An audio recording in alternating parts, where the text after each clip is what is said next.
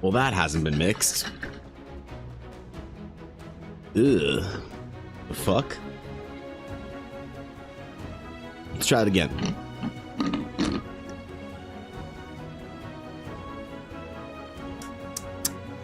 Still nasty. All right, sick. Sick. All right. Yep.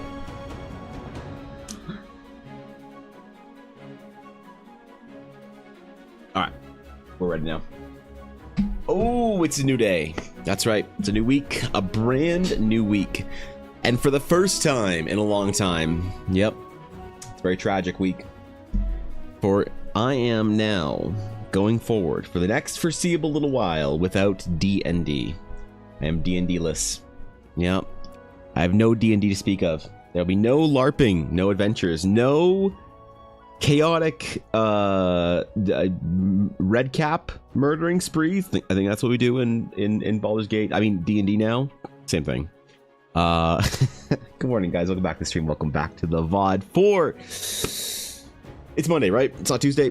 Monday. Hey, I got it right. So I apologize for missing stream on Friday. You know what? I don't get bent. No, I missed stream on Friday because Ella has her new spot in the mall in her first ever retail space. She is now an official member of the retail something. I don't know. Consortium, conglomerate, cartel, cabal, all of the above, maybe. How'd the opening go? It went very well, Cass. It was very good. Yeah, no, she did very well. Honestly, quite a few sales over the weekend. She gets this little she gets an email whenever she sells something at the store, which is gonna get annoying, and she's gonna need to turn off because it's just constantly pinging her. But things that sold really well. People really liked her keychains, which are great. She makes keychains out of dice from sets that didn't work out, things like that. So if she has spare dice, she'll either turn it into a single that she has in her singles bin or a keychain. So sold a ton of keychains, sold a bunch of my bookmarks, which is cool. People liking my bookmarks, which is always neat. Weirdly, dragons, man. You know? Weirdly, people just want to buy dragon art, which is pretty cool. So yeah, just sold a bunch of stuff over the weekend. Did really well. Did really, really well, actually. So well, in fact, that... well, not because of it, but Elle and I went to a hockey game last night, which was great, man. You know, Elle's been working hard, and we got an opportunity to go to a little rookie showcase hockey game. Because if you're an NHL follower, you'll know the season hasn't started. Preseason actually hasn't even started, but preseason they usually do like exhibition matches, showcases, rookies, things like that. But it's still in the arena. It's still a hockey game, right? So went and did that last night. Went to the first hockey game in, I realized, over a decade for myself. So it's kind of nice to get back and just have fun, just kick back for a couple of hours and watch a game with Ella, you know?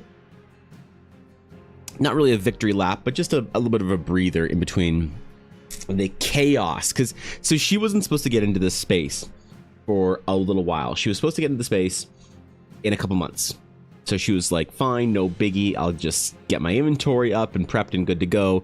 Do my conventions, do whatever. And then after that, hopefully towards the Christmas season, I'll get my retail spot in that store and go from there. Well, they said, how about now? So she's been scrambling, as Greg said, crunch week. Exactly, man. Good morning, Greg. Good morning, Rob. Good morning, Cass. Good to see you guys.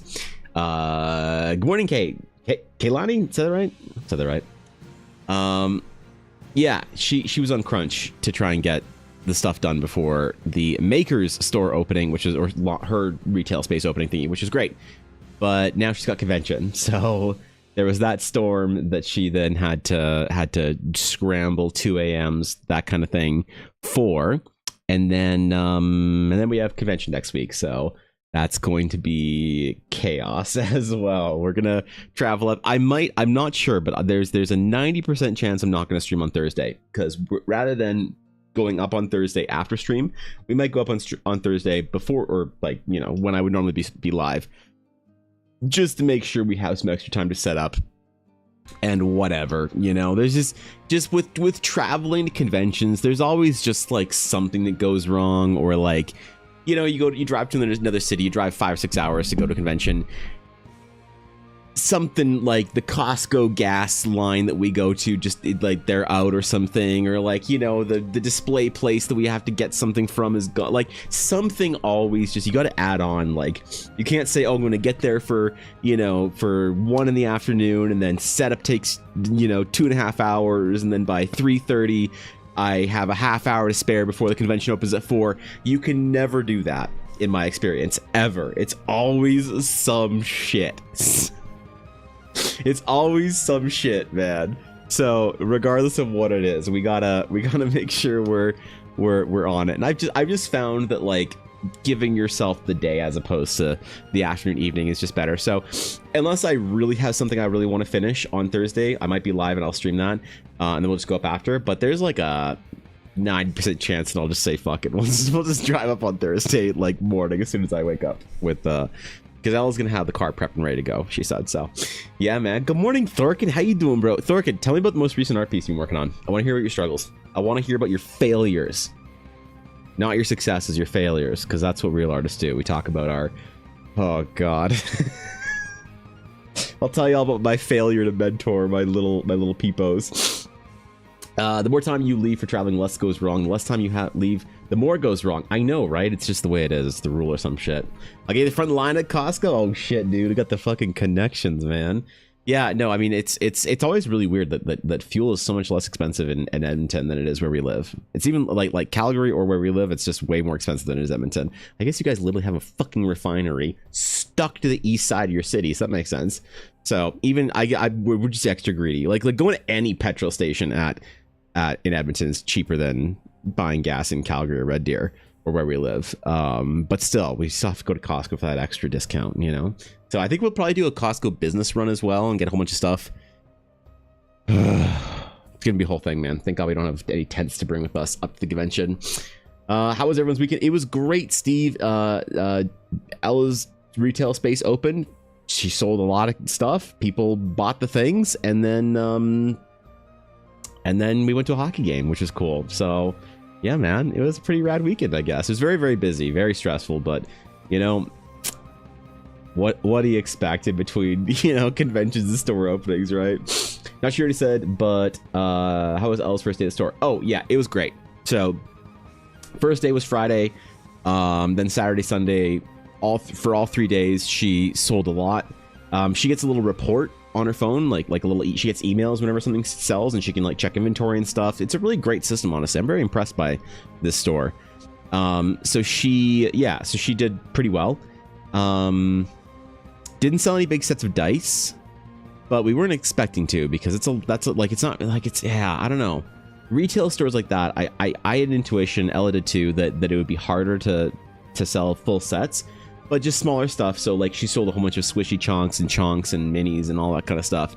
And she's actually kind of glad she didn't sell any big sets of dice, because she really needs them for this event for Edmonton. So you know, that's pretty good. But she did very well. Yeah, sold a bunch of dice. Some of my art's there too. Like, I don't know if you guys saw her Instagram, but Ella took a little video thingy of her. Let me get it up. I'll show you what her retail space looks like.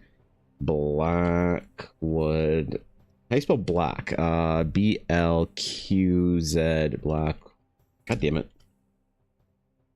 I'm trying to type with one hand, man. Blackwood Dice. Oh, that's Ella. Hog.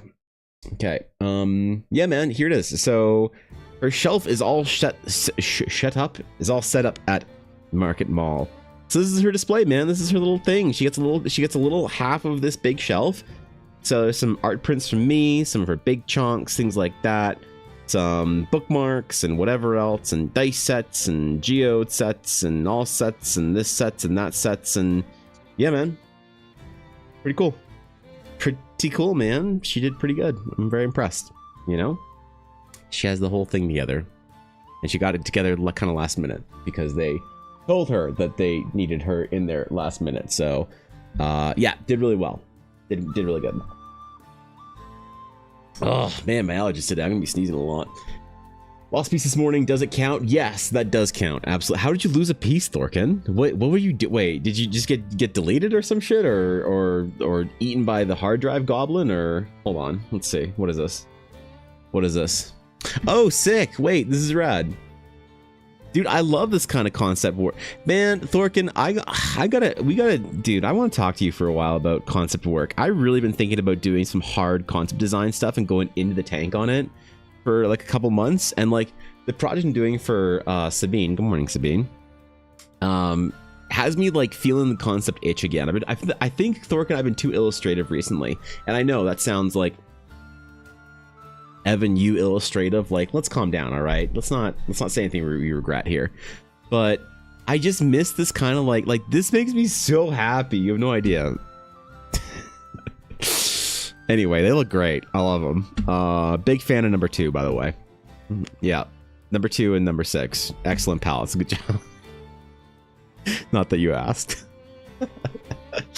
Artman type, Ashy. I am Artman till the extreme. I am nothing but art. I live and breathe and feel art. I am art, an art golem, an art incarnate, an art avatar. That's what I am. I am nothing but art and writing. I did a bunch of writing. So I actually wrote something very, very, very big.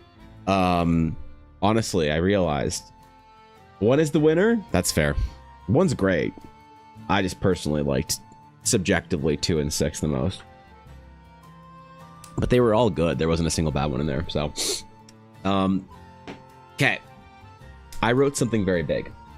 I decided to start writing the myth. The myth for the Realms of Eldara. Yep.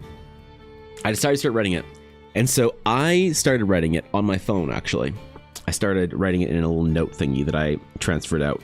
But I started writing some really important stuff for Eldara. So I find it as like, I think it's time, you know. I talk about not going into that sort of like big writing stuff too early, not, you know, forcing your way into it, feeling like you need to, yeah, you know, have everything set in stone, have a good idea. But what I always say is I'm very high resolution on like certain areas of the map.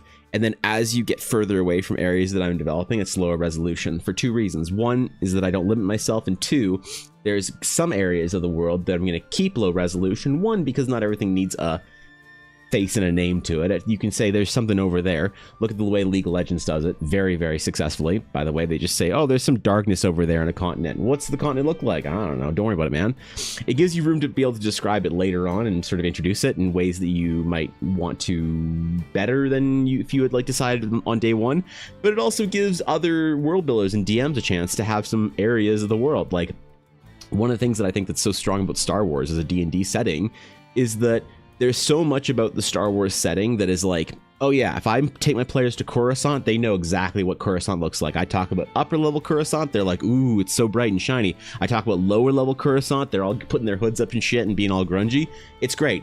Tatooine, any of these like worlds, planets, temples, anything like that, they know what to expect, which is phenomenal. But there's also enough areas within the world of the galaxy of Star Wars that you can have your own, you can create your own planets, you can create your own, you know, aliens and shit and whatever. I think that's great. So I think that a great D&D setting that's going to have, or a fantasy setting the way I want to, that's going to have a lot of maybe hopefully other contributors to it through my career, I really want to leave things low res. So if I talk about how there's like a kingdom over there that does a thing, then and then, you know, Spielberg wants to direct his last great movie trilogy in Eldara, which I'm kind of hoping for. I really have my heart set on a Spielberg trilogy here. I don't know if I can convince him to do it, but we'll see. Then he can be like, that's cool over there, man, I want to do something over there. So it's like, great, cool, all right, Steve-O, you know, you get your thing going, man. I'll approve the script, we'll jam. So sounds successful. That's awesome. Yeah, it seems to be, which is great. So yeah, I hope, yeah, I don't know. I hope the Christmas season is also really good for her there or whatever. Another Blackwood Dice Sim video going up today. Oh man, dude, I saw. Okay, hold on. I need to have a conversation with Illyria. Ella showed me some profane recordings of your dearest friend Illyria. I need to have a talk with that girl over over safety, dice hygiene, human decency. I was not happy, man. I was not happy, okay? Just because they're food grade silicone does not mean that they're okay. You know what? Fine. It's fine. Bring back the art diamonds from the art mines. Good. Yes, that's what I'm trying to do. I'm trying to do that, Ashy, if I can. So also the writing stuff. So art and writing has been kind of very much on my mind, and also mechanics a little bit, but I'm really trying to get a bunch of stuff. Like I'm trying to just kind of go with the flow a little bit right now because there's so much to do. And if I think about the totality of everything I have to do, I'm going to get overwhelmed. I am somebody who can get overwhelmed. And the thing is, if you asked me years ago, like maybe 8 or 10 years ago, in the midst of my graphic design career, if I was somebody who get overwhelmed, I would say no. No, my strength is that I can take the pressure and all these things, all these tasks, whatever, and I can hold on to them and grab the reins of everything and just control and command the battlefield. And I was very good at it. I had no idea how much work what I actually want to do would be. So if I let the projects get too big and get out of hand, I will get overwhelmed. So I'm trying to just keep it one thing at a time, one one foot in front of the other. Focus on the pedals, not the podium, as somebody great once said. So I'm chatting with Yuki about draw steel stuff later. Hopefully your voice is back soon. Yeah, I'd love to actually get to know Yuki. Seems really nice. Final Fantasy simp, that's cool. I don't know. Yuki seems great. It was cool meeting her. I'm glad. Hopefully she had fun, even though she didn't get a chance to play or whatever. On her first encounter, and hopefully everyone enjoys the draw steel game or whatever you guys decide to do. So I don't know. Seems fun. I'm sad I have to miss it, but meantime, good luck, Steve. Good luck. Good luck, friend. So yeah, getting back to basics, concept art, things like that. Going to the crunch. I really want to get more concept art done, and I know it's not always the most enthralling thing for growing stream, right?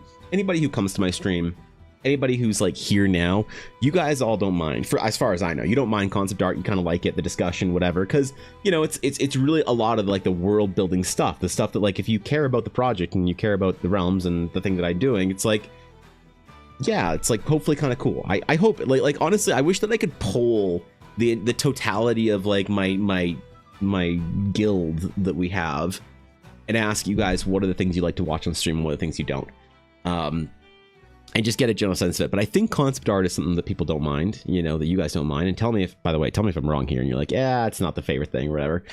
But I know it's not great for growth on Twitch, right? People say that. People say that people are true. People are true about it. Yeah, people are correct. Is that it's not great for growth on Twitch. Now, do I care about that right now? No, I don't. I care about the realms being built and whatnot. So I might go into the deep hole of concept art for a couple of months here and just really dive in and get a lot of stuff done, because there's been so much setup. I feel like that all I have to do is just start taking pitches and I can start cracking them out of the park. That's all I have to do, is I just have to start doing the concept art stuff. So that's why I actually started the singular myth. Yes, as Cass says, the singular myth of Realms of Eldara, the creation, the rules, everything, the Lord of the Rings-esque. In the beginning, there was Eru Iluvatar, and then from then on, Shang Zhao, did I say that right? Thank you for the follow. I appreciate that. Welcome in, my friend. Good to see you. So yeah, I think we might do some concept art and some writing and stuff like that, and just get into the, just a lot of that kind of stuff that I need for books.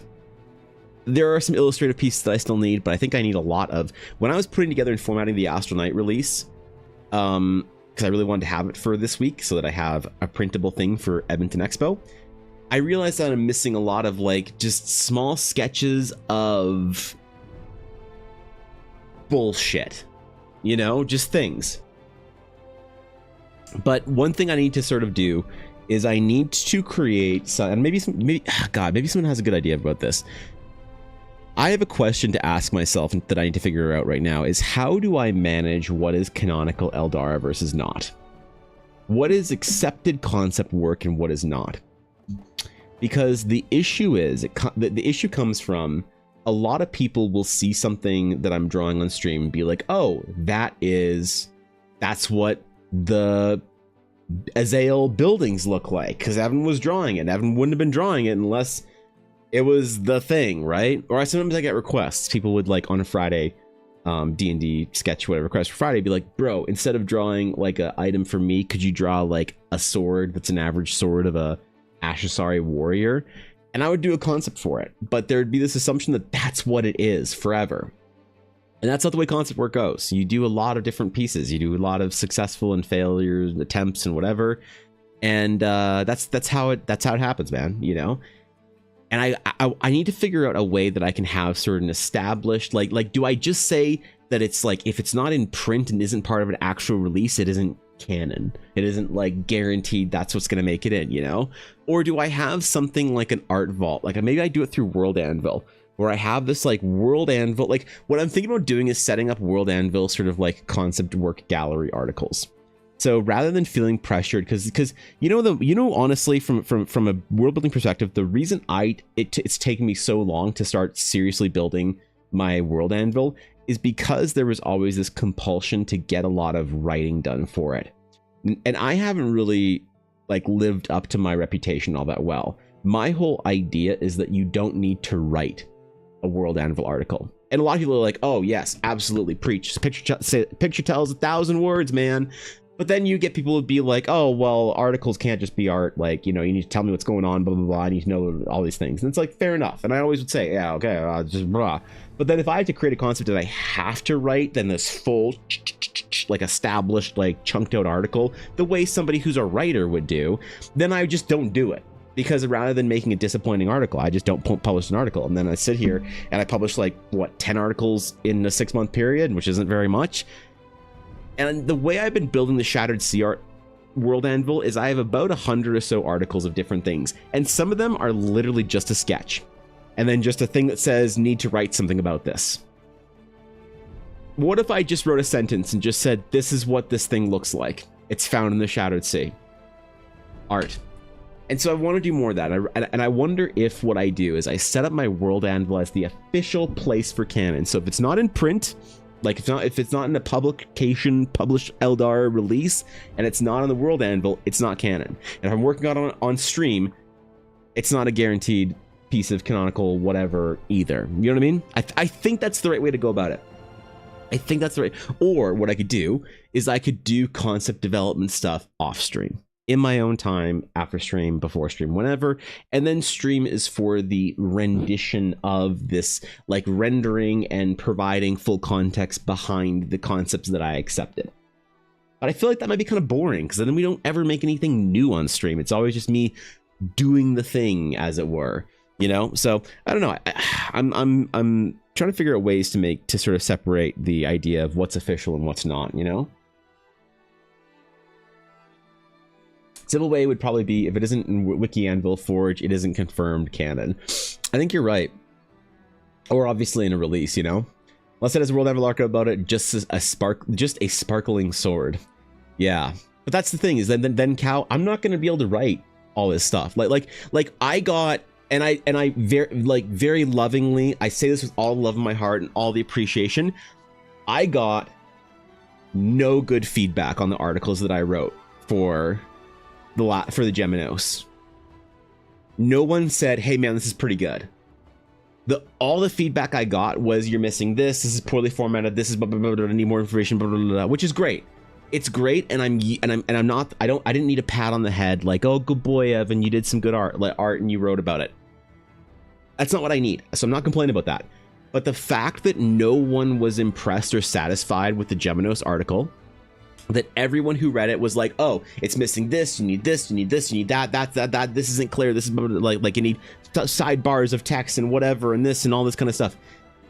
The problem is that what I realized, and this is all fair, and I'm glad people didn't just say, oh, good boy, this is good enough, because it's not good enough. Of course not. But what it made me realize was that if it's not up to, that I need to meet the standard of a writer's world anvil while also producing my own art for it. There's no excusing. Nobody's like, oh my God, this is such a great piece of art, and it's got a little bit of text about it. Wow, this is phenomenal. So it made me realize that I can't just casually put out World Anvil articles or something like that, because if they're not so comprehensive. Now, this could also be a case of a bunch of glasses adjusting World Anvil article writers, that their opinions shouldn't matter because they're the turbo nerd power user elitist whatevers, and no one else would give a shit about it the way they do. So I suppose I could try and get feedback on an article like that from people that aren't fucking turbo dorks. You know what I mean, right? So maybe it is good enough for the average person, just not for the kind of people that would give me feedback on a World Anvil article. But my intuition is that I want to trust the people who are the power users, because if they're unsatisfied with it, that's not good enough for me. So yeah, I don't know. Maybe I just release fewer better, or just release more and just shotgun it out. I don't know, man. Want to hear Sig Evan? You can write small part and then return the article and write more later on. Well, exactly, right? You know, and that's what I've been doing for the Shattered Sea. But Cow, I've been doing that. I totally agree. I just haven't published or opened or shown any of the stuff I've done, because until I return to it later on and finish the article, air quote, then I don't want to like have it out there, you know? So gotta make the dog with the Astral Steel spear cannon. Why should I make the dog? Give me one good reason, one solid storytelling narrative reason why Runa with an Astral Steel spear, as someone who's heard me speak ad nauseum about why Astral Knights don't use anything but a spear. For the meme, not good enough. You're fired. You're fired from all Realms of Eldara world building. Yep. Some ways just to answer everything with perhaps. You know what? I love that, actually, Guapo. I love that. You're right. Maybe I'll just be my meme going forward. You should make the dog spear cannon, perhaps. You should make the Geminos pink, perhaps. You should, Evan, you should make the Abyss of the Shattered Sea a transporting of realms to the entirety of the Magic the Gathering setting of Kamigawa, perhaps. Because she's the first Eldara live stream game character. That's why I should canonize her. Perhaps.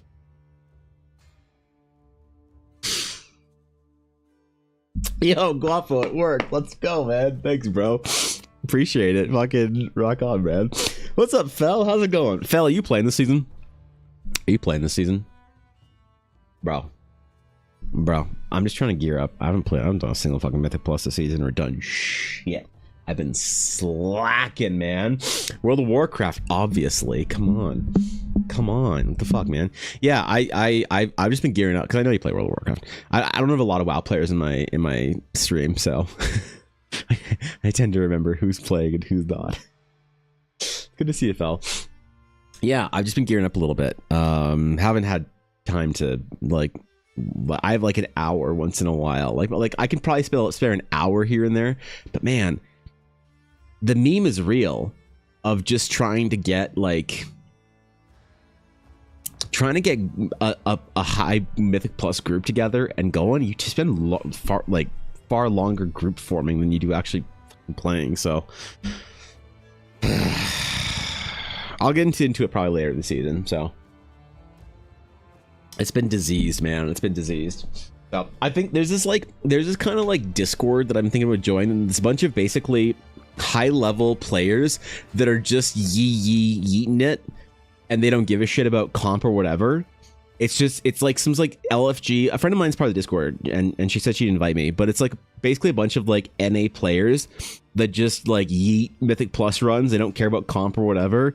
They're like sweaties that aren't sweating, or like the community is called something like that, like the no sweat sweaties or whatever, or the post sweat something. I don't know. I've been thinking about joining that and just getting runs in that faster, easily, or whatever. you know. Demo since 2005. That's pretty good, actually. You never switched off of demo? Good God, man, that's commitment. I appreciate that. Imagine not doing all leather on an all plate run. I know. Well, there is a very strong meta, but the thing with current World of Warcraft right now, actually, that's pretty cool, is that the meta and comps have sort of... Blizzard has done a really good job at normalizing comps and like metas and like making it so everybody's at least playable. You know, previous seasons of previous expansions, you could not play certain classes, but right now, like, and like the big streamers and whatever and raiders and whoever have said this for a while, but more or less you can kind of bring anybody and pretty much get most of the way there. It's been pretty good. There's like very few like absolutely not classes and specs, but the problem is the meta hasn't changed as far as the players go, where if you don't fit into that top 1% bubble of class meta, it's still an issue. So, you know, honestly, as a tank, you know, people don't really complain all that much if you're a tank that can, you know, push a high key. They're like, oh, no one's gonna be like, oh, but you're not a bear this season. It's like, whatever, man. But like for DPS, I've seen a lot more people being way more chill about DPS than like the high groups or whatever. Unless you're pushing over 15s, you can bring literally anything. Exactly, yeah. And if I just want to do like some 12s and 13s and whatever, and just chill, and I'm not trying to get like a 19 whatever key something, like that's exactly it. You can push higher into more satisfying the area of what's satisfying gameplay. You can push higher with any class than you ever could before. Sure, at the very top, maybe you still need 2 rogues, demo, or havoc, and whatever else. You know, I think shaman's still meta healer. Doesn't matter. Yeah, you can bring anything you want now, which is dope, which is fucking sick. And yet, when you see like a +10 key, people will still want to spend 35 minutes group forming to try and find the exact top meta. And it's like, dude, that fucking mage is like just good enough. Just bring him. I just want to get in the key. I just want to play the game. So I'm thinking about joining Discord for that. I'm just playing 10 3K required. Ah, God. Yep. I've seen that. I got kicked out of a group last season because I had the wrong enchant on my sword, on my weapon. I had the wrong enchant on my weapon.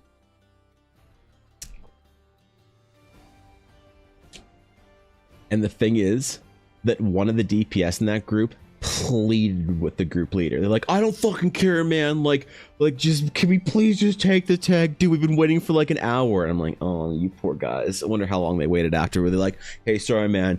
Can't take you. You don't have the right enchant. You're like, what? Okay. See ya. And then I got another group like 3 minutes later. They sent me to the dungeon. I was already in there, you know?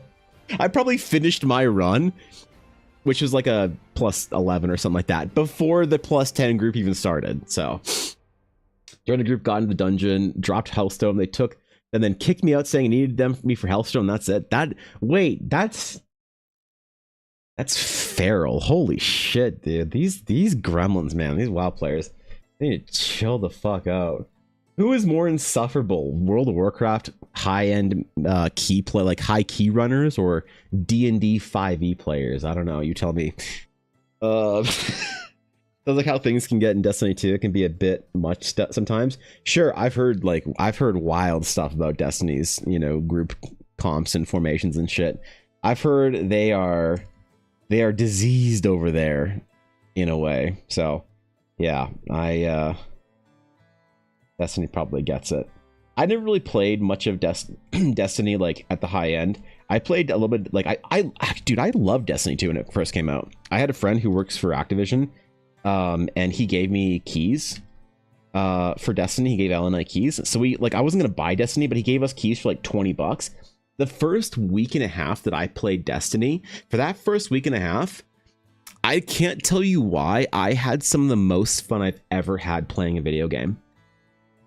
I remember I was doing quests, gearing up. Like, I love the progression of gear and that kind of stuff. I love that treadmill. I was getting new gear, getting high level item level. Nothing was really released, no raids and big dungeons and whatever. It was a bit of a rocky, slow launch. But I was just getting in there and just playing the game. And I remember one night, I don't know why, but it was one of the best memories of gaming that I like ever had. Weirdly, I was just playing Destiny. It was like the first weekend that it was out, maybe, or something like that. We were just doing, you know, leveling up, getting gear and shit and whatever. We'd gone through the campaign, and Elle and I had ordered food that night. We ordered Montana's. I don't know if you guys have Montana's in the US, but it's like, I don't know, it's this kind of like kitschy chain or whatever. We ordered Montana's, and I ordered ribs and like a bunch of barbecue, which is like, nah, I get it. If you come from somewhere with real good barbecue, like, okay, like fine, whatever. But so I ordered this big barbecue platter of Montana's, and I'm just sitting there, just playing Destiny with like my right hand, and I had a glove on so I didn't get barbecue sauce in my hands. On my left hand, just eating ribs, and I'm just reclining in my chair, just clicking heads and stuff, eating ribs. I don't know why. I can't tell you why. That's one of my best singular gaming memories. It's like one of the strongest. Like Ella's just chilling. I'm on Discord with the boys, and we're just getting gear. I loved Destiny when it first came out. I really wanted to like play Destiny, but by the time, I don't know, when the first raid came out or whatever, there's a whole thing, and then the group, and yeah, I didn't play for very long, but I loved that shit when it first came out. That was like seriously one of my favorite gaming experiences. I can only imagine how sweaty it got after that, you know. Never played it after. Yeah, it seems like the story for a lot of people, right? Bungie Cook's Destiny 2 is some of the best gaming content I've ever played. Yeah, it was good, but also it was kind of weird because you had to like pay for every expansion if you wanted to buy the new thing or whatever.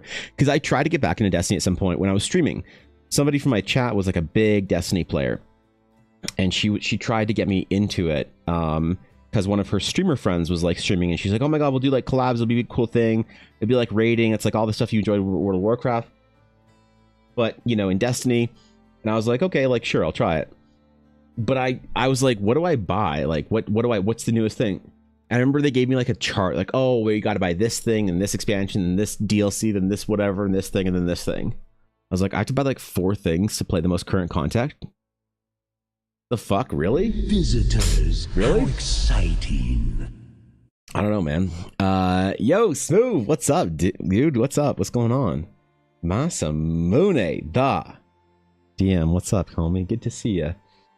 Good to see you. The legendary creative, the amazing god tier streamer. How's it going? How's stream? Welcome in, Raiders.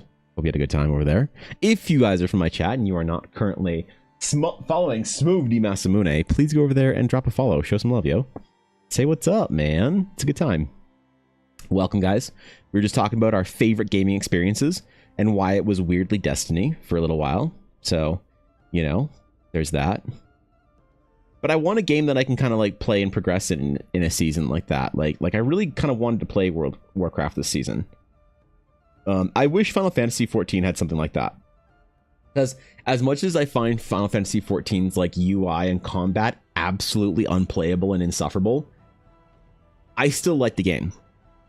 I still like Final Fantasy 14. Even though, and I get it, we can all agree that the combat in 14 is not as smooth and not as polished as World of Warcraft, that movement in that game is kind of janky, that the menus and whatever are built for a controller, and a controller from a PlayStation 2 game at that. I get it. Final Fantasy 14 has glaring issues that I just want to grab them by the neck and be like, just make this as good as World of Warcraft and I'll play your game forever. But I really wish if Final Fantasy 14 had some sort of dungeon meta progression seasonal type thing, a reason to play the game every, you know, couple months or whatever, I would love it, man. So if I can't have that in Final Fantasy 14 and I just have to build my house in my solemn lonesomeness or whatever, and that's all I do in that game, that's fine. I really wish that, like, I want a game. I don't know what game it is, but I want a game that I can play sort of seasonally, whether it's World of Warcraft or whatever. I think it has to be World of Warcraft because I don't think I can play Diablo or PoE seasonal. Like, I love PoE 2. PoE 2 is great, but the problem with PoE 2 is the unbelievable sweatiness required to play that game. Like, I played it the release when it came out like last December or whatever, and I loved it. But I realized the amount of sweat that you had to put in to trying to like get good gear and then the economy and the whole thing. It was just, I just wasn't willing to put the time in. I just wasn't, you know. It was just not going to happen for me. So something with a more like streamlined progression, like World of Warcraft, would have been nice. And so maybe I just have to play WoW, I guess, you know.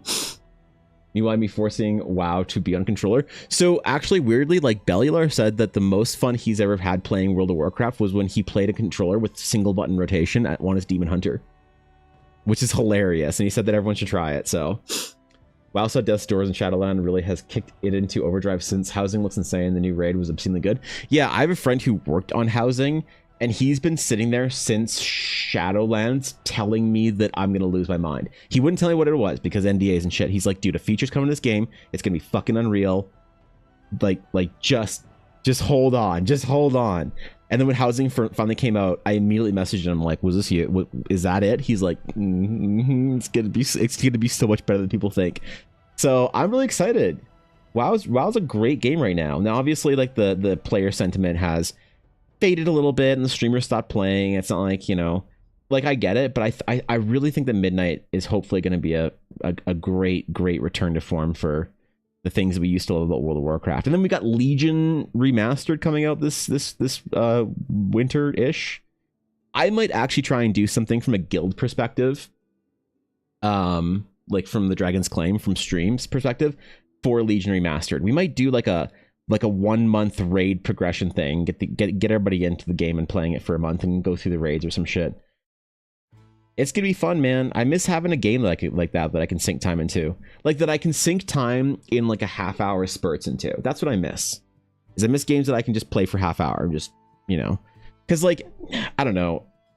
I still have Cyberpunk and I haven't played through that. The games that are currently on my list that I need to play. Cyberpunk, still haven't played that. Finally the expansion came out, whatever, blah blah, blah. Who cares? Gotta play it. And I'm gonna play it, but I'm waiting till I really want to play it because I have a sense that that's gonna be one of my favorite games I play of all time. I don't want to rush it. So Cyberpunk, eventually when I hit it, Hogwarts Legacy, this Halloween, this October, I'm gonna become a Harry Potter girly. Okay, and I feel like the people I've talked to have said, Evan, you've been waiting for this. This game is the Pokemon game you always wanted, but for Harry Potter. I was like, okay, sure. So. Cyberpunk, Hogwarts Legacy, and there's one other one that people wait. What came out recently? Oh, Rogue Trader.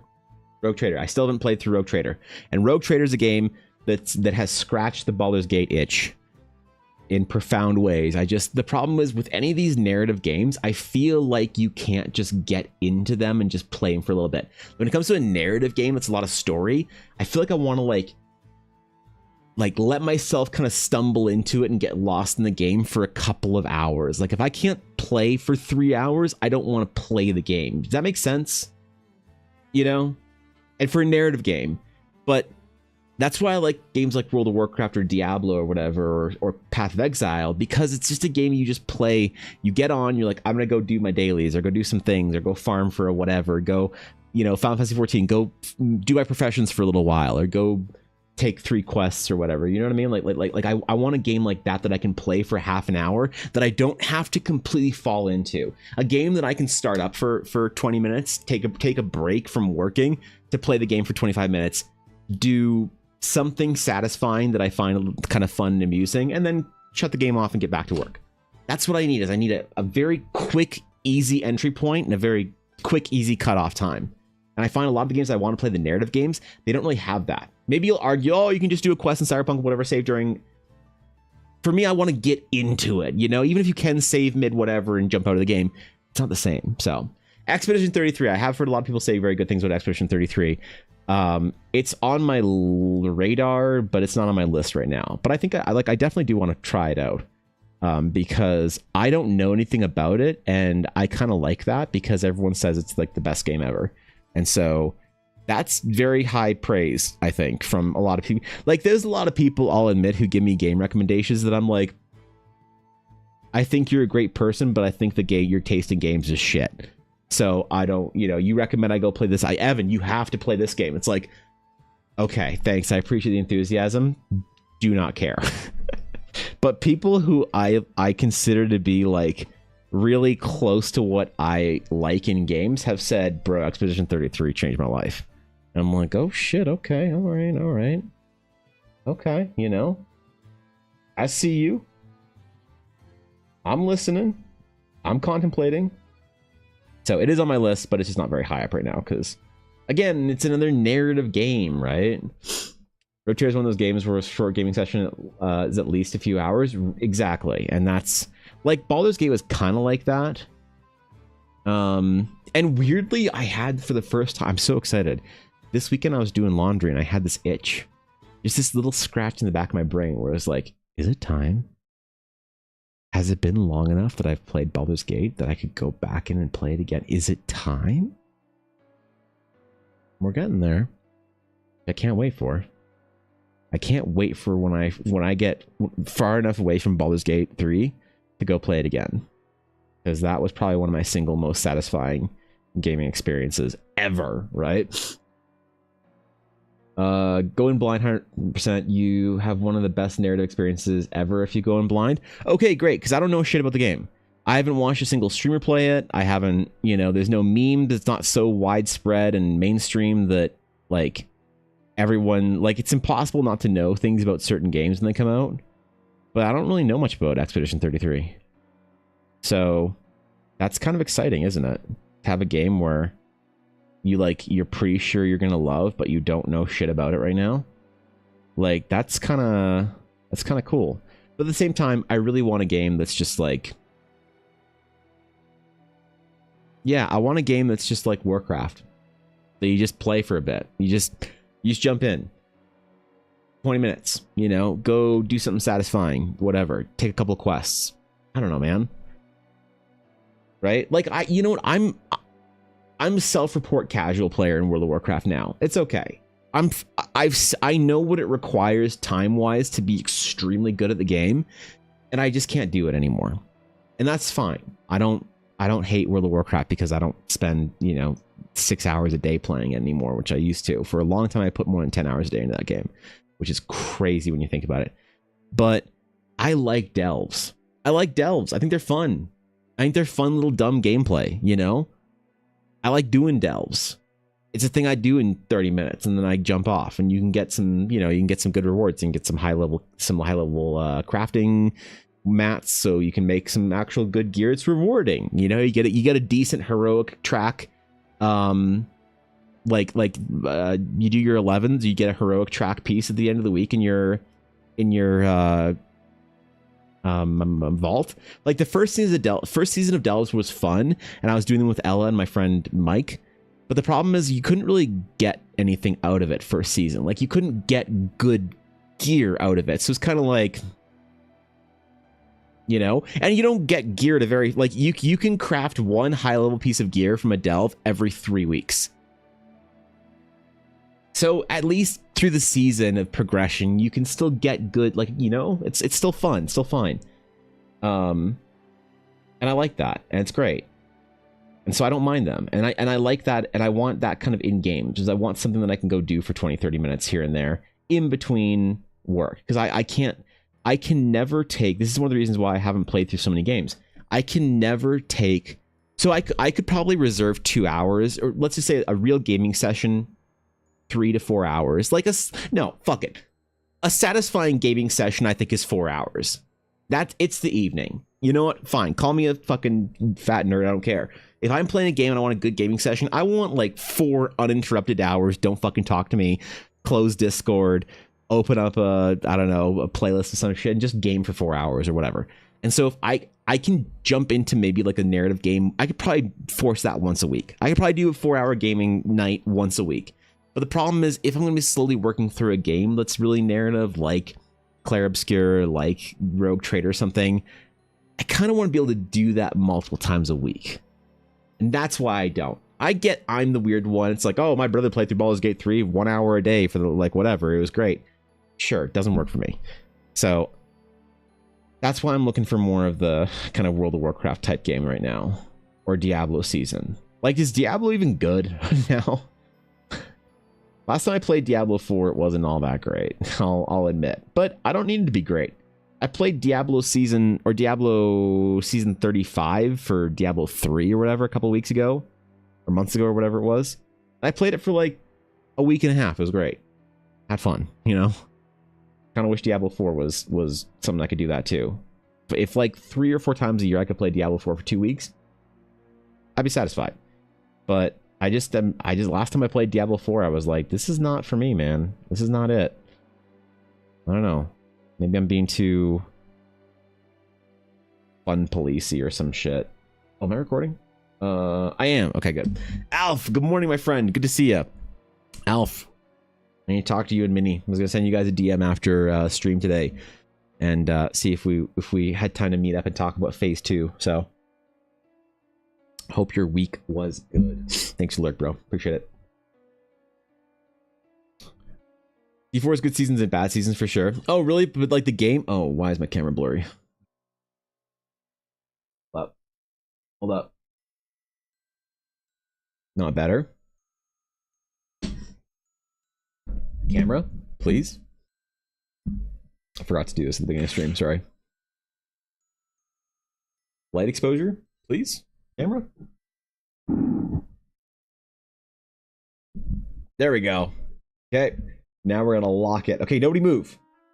Nobody move. Configure video. Don't move so it doesn't defocus. Nobody move. Focus off. Okay. Alright. We're good. God, I'm so sick of this shit. I want to get a new camera. Plus one to hit recommended a camera for Ella. To get. With like a microphone and shit that I really actually think I'm gonna get pretty soon here, so I can start making YouTube videos. But it got me thinking about getting a new camera for my streaming as well that didn't have these focus issues or whatever. So, funnily enough, Greg, I was actually looking at the microphone kit that camera comes with. It comes with 2 mics. I was at the camera store buying my expensive printer, and I was buying some paper for it, and I saw that it had like a set of microphones, and I was like, shit, man, that's actually not too bad. I should buy those. But when Ella said like, hey, Greg recommended a camera, I was like I don't know if we have the money for a camera right now, just so we can do some like YouTube videos and stuff. And she's like, comes with when she told me it came with the microphone, not knowing that I was independently looking at those microphones, I was like, before this was something I'd think about in the new year, maybe. Now this is something that might happen sooner. So yeah, man. But I know I can use it for streaming. I wouldn't want to. I don't want to touch my streaming camera ever. All right. There's like I got a machine priest in here, and he smelled like engine oil and incense, and spoke in a thick British accent. It was weird, but he had his like hood up and shit and his mask on, the tubes down, and he like fucking like did some shaman shit to my computer to ensure that it works at least 60% of the time when I'm streaming, which is a high percentage of, you know, successful streams started without anything going wrong. And if I can't even acknowledge that I have a camera, or else it'll break. So the idea of taking a camera down and using it for different things, no, I would need to like I would need to buy an additional one just to keep it there forever and not ever. Which this camera isn't bad. It's like a $500 Logitech, but it's still a webcam. It's not an SLR or whatever. I don't know. Honestly, want to practice for like a couple more days, ideally, but I'm down for phase 2. Well, I was just more giving you guys. So I didn't give you guys any direction. I didn't give you guys a path. I gave you direction to go sort of like begin to run in, but I didn't give you guys a project or something like that. And so that's what I want to do, is I wanted to give you guys a sense of like just feeling out the practicing on your own a little bit, self-directed. And then I wanted to sort of like give you guys a path that you can go towards and say, hey, here's how long or whatever on the project. But yeah, maybe we'll. Well, I mean, yeah, sure, we can meet up whenever this week. It just doesn't matter. How's Ella's in-person store going? Her in-person store is going very well. Blackwood Dice is being very well received by the community. She is burnt to a crisp. She's been working so unbelievably hard over the last little while to get her store inventory up and running, to get her like conventions good. And then after she gets home, she's going to start really burning hard to get her advent calendars done. So Ella has been in absolute afterburner mode for since probably April. She's really been pushing hard. And it's not going to let up until probably November. But that's okay because it's good. She's working really hard and she's seeing success because of the hours she's putting in, and it's awesome. So her store is going well, better than expected, to be honest. This is supposed to be an experiment to see if it was worth it, and it looks like it will be, depending on, like, she has to go to her store today to do a restock for some things, so that was unexpected. She thought that she'd have to do a restock maybe when we got back from home from the convention. No, she definitely has to go and restock a bunch of stuff today. So yeah, great, going well, thank you for asking. Pretty stressful though for her. So there's all software built in. You hook up the camera up with a USB and you can just use it as a webcam while using the microphone, and autofocus and face tracking built in. Interesting. Yeah, it seems great, honestly. I'm really impressed with it. And like, I wanted to make a YouTube video. Like, I really wanted to make a YouTube video this last week, but I don't have a microphone. I don't have any way to record my audio.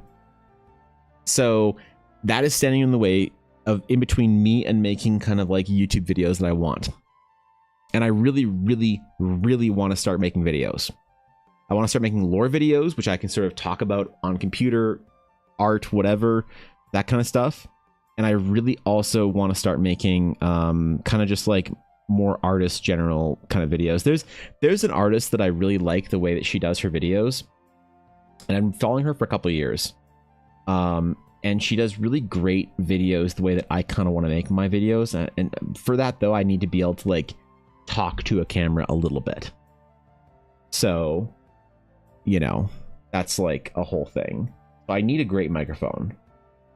So maybe that's the reason and the excuse to buy the to buy the camera earlier. I definitely need to chill though for a little while because I just spent way too much money on a printer and business expenses. Although write-offs still need some time to cool down. So, you know, there is that though. I should be printing right now, printing prints for the convention. Holy fuck. You know, for printing a proper real print right now, it takes about 20 to 30 minutes to print a big print. I'm shocked. I should be printing nonstop right now. Whatever. I'll start it later. There's nothing I need to do right this second, although I should. I really was not expecting us to take like an evening off yesterday and go to a hockey game, so was really not expecting that kind of time. So I'm already a little bit behind. I need to make up for today. That's okay. I'll bring everything over and we can make a bunch of stuff. Oh, fuck yeah, dude.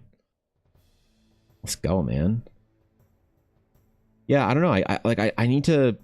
I don't know. I probably need to just bite the bullet and grab all the stuff so I can start making the kind of videos that I want to. Because I need to start thinking about extended reach. Right? I need to start thinking about reach. Because if I'm getting to a point where I can think about a Kickstarter, I need to start thinking about quantity more so. Quantity over quality in some ways. You know, if I have a couple people that are very excited about, let's just say, the Realms of Eldar RPG and are willing to put a lot, like a big supportive contribution towards that, that's awesome, but it's never going to outpace having 100 people throw $3 at the project. You know what I mean? So I really need to start thinking about growing on YouTube. This year was kind of me taking my first like steps into it and just sort of like, I don't know, getting my feet wet and getting comfortable making YouTube videos and posting on a YouTube channel and whatever. And it's been very, very successful. I'm definitely going to hit my year goal.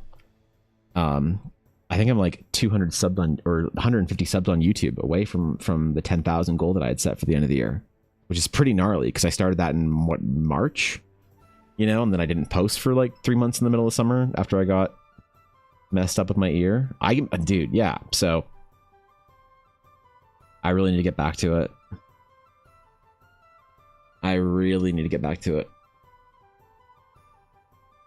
My focus over the next year is next year is gonna be growing like the Patreon, the publication, the releases, things like that, as opposed to individual projects for individual people, like commissions and requests and things like that. I'm gonna be focusing on more general things like making new prints for the print store, game stuff, whatever it is, man.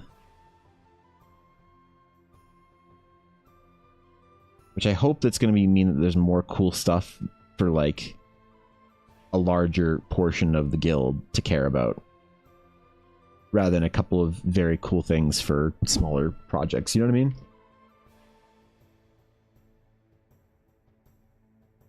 I don't know. I'm probably not explaining it well.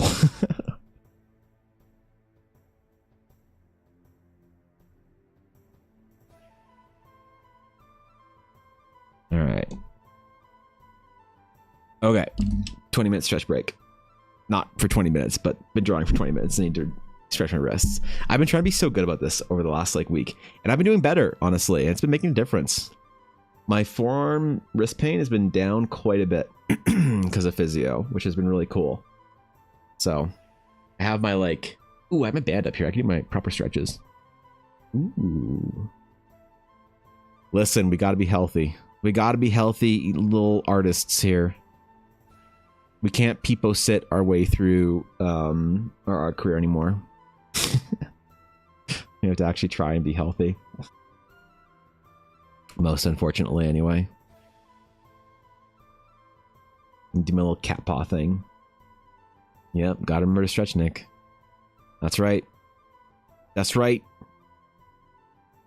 It just starts doing like Eldara lore bites while I'm stretching. In the beginning, Arualuvatar. Oh wait, wrong franchise. Ah, shit. Damn it. Damn, I had the wrong franchise in there. Ooh, whoops. Well, rip. Oh well. Ah, well. No biggie.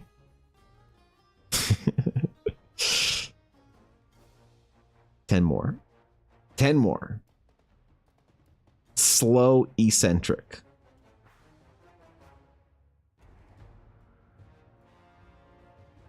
That's right. I have to count and speak at the same time. It's pretty demanding.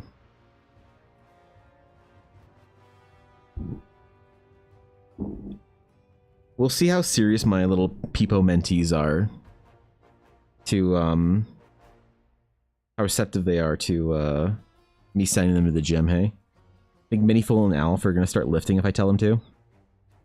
Like if I actually open up mentorships like as a proper service thing that I do for people, if I finally fucking get bullied into doing that shit, I feel like it's gonna be unpopular because I'm gonna tell the little art peoples they have to go to the gym. They're not gonna like it. You can tell them to like. You can tell them to work hard. You can tell them to do their studies and practices. You can tell them to do all sorts of things. But I feel like as soon as I tell an artist that they have to go to the gym and focus on their physical health as well, I feel like I'm going to lose them. You know? They're like, nah. Like, what are you willing to do to become the artist that you want to? Everything. Anything. Just tell me what to do. All right. Go to the gym. Ooh, not that. Ooh, yeah. Did I say anything? Ooh, I meant, I meant, what day is it? Oh, yeah, I'm busy that day. Sorry. Yeah. Yeah, whoops. Oh, well. Yeah, can I get a refund, Devin? Can I get a refund? Please? Depending on how things go, I probably open them up in the new year. We'll see. The opening of Draw Seal mentorships for Alf and Minnie as well. Evan Bolnya emote needed. No, there's already like there is one Evangeline emote. There you go. That's the emote. Wait, let me increase the size. Let me gigantify it so you can see the true nature of it. There you go. There's that, and there's two EBA Catgirl emotes. There's that, and then there's the Ancient of Anvil Hay. I'm going to hopefully not have trash emotes next year. That's going to be a serious thing that I do during the holiday season when I'm sort of wrapping up with projects at the end of the year, is redoing all my emotes and actually making them good. So, Venus, thank you for the follow. I appreciate it. Welcome in. Gym memberships do be expensive, but I agree with physical health being important. They are expensive, but I think it's the kind of thing where if you're a professional, having to spend a certain amount of money every single month on your tools is like expected, right? Like when people say like, oh, Photoshop's too expensive. I get it. It's like what, 60, 70 bucks a month, something like that. But if you're trying to be professional, then like spending 70 bucks a month on a subscription to your main tool is not that bad, right? Like, let's be honest. And so I think that asking someone to buy a $50 gym membership is probably like reasonable, you know, right off on your taxes. I think you can actually, if you're self-employed as an artist, I'm pretty sure you can write off your gym membership. I don't entirely know because I write off so many things for my taxes that I don't like need to push it any further, right? Like unbelievable the things I get to write off and that I do write off.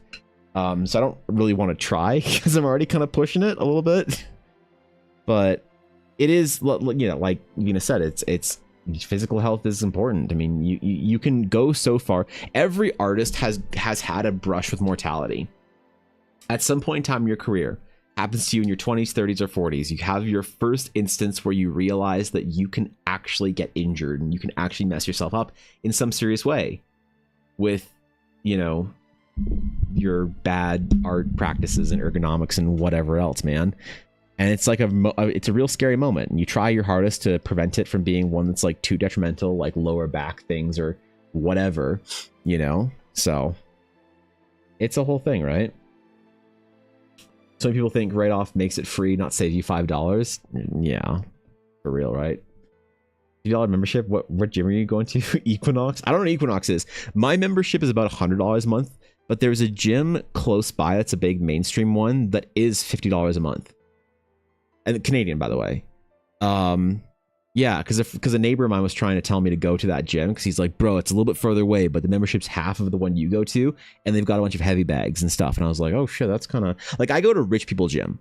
I go to a gym in a nice neighborhood meant for rich people because the equipment's super nice and everybody's super chill there, and I like it, and it's worth spending $100 a month on that. But no, like there's like a couple of gyms that are in that 50, 60 range, close to where I live. I don't know if there's ones that are any cheaper than that, but yeah, maybe. I mean, is our gym memberships where I live just less?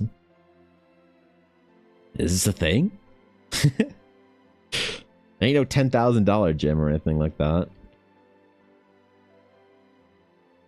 It ain't nothing like that, man. We ain't getting smoothies given to us from our personal trainers afterwards. But no, I think there's like probably a couple places. I guess like even if it is $100 a month, hey. High-end gym in the US like roughly 100 plus. Oh really? Okay. Well, yeah, they must not have any in Canada because I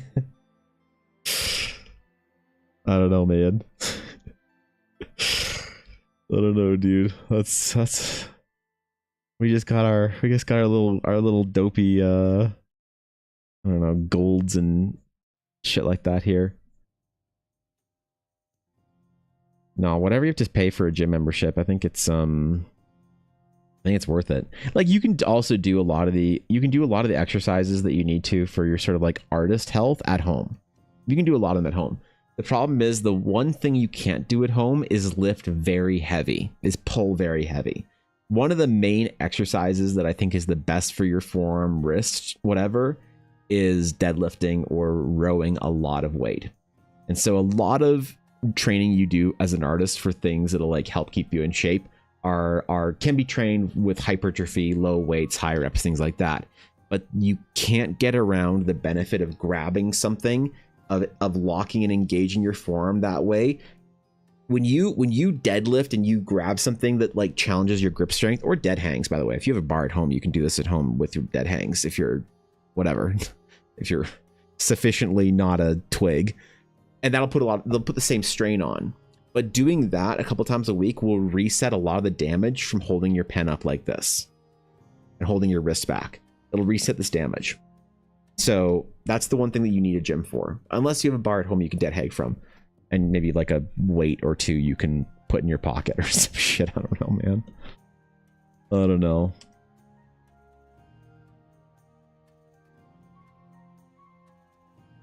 That's the one that you kind of can't get away from, unfortunately, that you need the gym for. All the rest of it is good, but you can do a lot of it at home. Get a couple of dumbbells or some shit. Kettlebell, maybe. a bench or so. You'll be fine. You don't need that membership. But it does help, I think. Definitely helps. Probably will be the kind of thing that I can't get my little art peepos to do, hey? If I tell them they have to go to the gym, they're just going to tell me to get bent. Tell me to shove it, nerd. Make excuses for why they can't practice and spend their time doing stuff. Bad habits. And I'll say, you don't want it enough. That's what the issue is.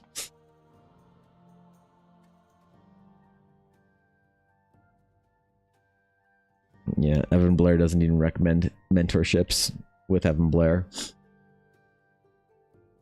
Physical health do be important. I've noticed my health and energy has been way better than when I wasn't. Yeah, I mean there's lots of sort of hidden bonuses to it that I think are like when I talk to people that are, you know, habitually tired and habitually low energy, it's crazy what some changes in your diet, your exercise, your physical activity, and your sleep schedule can do. Yeah, it's serious. I think it's real. It's real enough for enough people that I think it's worth trying. You know? And like a lot of people have sort of like reasons why they're tired or whatever. We all have a friend that claims to have chronic fatigue and they just spend all night gaming and eating snacks and energy drinks and shit.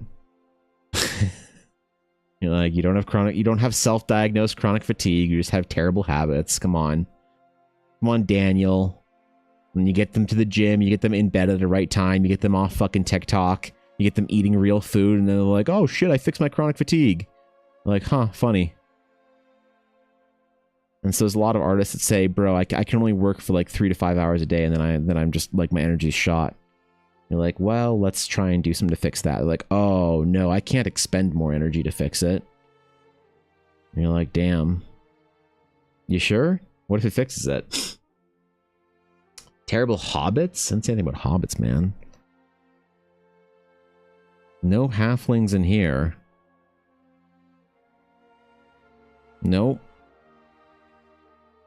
If we were to buy one Lego Lord of the Rings set, Nick, it wouldn't have anything to do with hobbits. It wouldn't be Bag End. Ugh.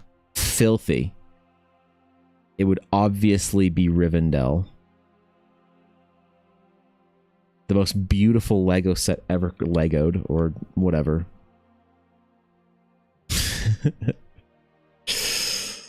No hobbits is here.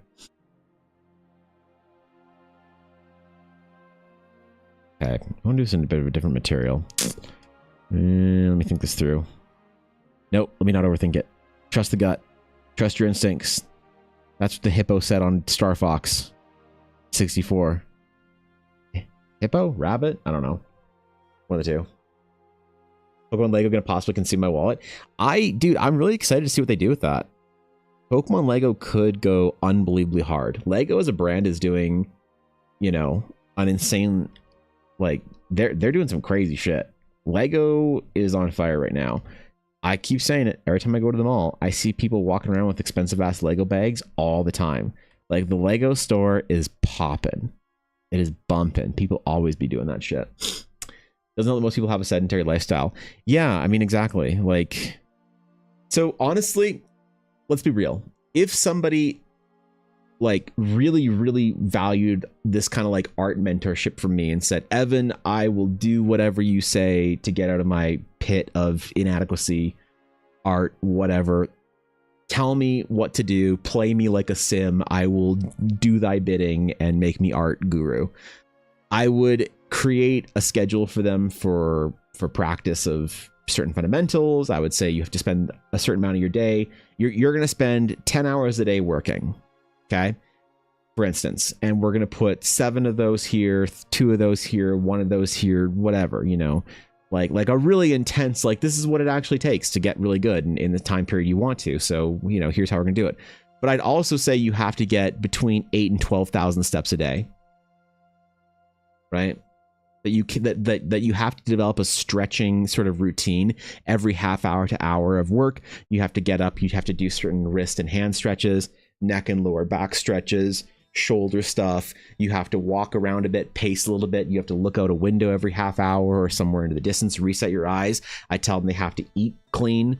They have to go to the gym 3 to 5 days a week. Like I would, there'd be so much to do with like a real serious art mentorship if I was taking it very, very seriously, that I don't think people would want to do, because it's so convenient and so easy for everyone to just want to sit around and chill.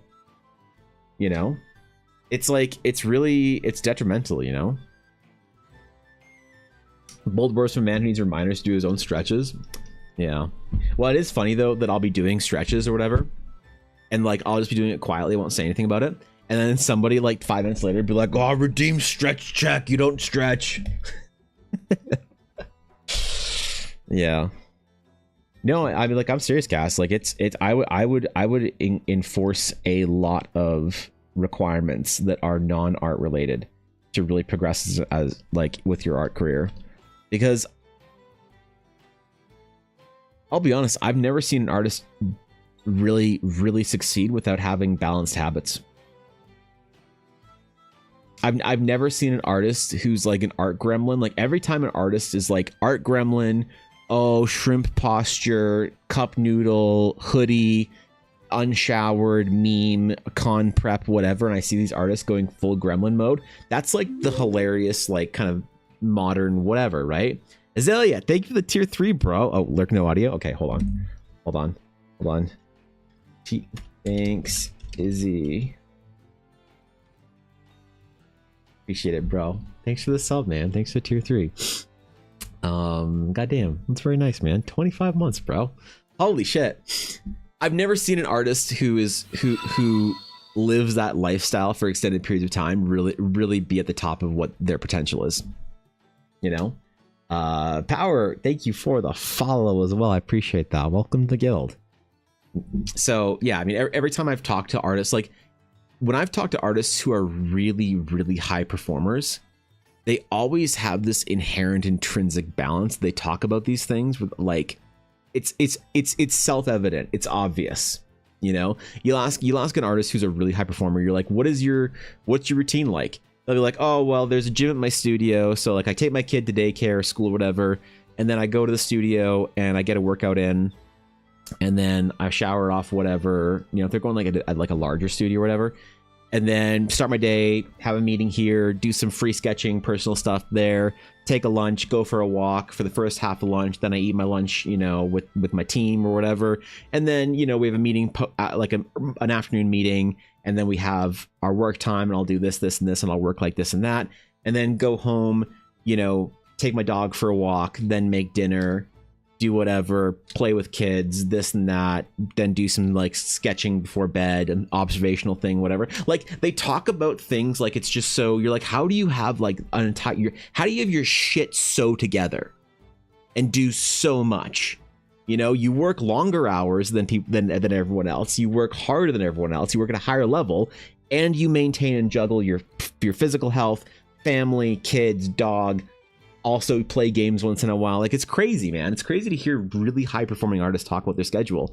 And I'll be honest, like we can joke and meme about like when we're sort of at our gremlin mode, but I've never heard like every, you know what I mean? There's almost no extremely high performing artists that live like gremlins. Like none. None. I'm sorry. Like maybe you could name a couple of exceptions, but as a general bell curve, they don't exist. They're statistically so insignificant that they're basically percentage-wise 0.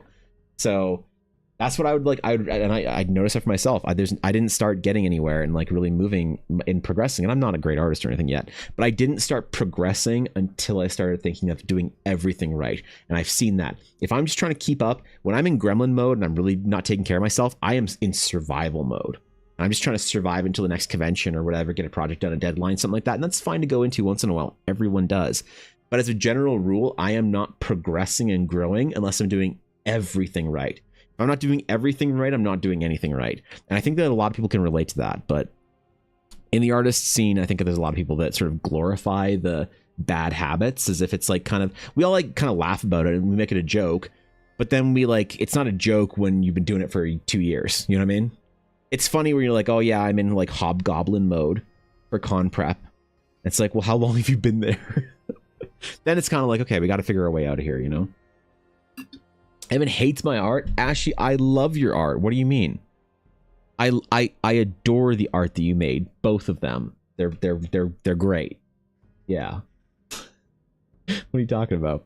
One key common denominator I see with both art and working out is that I've noticed myself is discipline. You don't build that discipline, it's going to be hard to improve. Sure, there's a lot of time. Absolutely. Yeah, Venus, that's entirely, I agree with that wholeheartedly. There are many times in the field of art progression that I think it's a message that I don't think it's talked about in the self-taught community all that often. If you go and talk to like studio artists, they talk about this all the time. It's again, it's self-evident from them. But in the kind of the internet crew of artists like me who are kind of either self-employed, self-taught, self-regulated, like not in a system that is going to carry us up so long as we just do the paddling, a lot of these ideas about like the thing that I think most artists who are trying to improve but aren't able to suffer from is not that they're doing anything wrong, it's that they aren't doing it enough. And that's like, that really messes you up sometimes when you talk to somebody who's just doing stuff and you ask them like, what does your day look like? And you sort of do the math. You're like, wait, you're doing studies for 3 hours a day? And then on top of that, you do an 8-hour workday of like regular work, and then you do 2 hours of DMs. That's like, wait, hold on. When do you sleep? Right? You know, you start having those conversations. And you're like, what the fuck? Like it's horrifying when you see how much people, and to do that, sometimes you have to be tired and not want to, and do it anyway. And you're absolutely right.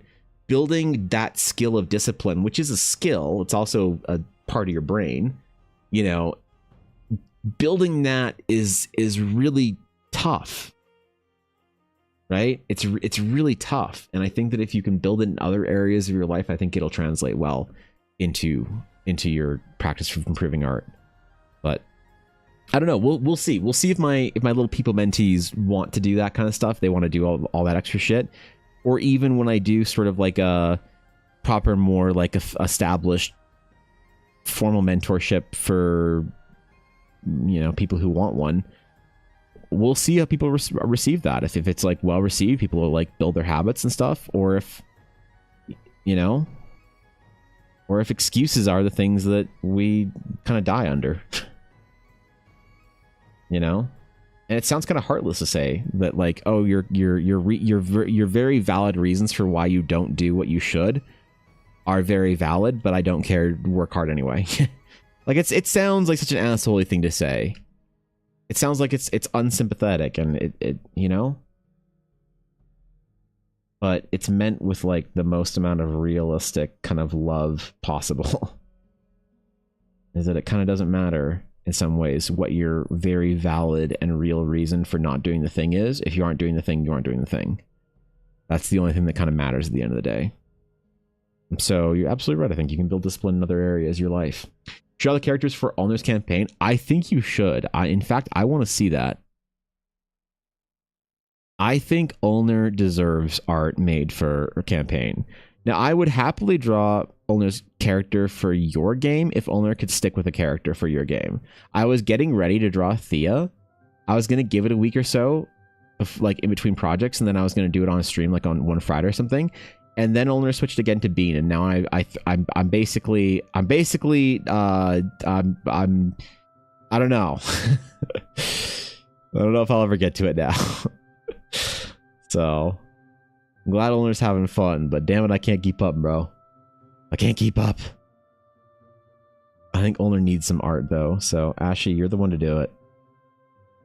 You are the one. You're the chosen one. The burden of responsibility of getting art for that necromancer falls onto you and your shoulders. Do your thing.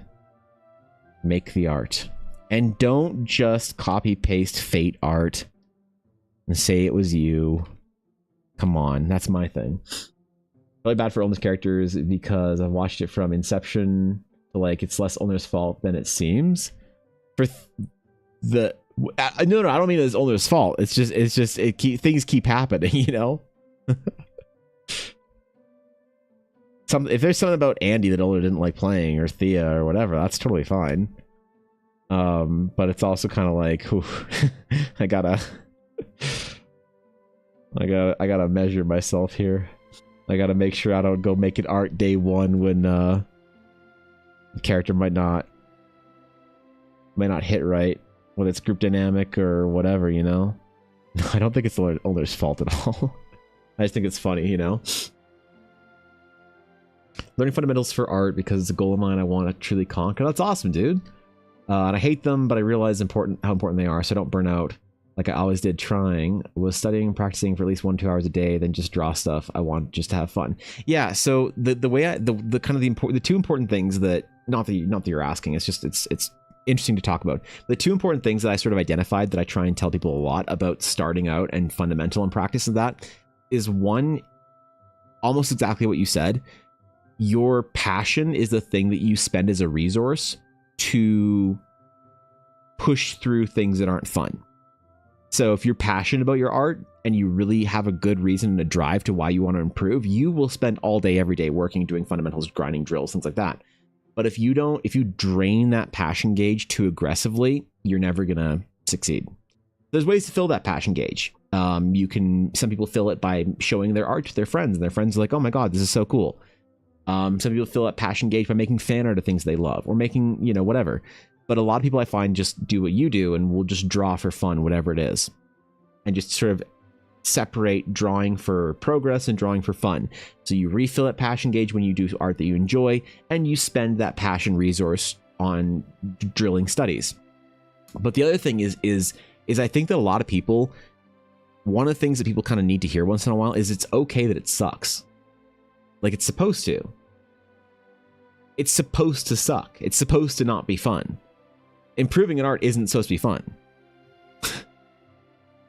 Like, because it's supposed to be hard. It's supposed to be difficult. If you're doing it well, properly, and you want to be good, and you're doing it well, it's supposed to be difficult. And difficult things are hard to do by definition. Definitionally, difficult things are hard to do, and getting yourself to do hard things sucks. This is what hard feels like. This is what difficult feels like right here. When you're in it, and it sucks, and you don't want to do it anymore, and you're considering quitting, that's what hard feels like. So, you know. First campaign before you guys only was new, and I went, I'll make an idiot that just goes along with the party so I can be background character. And we had the most murder hobo group. Yeah, I heard about that. They try to make a most useful utility healer, just make a new campaign work, but basically burn themselves out on trying to build a useful character instead of a fun character.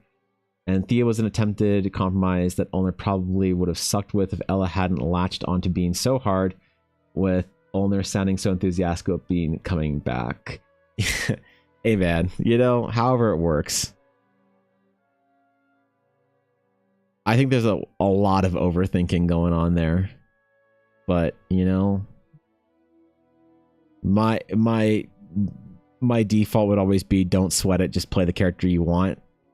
Like, don't think about group dynamics and stuff so much, but I get that that's the kind of gamer Ulner is, and I respect the hell out of it. And I hope that Ulner finds that balance and is enjoying whatever, you know, Bean or whomever.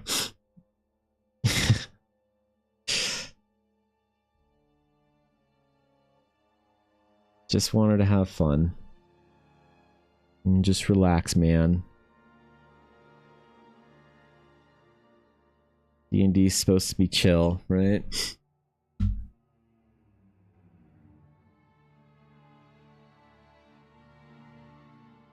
Okay. I should do some Twill fan art. That's what I should do. You know? I get this talk from my sister almost all the time. She does remind me that, yeah, it's gonna suck, but you'll thank yourself later. Sure, yeah, and it's good. It's good to get that from somebody externally once in a while, because it's really hard to remember it. You know, it's really hard to remember it in the middle of it. Yeah, that's brutal. That's good. That's good. Like encouragement, I think, is important. You know, when I've gone through periods of intense work, I have found that my real friends are the ones that encourage me. And that, you know, you get kind of two types of responses from people when you're about to go do something very difficult. You get one side, people are like, whoa, don't push yourself, man. That's, you know, like, don't don't overwork yourself, don't exhaust yourself, take breaks, rest, whatever, don't burn yourself, like that kind of thing, right? And I appreciate it's the sentiment that is really kind, but at the end of the day, like if you want to do something very exceptional and you want to be very good at something, you're gonna burn out, you're gonna incinerate yourself, you're gonna work hard, you're gonna cry, you're gonna whatever about it, it's gonna suck. And so I found that I will always gravitate to a friend that's encouraging, but it's hard for friends to watch that. You know, it's hard for someone it's hard for you to watch someone you care about pushing themselves to a level and to an extreme where they are, you know, really suffering. It's hard to bear the burden of that. You have people say, I can't watch you suffer like this. And it's like, okay, well, I'll find friends that can. I don't know. You know what I mean? Find you a friend that reminds you of that. Like, yeah, this sucks. And that's good. It's good that it sucks. It's good that you're working hard. It's great that you're suffering through this whole thing, because that means you're pushing. And that's what it's supposed to feel like. It's supposed to suck. And I think that sometimes reminding people of that you care about, giving them permission to say, wow, this really sucks, you know, is important.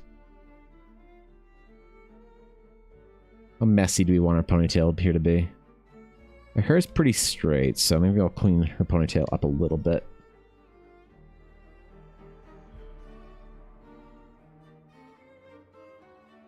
Let's do that.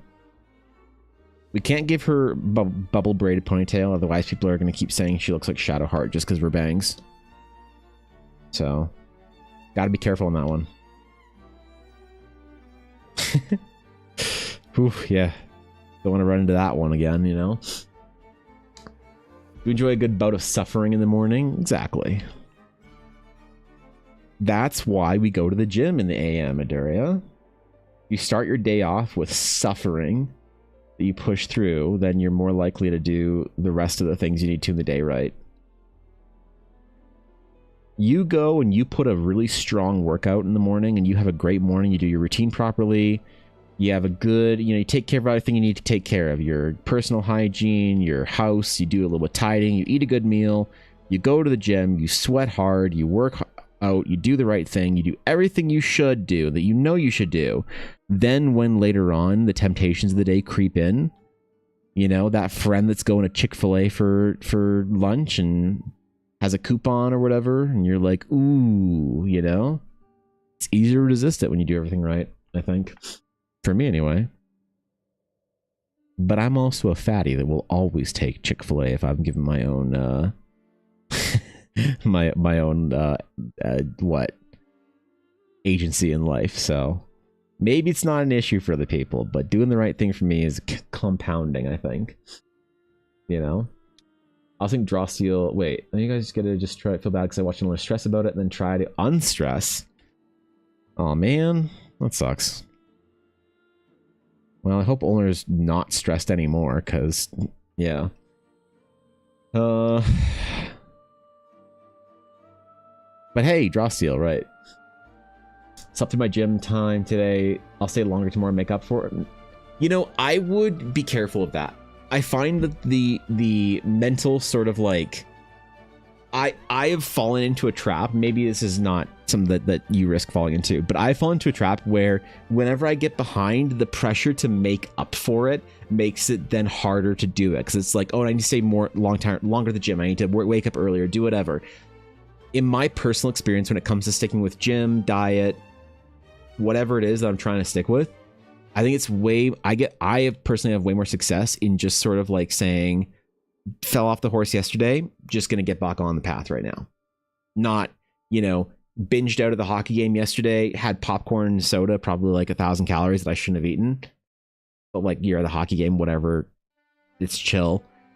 Rather than like starving myself today, if I starve myself, then I'm just gonna put myself in a position where I'm way hungrier and it's gonna be way harder not to, you know, overeat or whatever in the evening. So I find it's better just to sort of get back on the path rather than spending extra time in the gym. Sometimes for some people, they absolutely do need to get extra time in the gym, whatever, feel like you made up for it so you didn't lose any time, and that's totally fine. But if you ever find that doesn't work, I think it's okay to give yourself permission to say, like, look, had a bad week, had a bad month, had a bad year, had a bad day, had a bad whatever. Let's just get back on the path, as opposed to like, I gotta make up for it, man. I gotta like cut real hard, or spend more time practicing, or my fundamentals, or I gotta stream longer because I had to end stream early, like whatever it is, you know. But I don't know, man. Want to get more serious about art? No professional level, but I find myself stuck in this one spot. So I'm looking for some teaching, as I found Art School for Digital Artists by Mark Burnett. I would like to know your opinion about it, if you have anything about it. If not, if you have other tips from me. Mark Burnett, yes. So I know of Mark Burnett.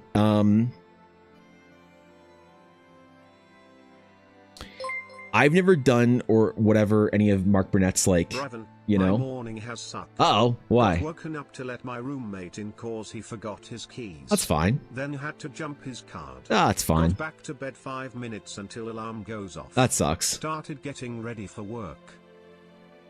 Damn, you got a whole fucking morning there. Boots on, dry commute. Jeez.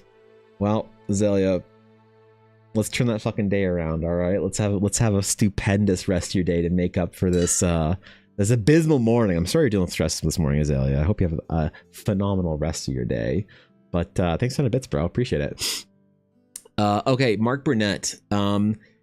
Okay, so I personally have mixed opinions on him and his teaching style in his school. All the love to him, though. I think he's doing a great job. He's getting a lot of people learning skills and whatnot. I have heard very mixed things about what he does.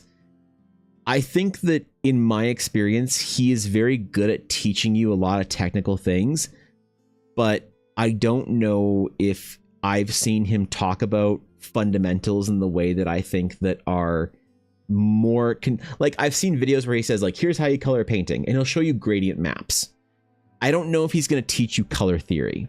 I think he might. Mark Burnett, I think in his sort of schooling, I don't think it's great. From what I've seen for beginners, he'd probably disagree and whatever, and that's the whole thing. And I love him for it and whatnot, even though I've never met him or whatever. And I really respect his career he had at Blizzard and beyond. The YouTube videos, I've watched a lot of his YouTube videos, I've consumed a lot of his content, really have favorable opinions. I just see a gap. I think that he teaches what he needs to people for people to listen. And so if the problem is algorithmically, if he makes a video on how to do color theory for like 4 hours, no one's going to watch it. But if he makes a video on how to like kind of do quick color gradient map kind of stuff, people are going to watch it. And then he can kind of slip a little the bit of those like really good nuggets of knowledge into something that the algorithm is going to tolerate. But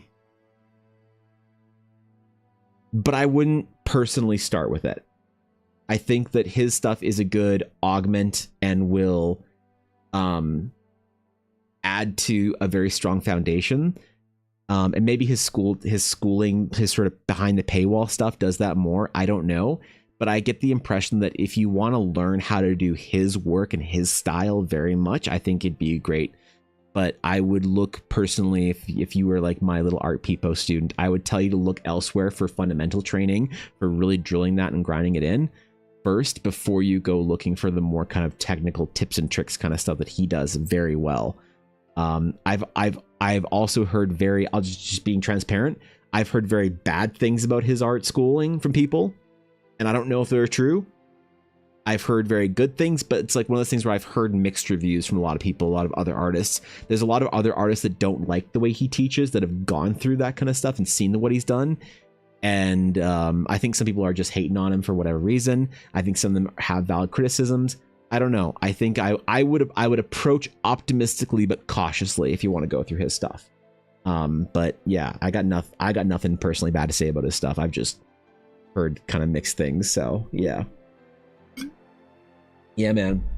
I understand that completely, but if I already have pretty short gym sessions, like around under an hour, so that's fine, dude. 45 minutes is a great gym session. Oh no, that's not a short gym session at all. I think it's a great. I think a short gym session is 20 minutes, bro. You can get a lot done in a half hour. You can get everything you need to done in 45 minutes. I think. I spend a little longer there and focus on full body instead of upper lower. Sure, yeah, man. Let's go. Let's get it. Proud of you, Daria. It's awesome, man. If I miss a day in the gym, I'll do small body workout, push-ups and sit-ups and other workouts that don't really require a gym.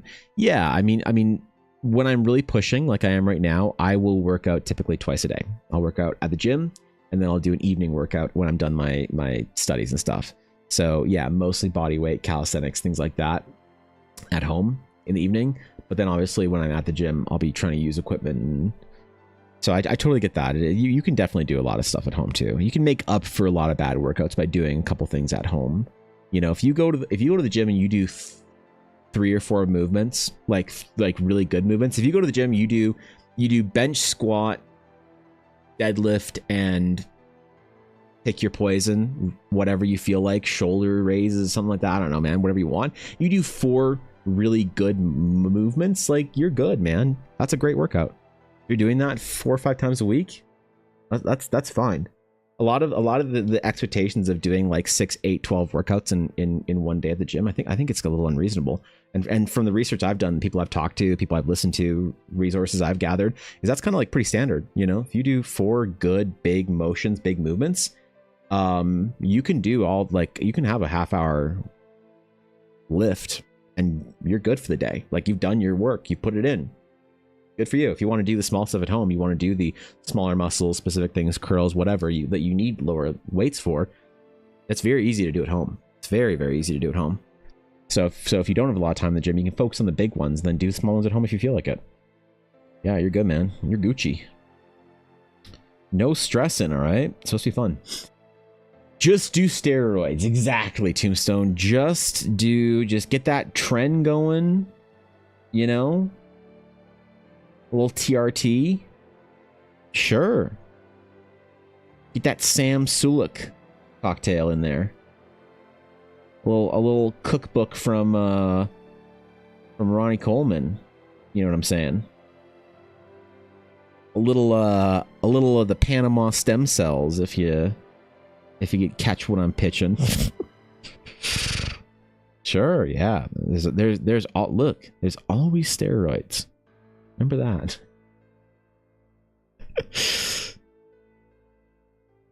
I had to go on a pretty powerful oral steroid when I lost my hearing earlier on the year, because apparently that can fix it.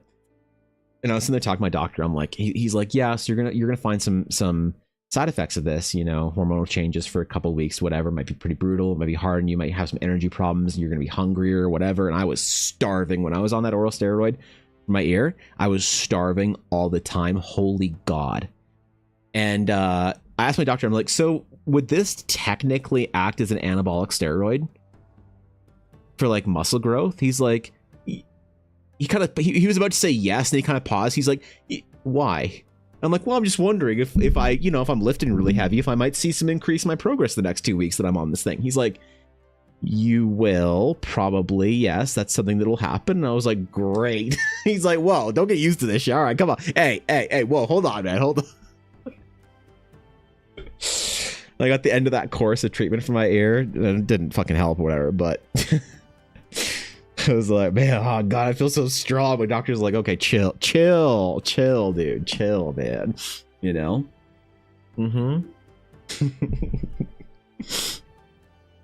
There's always that. You know? Wait for doing small stuff at home too. Sure, I mean, you can do a lot with basically very, very small weights. If you have like a 10 and a 20, you can do a ton of stuff. Because the thing is about... I'm not going to get in a gym podcast, never mind. Don't take advice from me. Don't take advice from me until I'm not so fat, okay? Then I'll give proper gym advice. But there's things you can do. I can teach you how to augment exercises to get a lot of results out of not much weight. At all. That's super cool. So then we start talking about the science-based lifting, but... Yeah. Even say plan out each workout day 1 to primary workout. It's like one day it's cardio, next do arms, legs, etc. If it works for you, you know. For some people like me, I prefer doing a full body every day. It's the way I recover. It's better. So when I go to the gym, I'm there for about an hour and a bit. So I'll do 45 minutes of whatever strength training I do, lifts, doesn't matter, and then I do about a half hour of certain types of cardio. So I don't just like walk or like whatever, but like incline, stairs, whatever. And I try and stack that together because it works for me. Ultimately, yeah, if you want to do arms one day, legs one day, cardio one day, when you want to divide it out like that, what I find is the most successful thing is whatever you personally respond to really well. And that's a great way of doing it, for sure, yeah. Enough doses. Trenify. Wait, Tranything is possible. Exactly. Yeah, Tombstone gets it. That's right. That's right. Progress too slow. Just tren it. Mm-hmm. Bro, you're 24 and you're not huge. What are you doing? Haven't you been on TikTok? Haven't you seen how huge 24-year-olds are now? What? Bro, you want to be so wide, so thick, you can't walk through a door properly. You need to, like, walk through, you know. Right? I burn hella fast. No, I think it's better. Like, you know, it's way better, like, I think, to focus on everything constantly, because then everything is kind of always recovering. Right? Everything's constantly recovering. So whatever split, and that just works for me. It doesn't work for some people, you know, but obviously pushing one group too far from me is I don't feel like I'm getting the results out of it that I want. So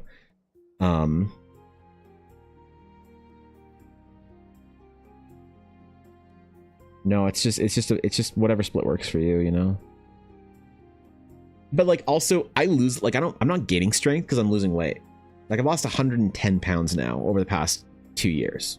So I'm not as strong as I was when I was 300 pounds, just straight up. I'm trying to keep and maintain as much of it as I can. In certain areas I am a lot more stronger, but certain areas I'm not. You know, like my squat. my legs aren't lifting the kind of weight they used to be all the time, so it's just not as strong. I'm also thinking about that, which whatever your goals are in the gym too, or is your split's going to reflect that as well. So for me, a full body thing is very conducive to weight loss as opposed to bodybuilding, where yeah, you probably do want to really burn an entire muscle group or whatever as much as you can and focus. Or if you're going for full strength, you really want to save everything in the tank for 1 or 2 lifts or whatever. Then yeah, whatever split works for you, man. Whatever your goals are, they'll look different than other people's splits, 100%.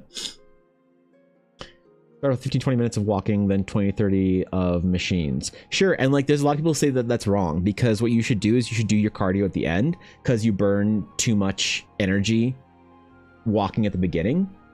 But like I do what you do. I do my cardio at the end or at the beginning because I find it wakes me up. Right?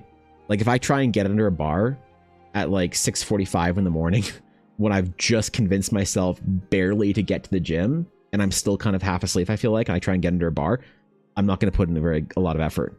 So if I go and I do a 20-30 minute work, like cardio, whatever, then I wake the fuck up. I'm like ready.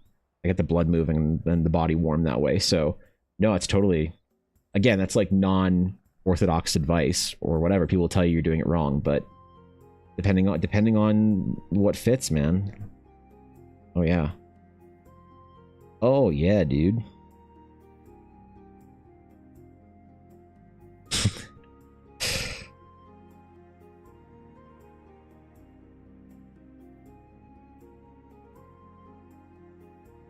And then I come home and take my steroids, and then oh shit, wait, I wasn't muted. Damn it.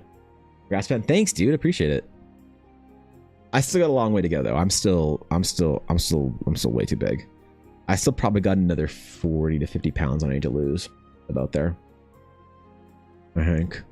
Around there. So we're not there yet.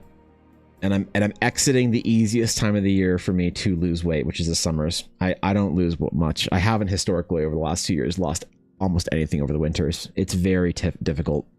When it starts getting dark at 4 p.m. and the sun doesn't come up until 9 and it's cold as shit out, dude, my energy in the winter crashes. Like January, dude. I wonder if you even watch Twitch VODs in January versus June. If I'm a different person. I hope not. I hope I can kind of bring that energy to the stream every day, but outside of stream, I feel like a different person. I feel completely different in the middle of the winter. It's way worse. So we'll see. We'll see what this winter has in store, what it holds for my destiny.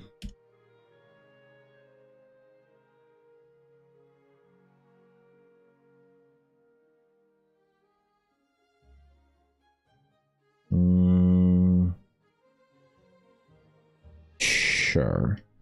We'll merge our layers here. Hope I don't regret that. It'll be fine. It'll be fine, I'm sure.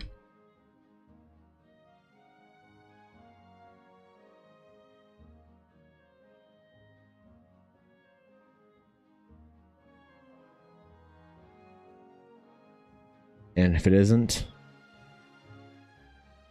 I'll deal with it. I've merged worse. I need to preserve my layers better. Whatever.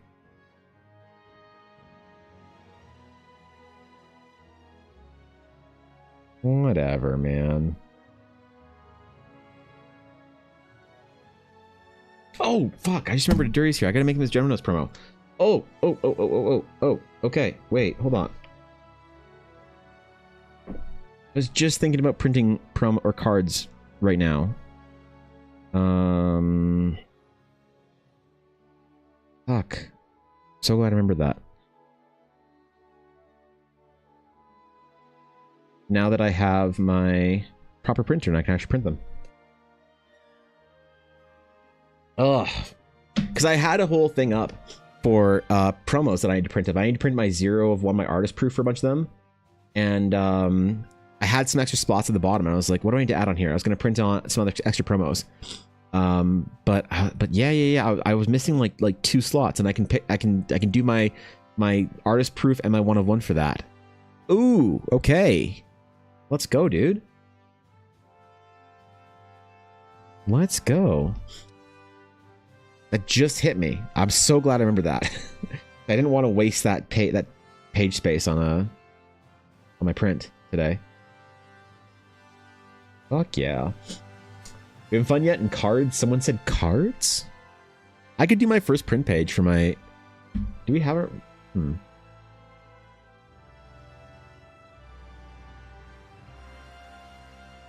I could print a base, my first base page, while I'm streaming. Maybe we should do that. Should we do that? I can see how long it takes, actually. That's taking time away from the anime portrait going. It's good. It's finished. It's basically done. Well, no. There was like something I had to fix on it, so it's basically done now. Should be delivered this week before convention, hopefully, unless something goes wrong. Should I do a print page for this today? Maybe I could do that today, actually, right now. You know what? I want to. Screw it. We're gonna see how this looks. Just give me a sec. We are gonna do first print page for... Sure. Ready? Ready?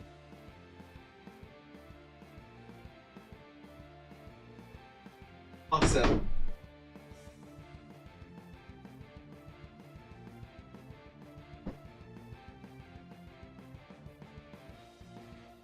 Still wanting an uncut card sheet. I think that would be a really cool piece for the wall, especially if I have the cards. Yeah, for sure, man. I'm gonna do a thing probably where I make them accessible for people who pre-order or whatever, or get like maybe what I'll do is if you want one, and or like what I'll do is if people get like a box of cards, I'll also send them an uncut sheet or something if they want. The only problem is a box of cards versus an uncut sheet will be very different shipping.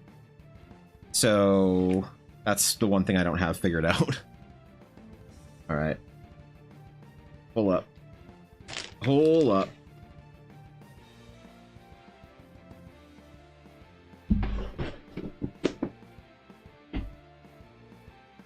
Load paper. Yes, ma'am. I don't know what to name my printers. Anybody have a good idea for a name for a printer? I was thinking we're calling her Mona. Mona Lisa, but also like Mona had in World of Warcraft.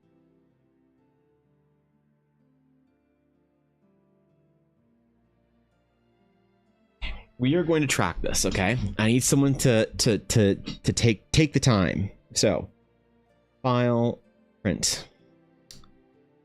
We are going to print settings, 13 by 19. That's what we have, okay.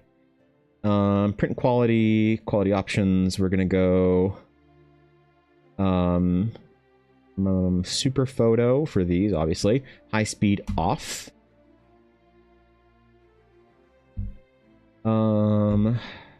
Color mode, Adobe RGB, standard, source for your paper feeder. I'm still trying to get this right. Fine art. Let's just go.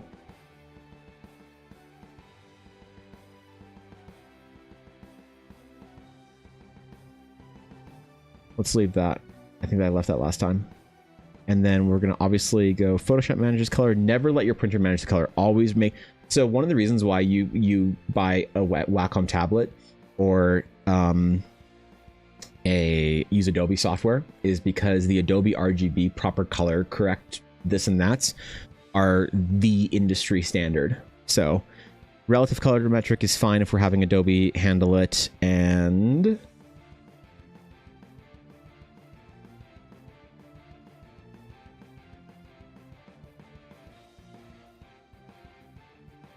okay. The time is 12:09 p.m. and we have started this print. All right. We shall see when the print finishes, how long it takes, because it might be a while. Okay. Printing proper fine art prints take a long time. This is not your rapid, like, you know, inkjet printer, you know, done in 30 seconds or a minute or two. So we'll see. We'll see. We'll put that over there. All right. We start at basically 12:10. So, okay. Speaking of conventions, I missed the beginning of the stream. How did Ella's retail spot go? Did she absolutely crush it? She's doing very well. The first weekend was very good. She sold a lot. She sold too many things, and now she needs to scramble to to restock before we leave for Edmonton. You know what? It's actually going pretty quick, to be honest. High speed was off, right?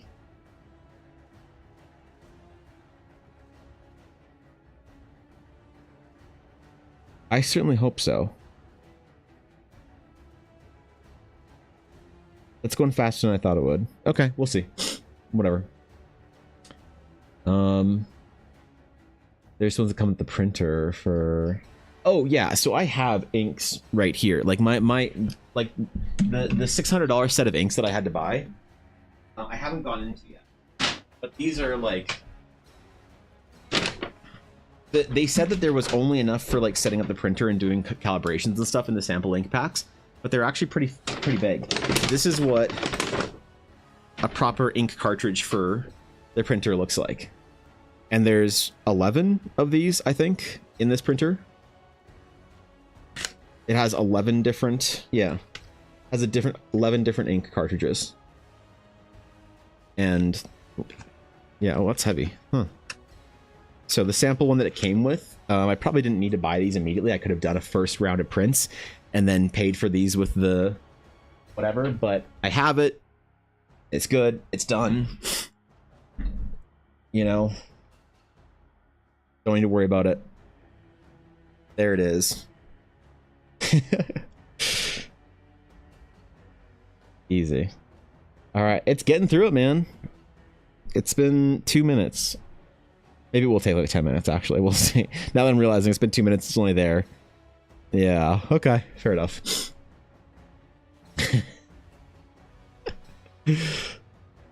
That's fine. We'll be fine. I'm sure it won't take too long. And even if it does, good. Working as intended. I think it'd be so much fun to like, if people order prints from my print store while I'm streaming, I could like print it off and like sign it on stream. I think that'd be funny. That'd be a meme, okay? I kind of like that. So, I don't have like an interface where I can get an alert for my... I think you can do that. Some people have like their Shopify, whatever, attached to their stream for alerts and shit. I don't know if I want to do that. It'd be funny though, because then I could like get a reminder, check the thing, and then add like load a paper and do a print for somebody if they buy it while I'm streaming. And then I get to show off the print at the end and be like, ooh, look at it. Look at it. Ah. Look, man, I'm having fun. I spent a lot of money on that printer and I'm enjoying it. I'm enjoying myself thoroughly with it. Visitors. As I should be. How exciting. Oh, yo, Reaper. Hello, friends. Welcome in.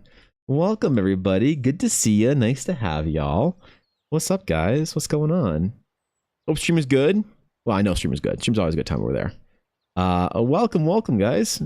If you are new to my stream and you haven't before had the illustrious chance of seeing Reaper Miniatures live, I encourage you to go over and give Reaper Miniatures a follow, as Reaper is one of my favorite gaming brands, and of course, coolest places to hang out on Twitch.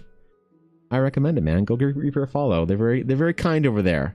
Definitely enjoy my time when I'm able to catch streams. We stream it a lot at the same time, but on days that I'm off and I get to catch a Reaper stream, it's always very fun for me. So, and welcome everybody from Reaper. Glad to have you guys. Hello. Hope stream is good. We're drawing some elves today for somebody. I don't know if it was obvious. Someone gave it away. Maybe the ears. I don't know. Might have been somewhere in there. Who knows? But welcome, guys. Good to have you. Premature panicking, you're saying? Yes, it's all, yeah, basically. Yeah, more or less.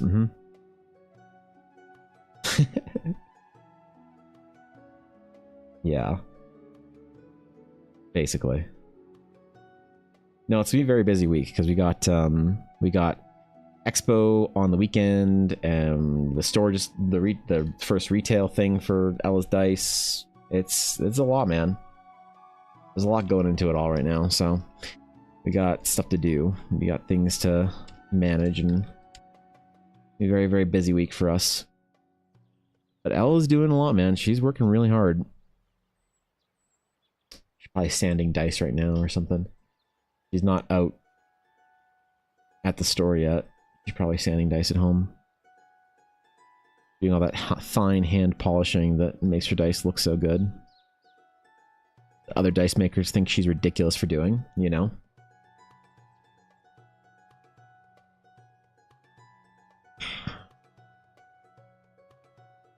Wait, why did the shoutout link go to my own stream? What the fuck? Wait, what? Is stream elements broken? Oh, there we go.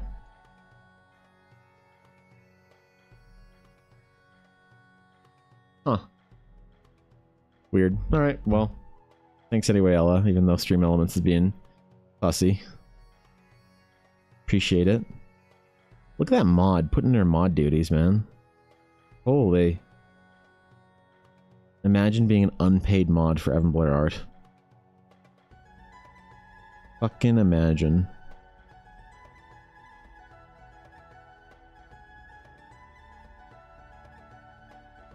Okay.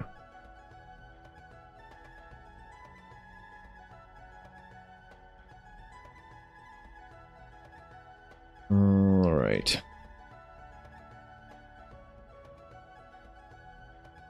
I think I'm just gonna kind of fade this hood into the other two characters, kind of like I did for his. It's probably the better way of handling it. I'll be honest, trying to stack characters on top of each other like this is difficult. It's a challenge, alright? By the way, the print is still going 7 minutes later. I think it'll be about a 10-minute print then. And no ink on the top edge. Let's go, dude. That's what I like to see. Oh, that looks good. Oh, man. I can't wait to show you guys this when the print finishes.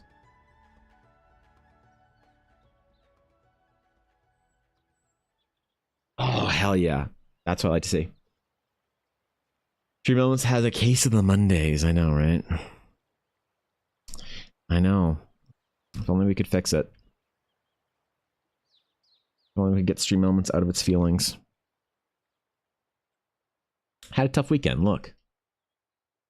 It was a Edmonton Oilers fan.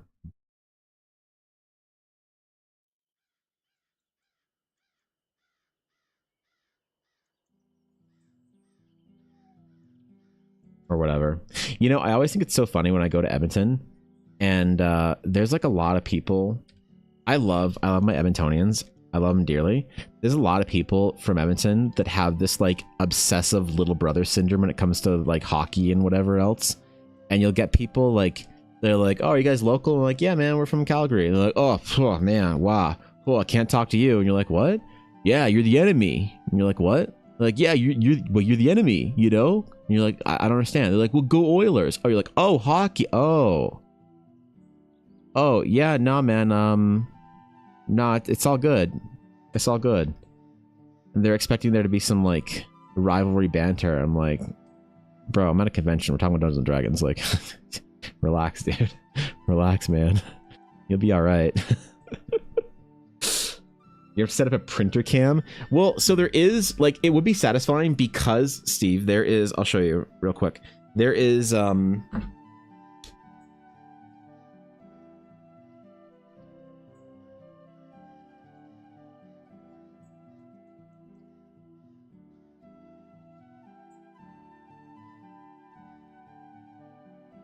so there is a window.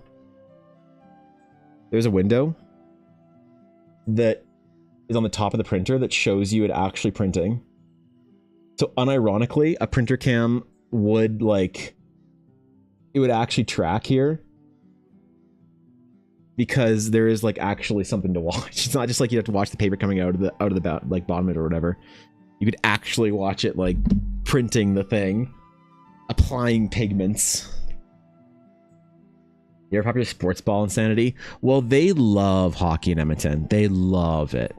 They fucking love it. They adore it. We like it in Calgary too. Calgary's a big hockey town, you know, but not to the extent that Edmonton. They are insane. They are rabid, and they should be. You know, they have the best player maybe ever to play the game on their team.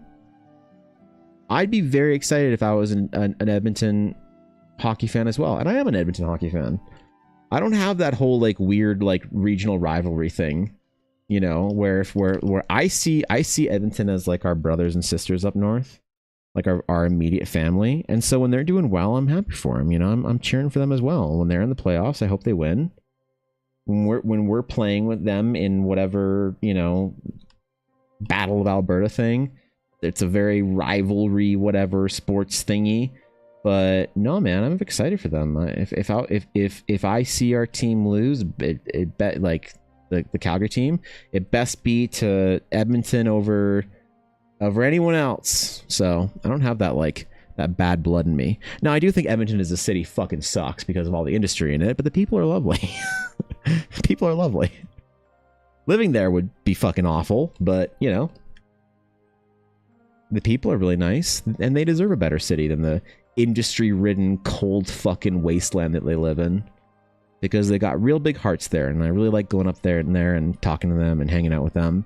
They are a little unhinged though. Sometimes the nerds are. I never get as unhinged, strange comments as in Calgary or surrounding areas as I do in Edmonton. Edmonton's where the weirdos are. They like the bell curve, the nicest and the weirdest. They're on the extremes.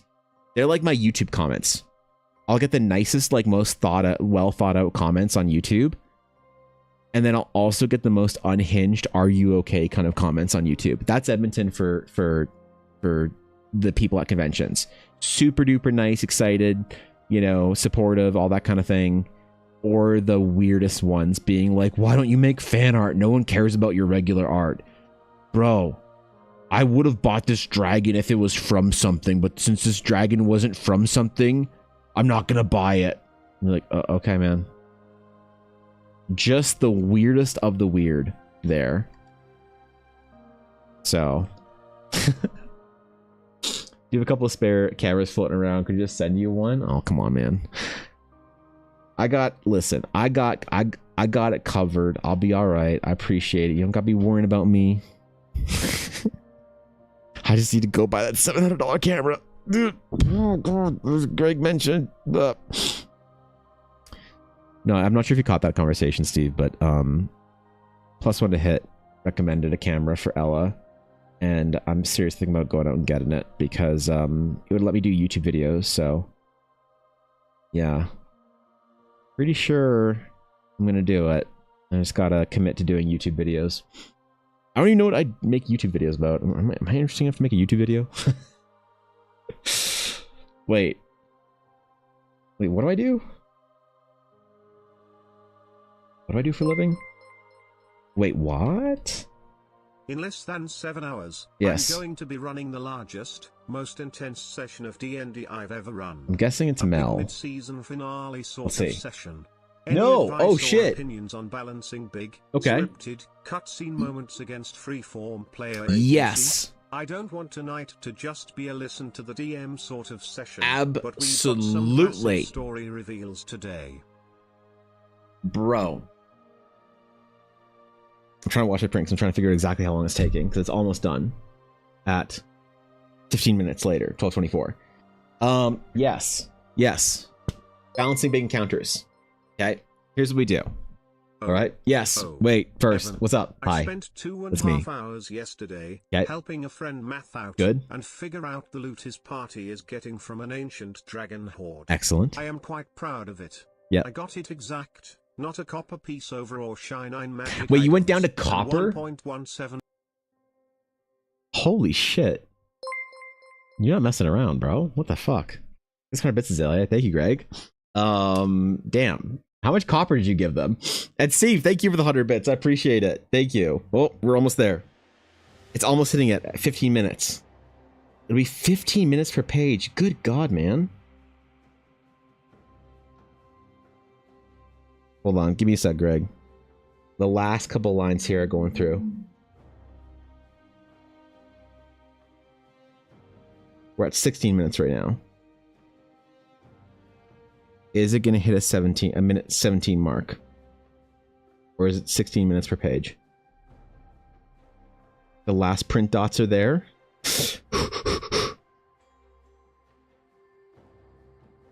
Is it going to hit 17 minutes? Doesn't look like it's printing anything anymore. I don't know what it's doing.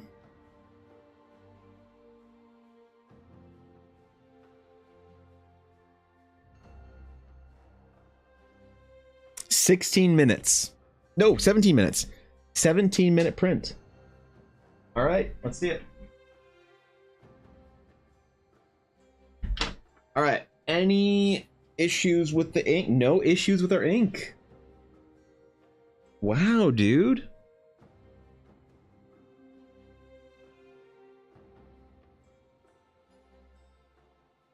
Look at that, man. That's my first ever page of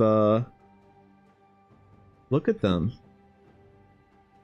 Holy shit, the colors. Or a what? Or a what? Yeah. I haven't signed it yet though.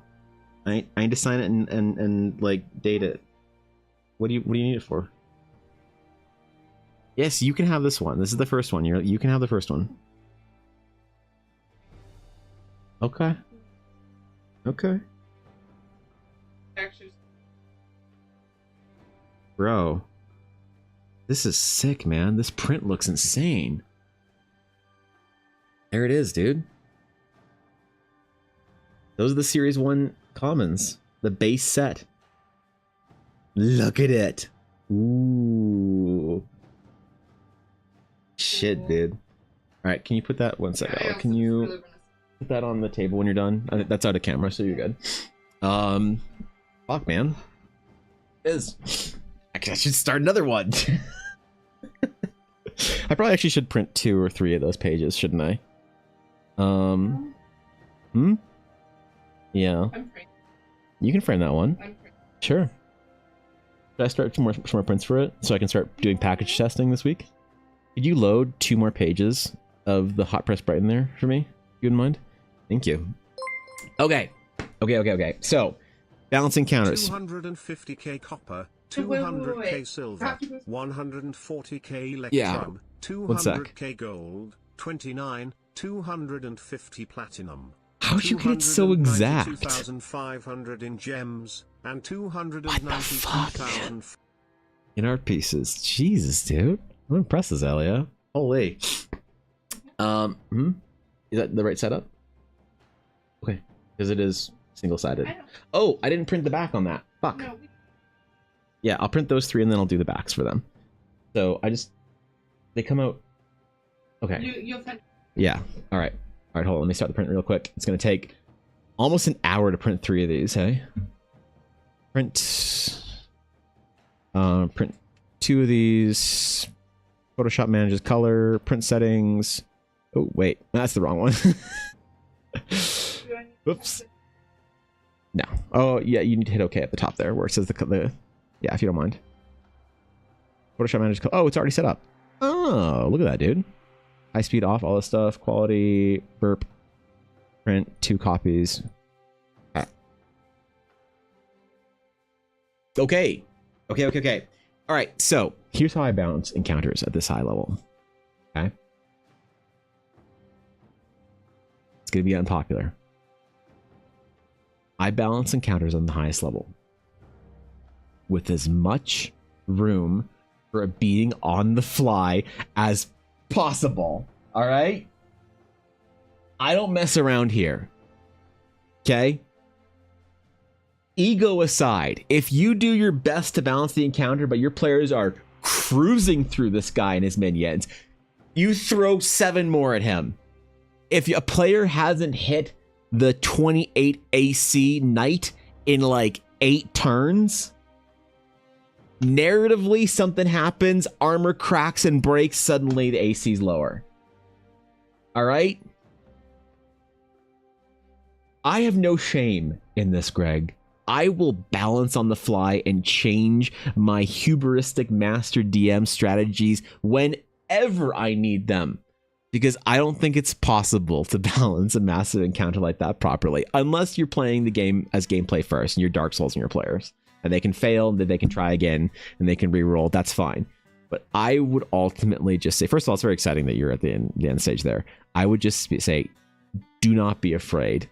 Do not be afraid. That's my terrible advice that I get shit on for it. So it's high roll 2. Fucking let's go, man. It's gonna be rad. Mm-hmm. If I do some testing with the shipping to Europe, you can send it to me. Ooh.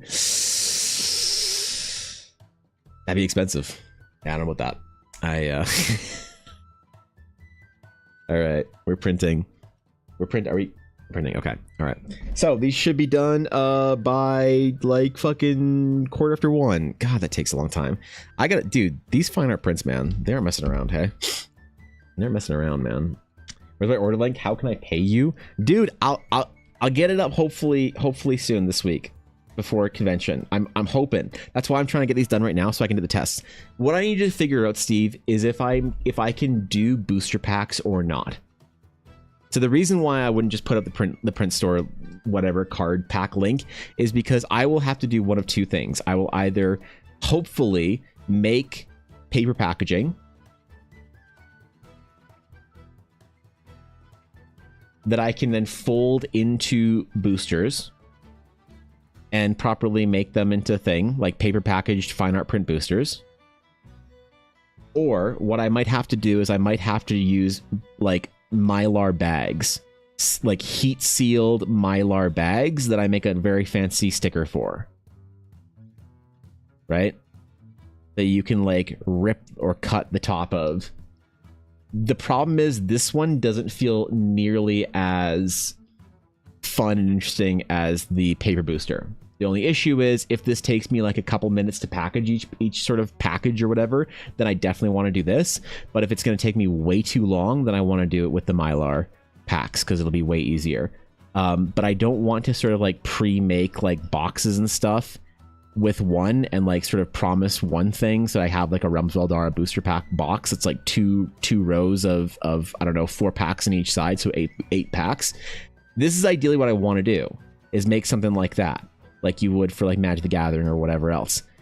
But if it's going to take me way too long and I'd have to increase the price just for the packaging because of the amount of time that goes in, then I don't want to do that, because that's going to be ass. So I want to do some tests and figure out how much I'm going to hate my life doing this. And if I'm not going to hate my life, that's great. I'll do that. If I am going to hate my life, then I need to have a proper sort of like expectation set that it's going to be the Mylar style packs. And then I don't know how to box these. I'd probably have to make a much larger box that fits the Mylar packs in them. And that's fine. I just need to, I want to know you know, so I don't let anyone down or anything like that. So also seem to update prices and items in the store. I know this weekend was all focused on getting Ella's shop up, and so I didn't want to press her to because Ella runs all the back end of my print store, so I didn't want to press her to be worrying about that. Why am I trying to fix a sketch? What the fuck? What am I doing? I just went autopilot mode there. Oh god, what did I do? Why is Photoshop loading?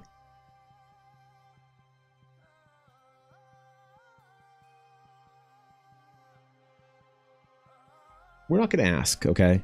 We're just going to move on. We're going to move on. We're going to let Photoshop not worry about it, all right? All right. Yeah. That, yeah. What the fuck was that? Okay. Okay. Whatever the fuck that was.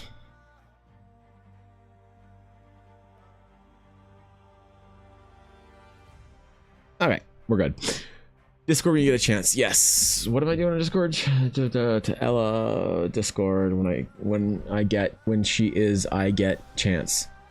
Recommend an ad for my admin account. Oh god, what is this? Hold on. Hold on. No, wait. Wait. Wait. Hold on. What we got going on here? What is this? What is this? Well, hold up. Hold up. A +1 to hit video? Let's see. God damn it. I will be knowing food. I want to buy this one.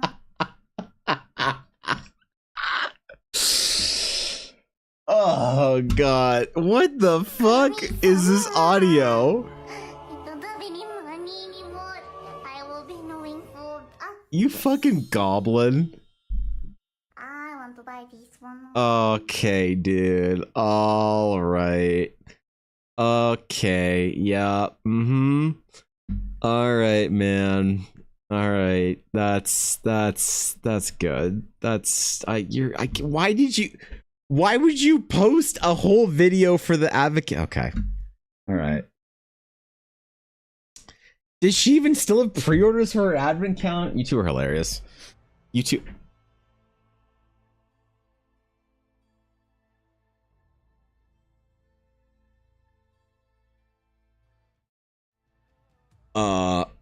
My printer's yoinked both sheets of paper now through. And it's just doing it. Just printing both of them. I really hope this doesn't fuck the print up. But I don't want to cancel it or pull the other sheet out, because that's potentially dangerous. We're going to leave it. Today, when it comes to tech, the theory of the day is we're going to fucking leave it. We're not going to ask questions. We're going to hope it turns out. The camera breaks. It fixes itself. We're not going to ask questions. The printer wants to be weird. If it works, we're just not going to ask questions. That's just the entire theme. But now I know. Now apparently I know that I can't load more than one sheet of paper at a time, or else it will yoink both of them if it's too big. Small piece of paper, it's fine. Big fine art paper, not fine. Ultra, not fine. Okay. All right. Yep. Probably something new to experiment with. Yeah, there's probably a setting somewhere in there. I don't know what it would be, but if I've learned one thing about this printer, it's way more intelligent than any other printer that I've used. And it has a setting for everything. It has something that I can do to get it to do anything I want somewhere in some menu. Like, just to try and figure out how to properly not get it to have like colored ink splatter on the edges and touch the print head, I had to go into the Minas Tirith archives. Like, you know, when Gandalf is down there looking up information about the ancient forgotten rings of power, to confirm his suspicion that the ring that Bilbo Baggins found on his adventure to the lonely mountain of Erebor, that ring in fact was the long lost ring of Sauron the Dark Lord. You remember that scene? What they didn't show you is when Gandalf like goes down that spiral staircase and he goes down to the room he's in. What they didn't show you is he actually passed me. I was in this one sitting down at an archive looking for ancient reliquary knowledge of printers. So I understand, man. Like, I'm used to this at this point. I'm ready. I'm good. We've figured it out at least once. We know where to look now for ancient knowledge that have to do with printers. It seems to be printing fine. It just yoinked a second page, kind of off-centered.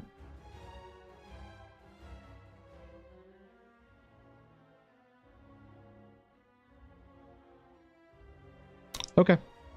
Whatever, man. Dressed as an art wizard? Not dressed as an art wizard, Cass. The art wizard. Not just dress. Not simply just dressed as an art wizard. In fact, I was the art wizard. I'll have you know. All who gazed upon my robes knew instantly that I was there was the white wizard, the gray wizard, the two blue wizards, the brown wizard. They also had the pigment mono or ultra monochrome Epson ink wizard. That was me. When Saruman became Saruman of many colors, what they didn't show is in that scene, I was like, hey, the fuck, man? That's my thing. Yep. I didn't say an art wizard, I said art wizard alone since it's a title, exactly. Yep. Cass gets it. 100%. Mm-hmm. I'm glad finally somebody recognizes me for my true mission in life. I do see that Elva hasn't closed that order from the Advent calendars. Obviously loving the additional stress and challenging them more. I think she has like 1 or 2 left. Like she had a certain amount of slots that she thought she could do. She sold them, thought to herself that she could do 1 or 2 more. And I think she kept it up because somebody somewhere in the guild said that they wouldn't be able to buy one until like earlier mid-September. So I don't personally know. I thought that Ella would have closed them by now. I don't know when they're gonna stay open until, but I know there was one person that she was like keeping it open for, and then she had another set or 2 or whatever. So I don't know what that's all gonna be like. I haven't gotten one in like 2 years because she's been too busy. She's like she gave me an Advent calendar last year, but it was just the dice. She was like, hey, I didn't have time for calendar, so here's the dice from it. Like, oh, thanks, bro. You didn't have to do this. Don't stress yourself just for me. It's fine. Love it though. Yeah. There is that, isn't there?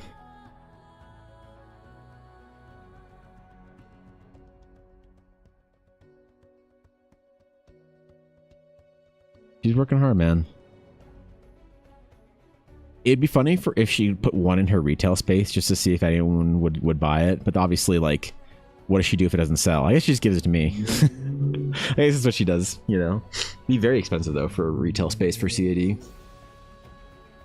it one of those special printers that prints cards, or like just high-end printer that uses card paper? It is. So this isn't card paper. This is a fine art. It is thicker than regular trading cards would be. But it's about it's a little bit thicker cardstock, if you want to call it that, cardstock. But it's a little bit bendier, just slightly more. It's slightly more flexible, but it is thicker. But it's not a card paper. It's a 340 GSM cotton rag cold or hot press paper. So it's the kind of paper you print like $500 prints on. Like when you go and you get a real gallery print that's like a numbered series of a painting, and the print's like $600, that's the kind of paper that I'm using. That's the kind of printer I'm using. So the cards that I'm making, they're a mixture of trading cards and fine art. So I'm calling them fine art cards because I don't want to compromise on the like the print quality and just making cards, like trading cards. The type of card stock that you... Sorry, what I would say is the type of card stock that you could use for trading cards.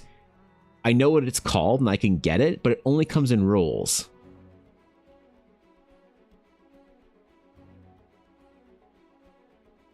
My printer can now print rolls. I wonder if they make versions of that cardstock that are only 17 inches wide. That'd be kind of cool. But yeah, the reason I have to do that is because I want these cards to be somewhere in between like a collectible card, because I like them, because I think like trading cards are fun, and an actual fine art print. So it's kind of in the middle. That's why I call them fine art print cards, you know, because they're not quite trading cards, they're not quite fine art prints. They're kind of in between. It is going to be an absolute severe pain in the ass to cut them, but that's okay because I'm doing this for the love and the passion of it.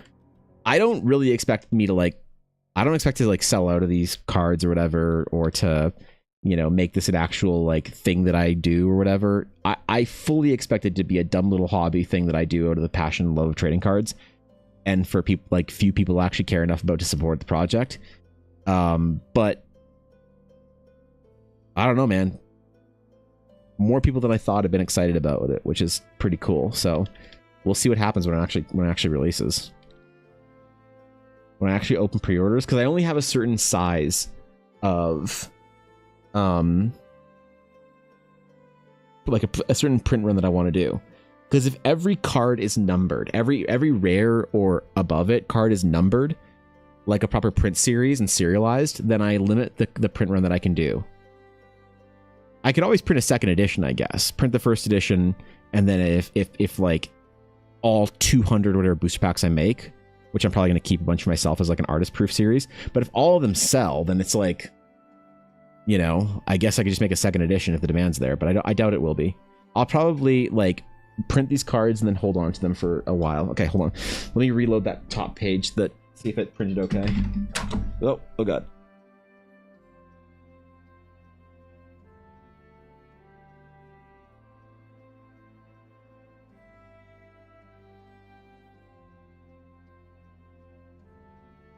Seems okay. It seemed to print fine. I think it did. I think it just took that other piece of paper with it. Yeah, that printed absolutely fine. It's aligned. It's perfect. I think. It's slightly misaligned, but I think all of them are.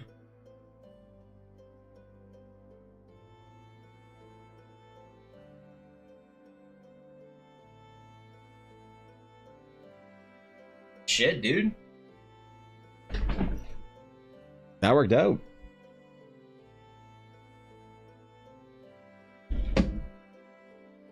Not bad.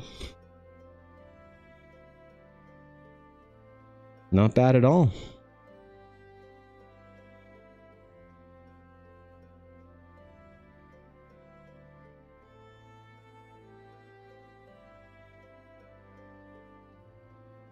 All right, we're not going to go too deep on this because I don't want to like spill out too much color over. We're going to get into our cat hatching and then kind of like fill in our base here a little bit.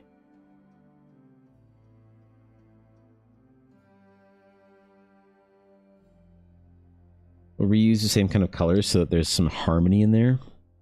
So it looks good and intentional and unified, as is important for this piece considering it's multiple characters in one. Let's go, dude. A cat hatching? No, what? Cats don't hatch from eggs? Looks like you never played Pokemon before. Fucking nerd. Too busy playing Mechabellum? What? The hell, man? No. Yeah, that's fine. Okay, whatever.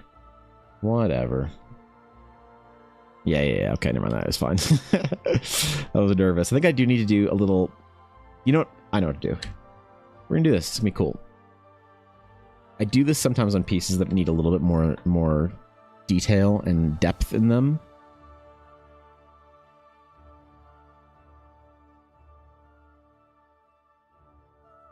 It's not standard practice, but it helps sort of set the color expectations.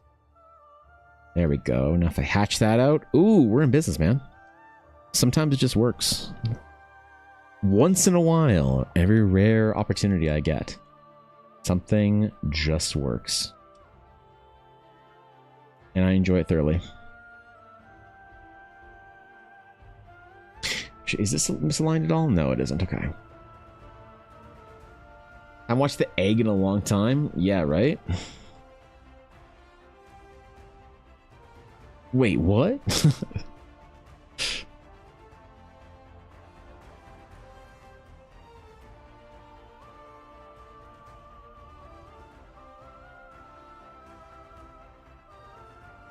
Dude, I just want to paint little miniature battle mechs, man. I really want to finish my painting like setup so I can actually paint my 40k and my Battletech. Let me paint little plastic men's. That's all I want in life. To paint tiny plastic men's.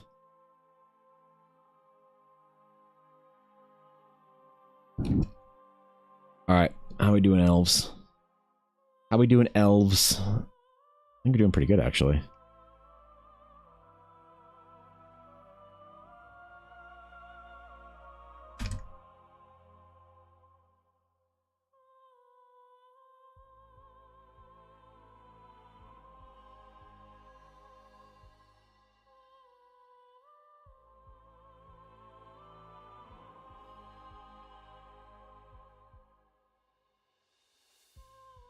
Yeah, shit. I think we're actually doing pretty good.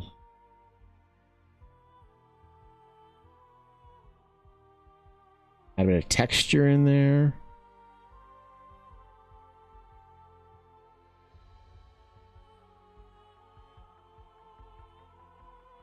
This new kind of like process I'm doing with these pieces is really paying off. I'm really enjoying it.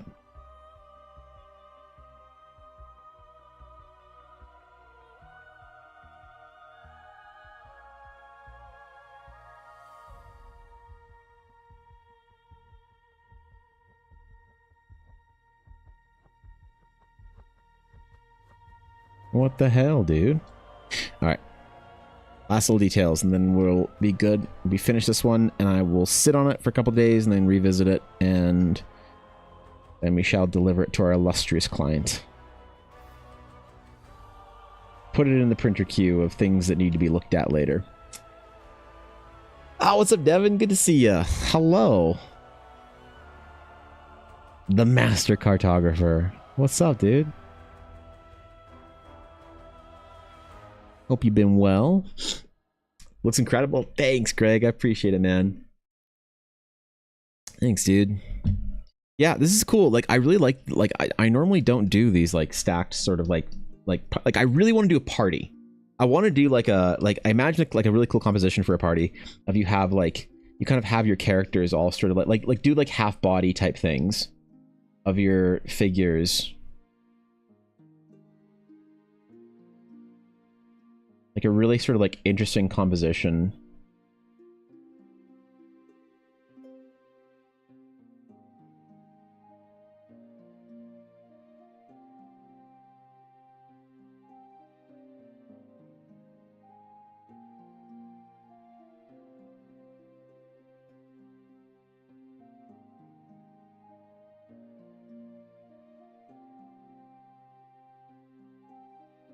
You know, something like this.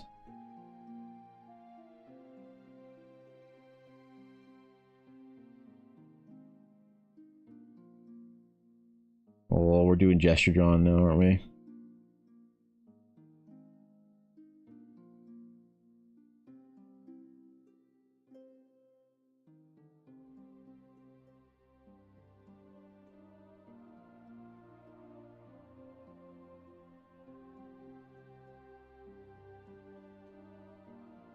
You know, something.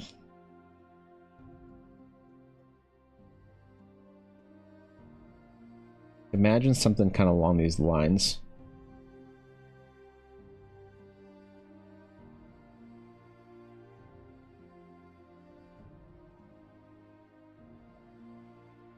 Like half body portrait type things, and have like a really cool kind of like this like kind of ink bleedy effect that I do here.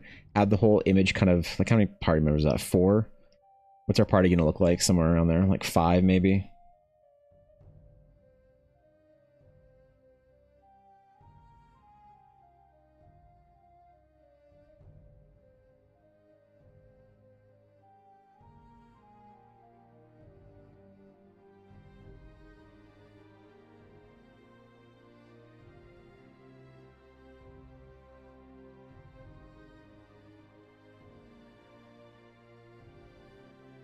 Yeah.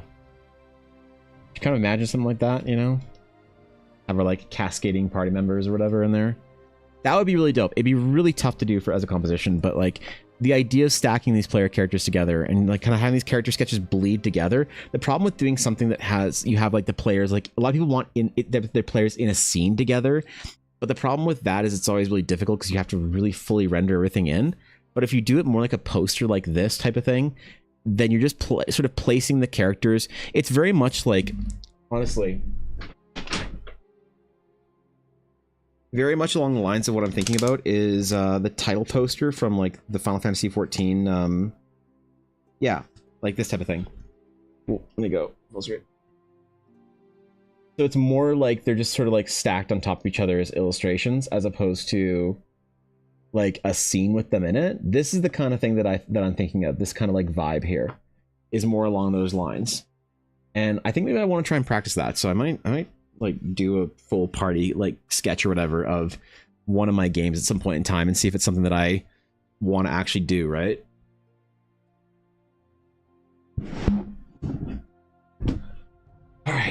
All right. We're on a fun project. I have been good. Dude, Devin, I've been so busy. I'm trying, like, I got the adventure release soon. Oh my god, I got so much work right now. It's great though. It's great. I like was waiting for a long time for a bunch of things to like come together, and they're all kind of hitting within like a 2-month period. So, you know, it's gonna be a lot, but no, it's great. It's really good. I've been really having a great time recently. So tired, but exhausted in the best possible way. Your Star Wars poster party. Yes. Yeah. You want that printed on the back as an Easter egg? You want this on the back? Okay, dude.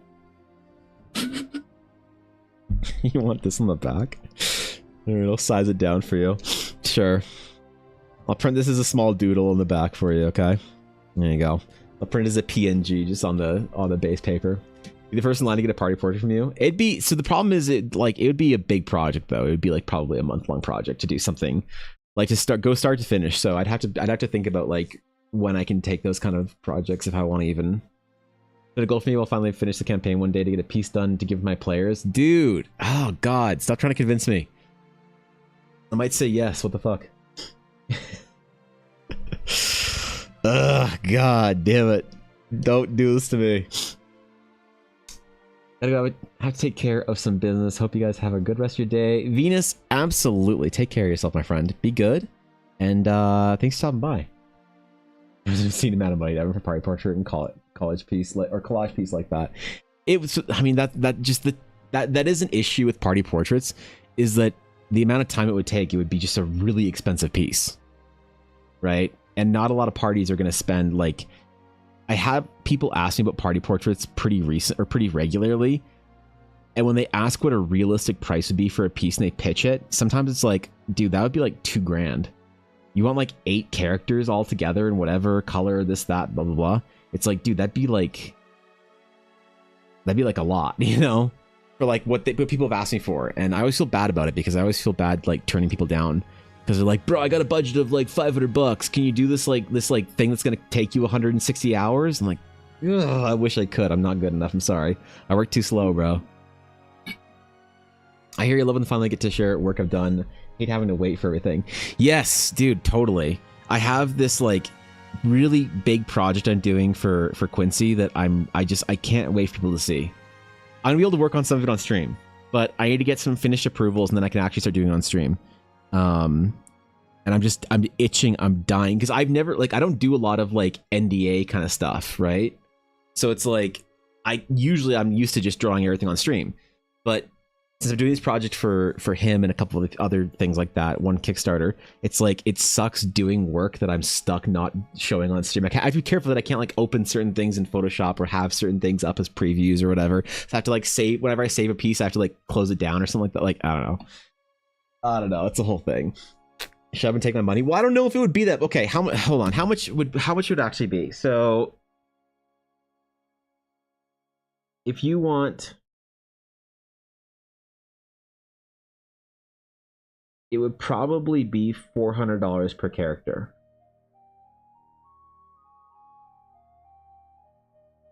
Like, if I was to accept a project like that today, it would probably be about $400 per character. Which just makes a party of 5 unrealistic.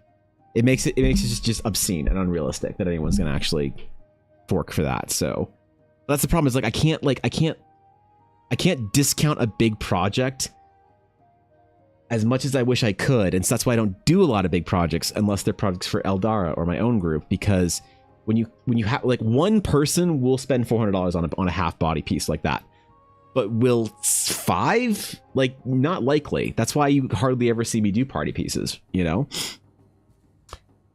One day I'll show it to someone and I'll say I was there when Evan was talking about his desire to do something like this and giving us concept stuff. Okay, I'll print it on the back for you. Okay, Steve, I'll sign what? I'll figure out if I can sign the back of these, because I've never actually tried to sign the back of this paper. But if I can, then I'll sign it real small. Then I can do it in pencil, because that's what I do my signatures now. And so my world maps go for 4K, so there are people who would be willing to pay for it. Yeah, but okay, but Devin, you are like a massive name in the RPG space. There's not an artist or RPG fan that's not familiar with the majesty of Devin Rue and the work that you do, okay? There may be people that are willing to pay for it, but they certainly don't know who a nobody like I am is, so. No, you're right. I mean, like, having stuff like that and at least making it an option for people if they really want it. That's the way that I've treated my commissions since from the beginning of the year. Is I just like have my work out there, and people want to get it, then great. And if they don't, then I have more time for my own stuff. So, yeah. That's why I just don't yeah. That's why I don't accept commissions right now, because it's just too fucking booked up, I guess. So maybe you're right. Maybe this is a lack of confidence moment. I guess I could do it and then just offer it as a project. And the worst that happens is I continue to do the stuff that I do right now, and I don't get an opportunity to do a project like that. You know. Give me a price and I'll start setting aside right now. No, it's like, I don't know when I could even do a project like that. Like, even if you said right now, here's $400 times 5 characters, whatever, something like that. I don't know when, like, my commissions are locked down to the end of the year. So your work is absolutely on par with my maps. Love what you do. No, oh, come on, man. Not even. Oh man, come on. Don't hit me with that. You're gonna make me blush. Come on, bro. So I know idea who Devin is. You know Devin Rue. You just probably aren't associating the name. So because Devin Rue is one of my absolute favorite creators in the RPG space and the stuff that I am passionate about. If you've ever seen any of, I don't know, the maps, the glorious maps that you find on Critical Role. Apache Guapo gifted a tier 1 sub to Devin Rue. God damn it, They Guapo. have given 197 gift subs in the channel. Thanks, man. I appreciate it. No, you have seen at the very least, if you've not seen any of the other like illustrations that Devin does, you have at the very least seen any of the insane maps. All right. So yeah, no, you are familiar. Trust me. It's just, wait, are these campaign coins? I just realized that. Are these campaign coins? These are campaign coins, I think. Dude, I want to get, at some point in time in my life, I really want to get a campaign coin, like, I don't know, collab thing for the Realms of Eldara or whatever. Holy shit, I need to get that on. Wait, the print page is done. Okay, hold up. Steve, this might be yours. Sorry, I'm doing my printing for things while we're streaming, but this is page number 3. It looks good, hey? Like I think this works. I think these settings works. I think these settings does works. Yeah, dude.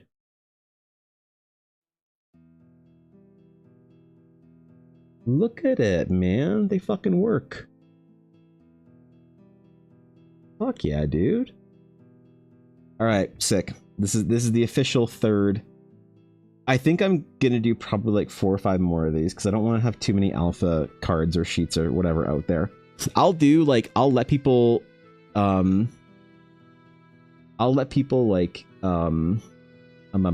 get like full cut sheets of like the proper first edition whatever, but for the alpha test prints I really want these to actually be something that I like do test packaging with.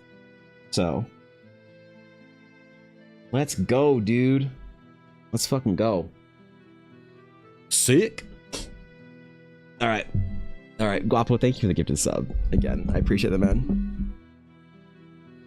No, Devin, you're literally one of my favorite fucking artists out there. It's not even close. It's not even close, dude. Okay, I think this is good. I think we're done, Steve. I think your piece is complete. I think it's complete. Yeah. Yeah, how do we feel? We got some elves in here?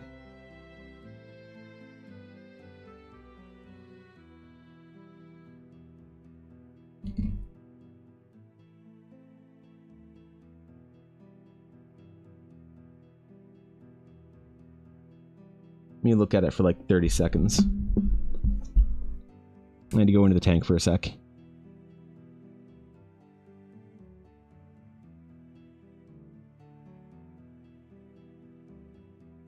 I need to adjust proportions a little bit. She's a little too... I need to shrink her down by like 10%. Okay, whatever. I can do it later. I need to not look at this for 2 days. So I need to not look at this for a couple of days anyway. But there it is. There's basically done, Steve. So I hope that you'll enjoy the final product when I deliver it to you. And thank you then for the request on coffee.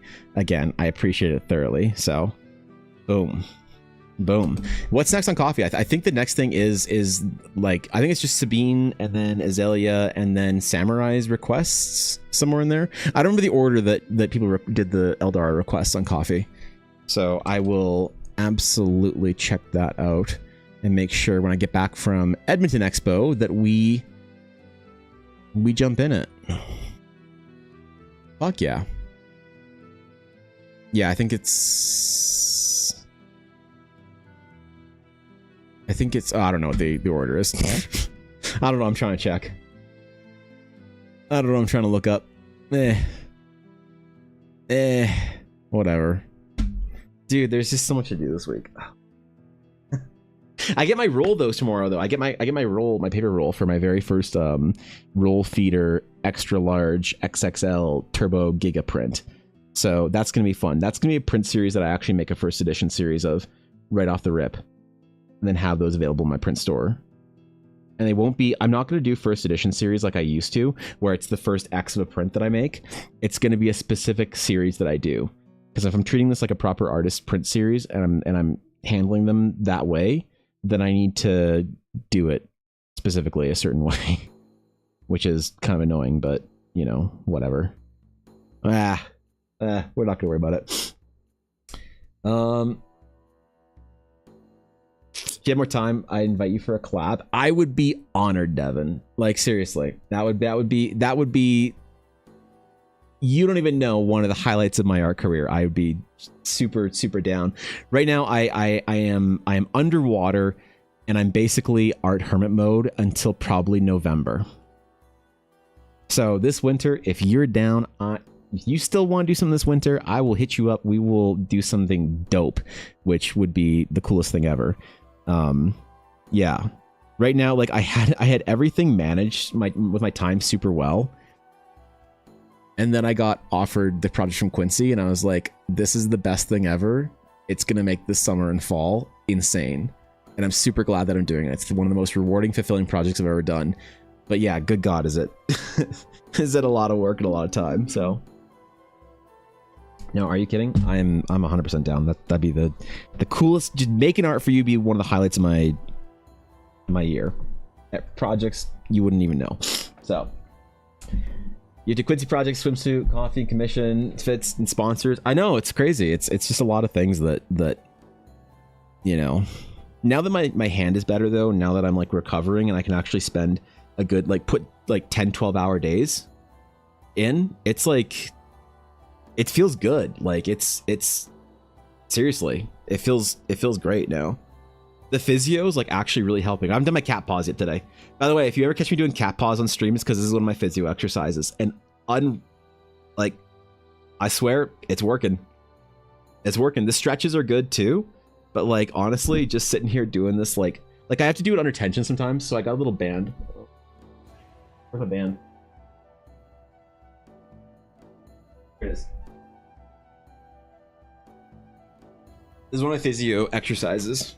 Is I gotta take this like stretchy band and I gotta put my arm on like my armrest, and I try and put like between 1 and 5 pounds of pressure on it, and just do very, very light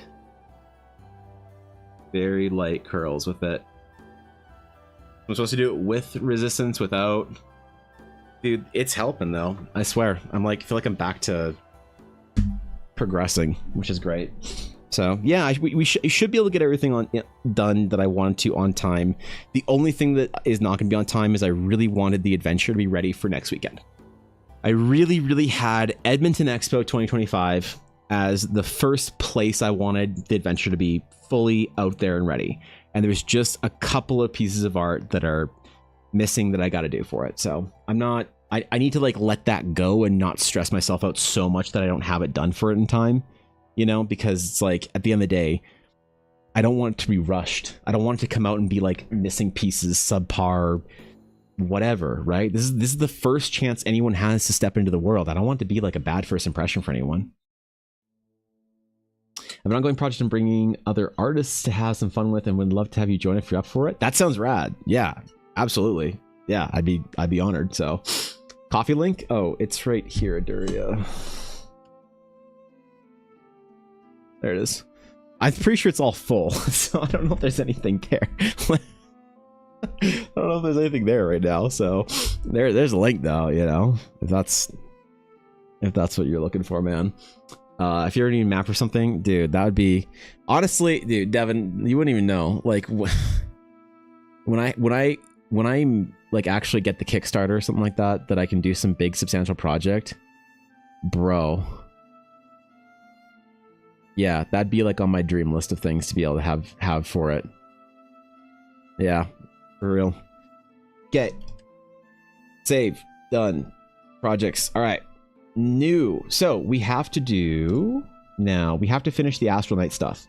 So I need to finish real quick a sketch for the. Yes, we got to finish our like shading, coloring, whatever we're calling it, fill on here for our Master Morale, because she is going to be one of the sketches that I'm including in the Astral Knight. What do I call it? What do you call a class printout? A pamphlet? A miniature book? What do I call the Astral Knight?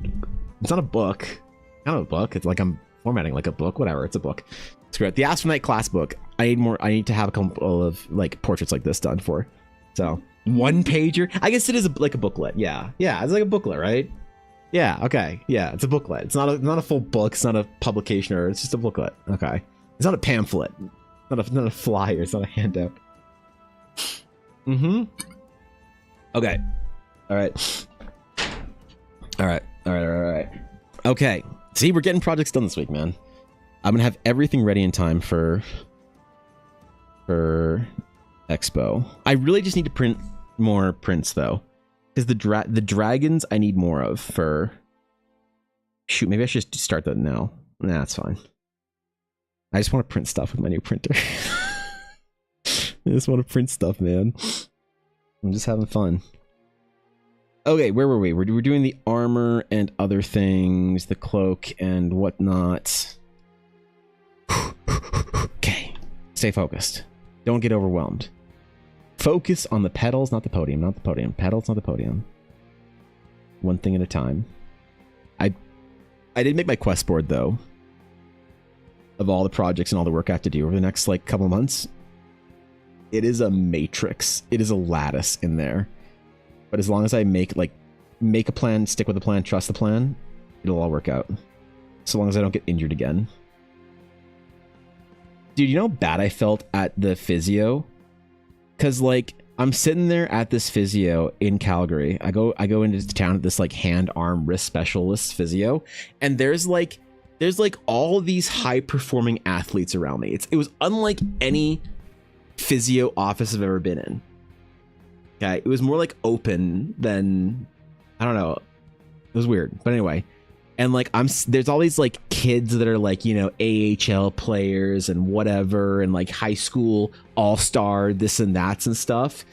And they're all getting their like their knees worked on and whatever and all this stuff. And I'm sitting here getting my arm worked on. There's like, you know, other people next to me who are like athletes, and I'm sitting here talking to my physio about like an art related injury. Oh god. It was so embarrassing, man. You have no idea.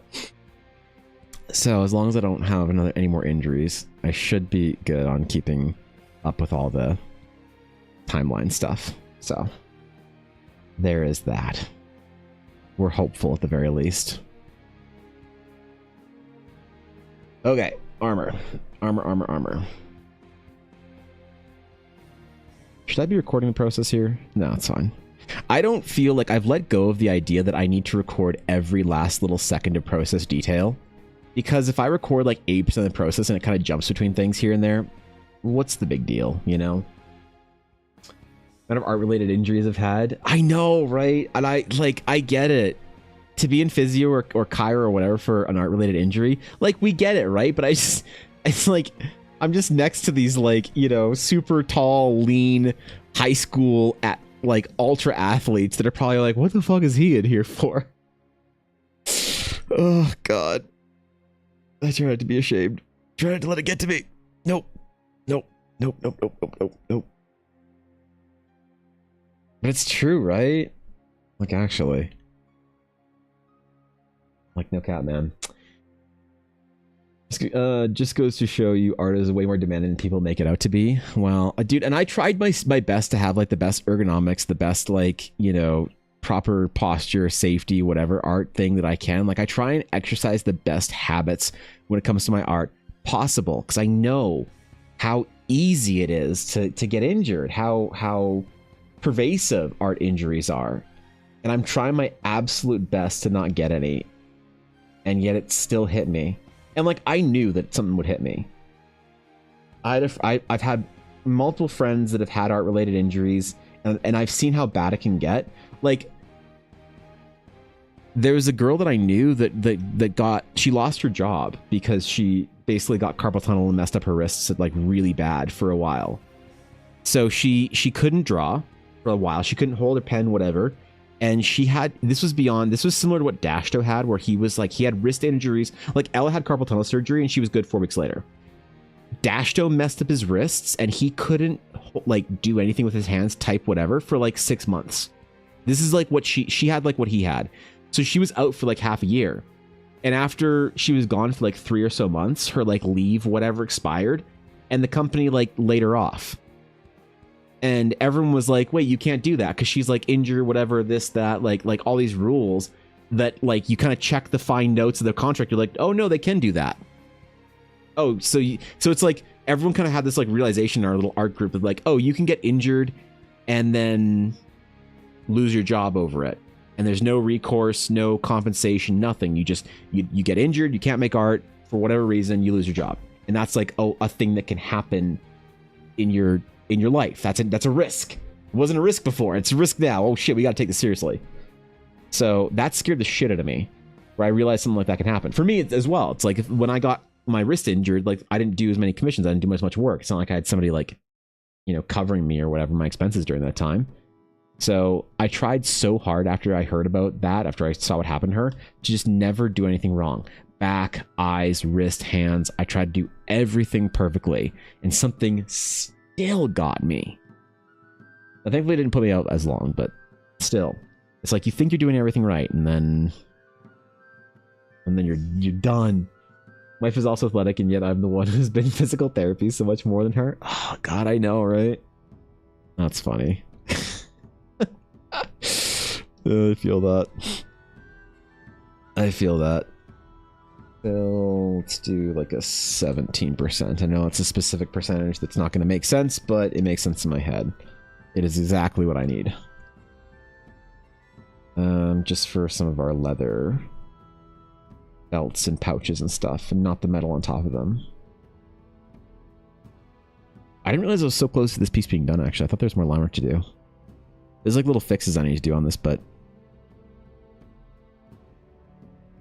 I think it's, yeah, shit, alright. Maybe I'll remember what I wanted to do, like, sketch-wise on this piece, and then... It's not like I need to deliver it to anybody, so it's fine. I'll just do it if I remember. So the reason I work on writing again, I can have something to do if I can't draw. Yeah. That's like so important, is to have like other kind of like, not just creative outlets for yourself and like professional things, but other things that you can like sort of do as a break, or if something happens and you can't hold on to a pencil for a while or whatever, Diversification in skills is like really important for artists, but also specialization. It's like a weird balance you have to hit between like unreal specificity and mastery versus also like diverse whatever competencies and shit. Is moving a 3D printer in a box and pulling my back muscles a bit count as an art related injury? Yeah, you can, yeah, sure, why not? You can be in the club. Sure, why not? Go for it, man. You're in it.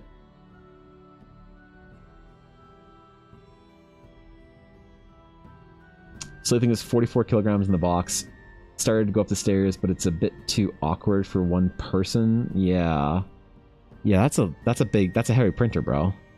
You can dictate a story, but like when Dashto hurt his wrists, he had to have a speech to text thing for coding for he was working on like something on the World of Warcraft team, but as a software engineer, he had to like do speech to text, and he also had to do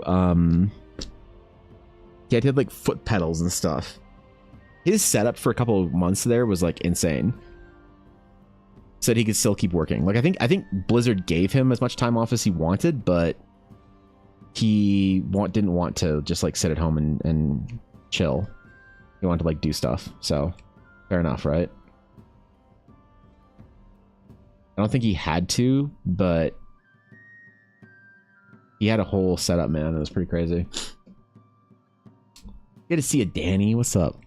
Art's got art. I know. Well, he was a software engineer, so coder's got a code as well, I guess. But yeah, I don't know. Actually, I don't know what happened to that girl that was in that like my art group. I know she lost her job, but I don't remember what studio it was. I think it was. I don't remember. Anyway, I don't want to start shit talking studios. But I don't know where she went after that. I know she got another job at another studio when she recovered, but still, it's like, that's scary shit, man. Code's art? I think so, yeah. I think there's an art to it. It's absolutely.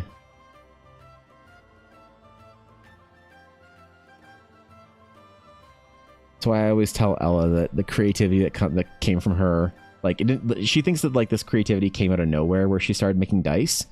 I absolutely think because she was a software engineer that she had that built in. That natural creative problem solving muscle was already there. I don't know. Maybe I'm partial to it. I'm biased.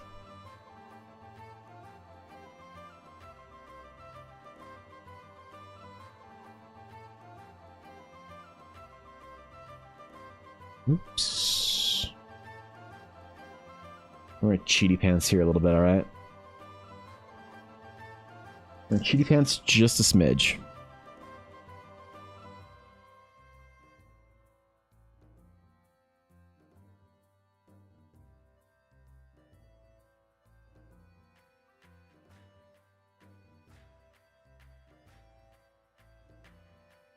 sick.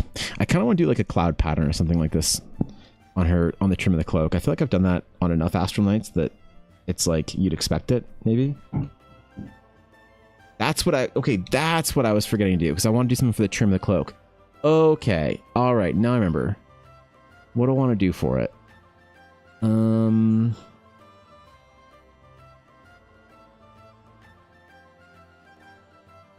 mean, whatever. I guess we start drawing and see what happens, right?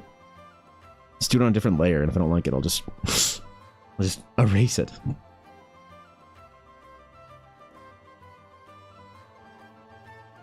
Sometimes I gotta remember that there's like a concept phase that's okay, that I don't need to just like, if I'm recording a process video or whatever, I don't need to have everything right the first time, you know? But I'm good, Danny. I'm chilling. Just getting stuff done, man. Con prep. Got Edmonton Expo in a week. I'm in that mode, you know? I gotta be printing stuff, doing the things, getting after it. I really should be printing right now, actually, while I'm doing this. Actually, now that I think about it, I should actually absolutely be printing. Prints. Absolutely should be doing this. Do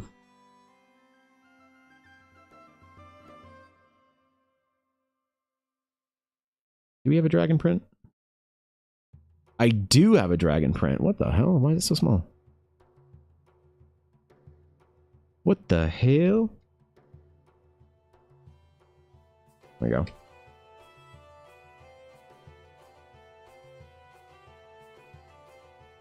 How big should this be? So we're going to put an inch border, or 2-inch border, sorry, on each side.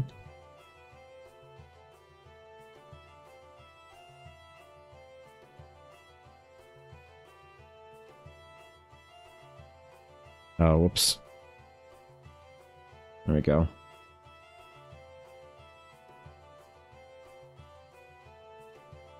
One-inch border. Okay. I haven't set this entire thing up for myself yet. So I gotta do it for the first time today. Every time I make a new print on this new printer, I have to set up a print for the first time.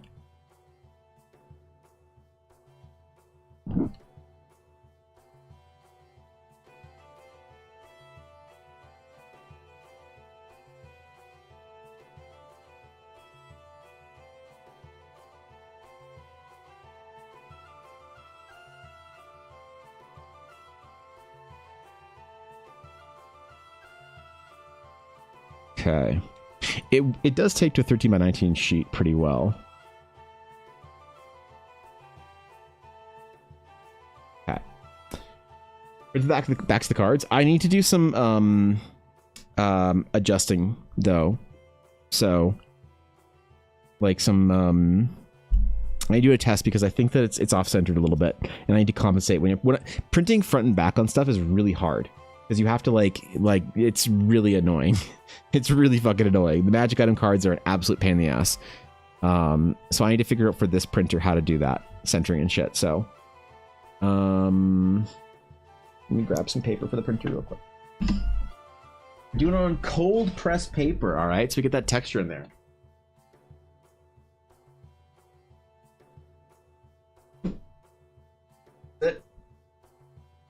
Nope, that's prints. That's existing prints.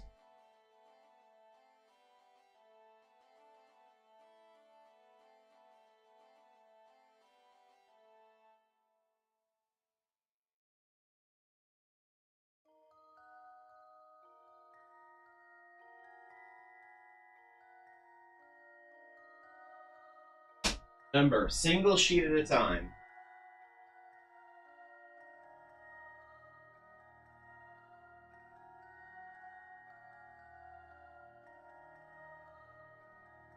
Cold press.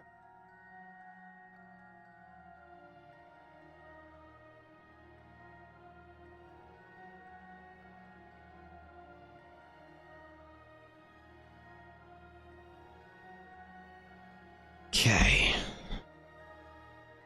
And Photoshop manages colors, print settings.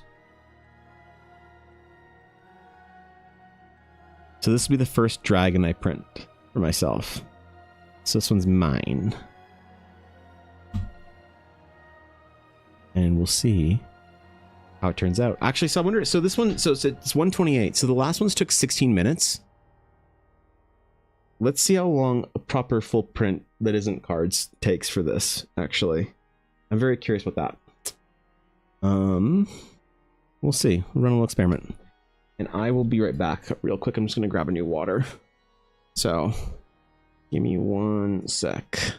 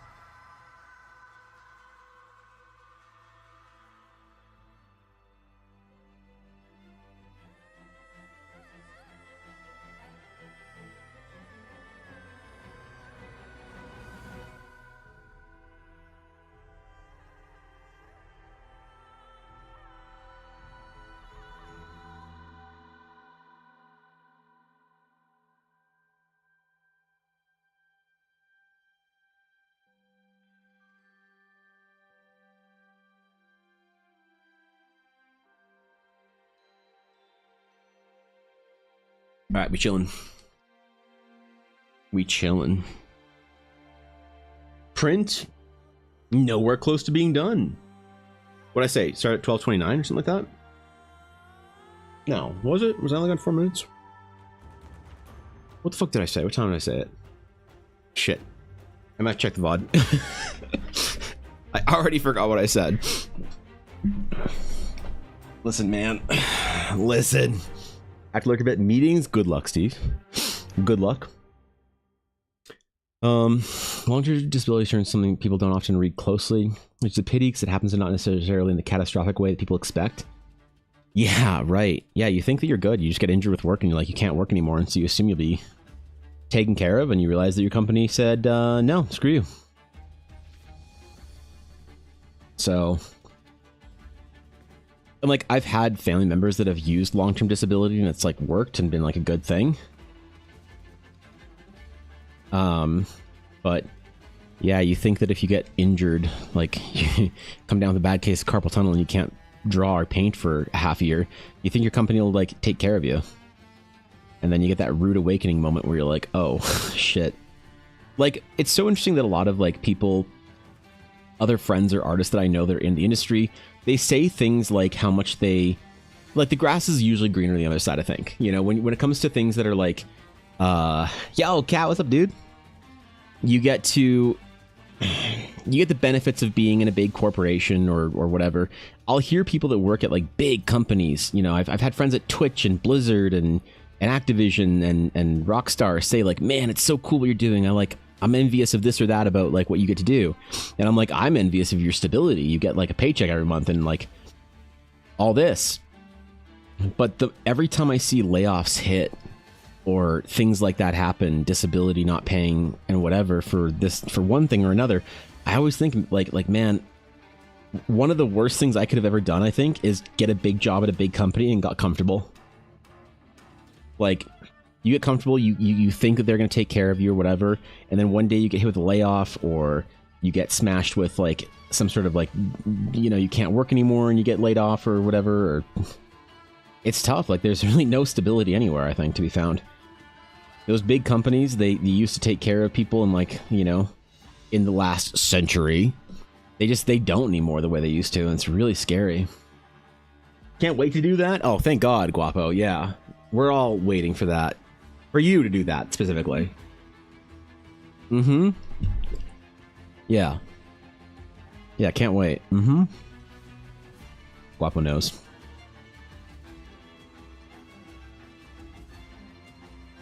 Guapo knows everything. Every meme. Not a single meme gets past Guapo. You gotta be careful, man. So.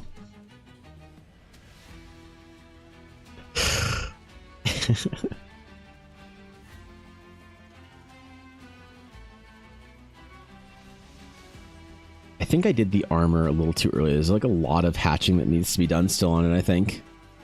I think there's still a lot of hatching I need to...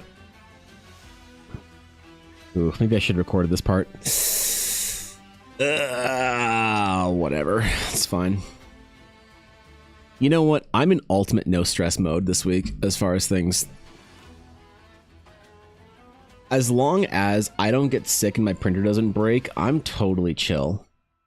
I'm totally chill. Got Edmonton coming up. Stream doesn't work, camera breaks, doesn't matter. Photoshop issue thing, art piece doesn't work out. I'm totally chill. What's up, Coyote? Haven't worked in almost a year and it's been horrible. Most recently, a place I applied to said I was too qualified. Oh, that's so annoying. Which means they don't want to pay what I'm worth. Yeah.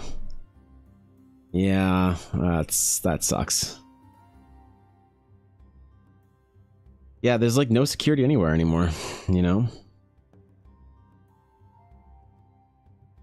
Last time there were layoffs at a big video game company, I was in like this group chat with one person who got affected by it. And he was like, man, it's so scary getting laid off. Like, you have no idea. You have no idea how nice it is to freelance. And everyone's like, yeah, man. Yeah, freelancing's great and that. You never get laid off. It's like, you don't ever have to be scared of like, of just like your clients dropping you and like whatever. Like, well, hold on now. Hold on. Wait, what? Yeah, it must be so nice. You're basically guaranteed a paycheck. Or like, oh, don't tell him. Nobody tell him. Nobody tell him. Let him figure it out. Let him figure it out. He'll get there. It'll be tough, but it's a lesson you have to learn firsthand. Mm-hmm. I finished new prints recently. Let's go, dude. I'm printing prints right now as we speak. We are on minute what, 10 of this printing? I think. We'll see. Making prints is very exciting, so most people will just think, oh, that's cool. I'm legitimately excited to hear that. Yeah. Niece went to apply for entry-level McDonald's job as a dishwasher, and they told her she needs 3 years of restaurant experience. Really? Really? The fuck? Oh no, they're getting they're getting Washomatic 6,000 to do the dishwashing for them. What is it? Flippy, Washo, and Fry Monster? Is that the Trinity? I forget. They had to get creative when it comes to money. Part of why I started making the magic card jewelry. For sure, yeah. That's awesome. There is something extremely satisfying about building a business, you know? Where everything you do is like something you're doing for yourself that you're building on your own. Now it's awful sometimes and terrifying, but I think that it's probably, for me, it was always an end goal, an end point.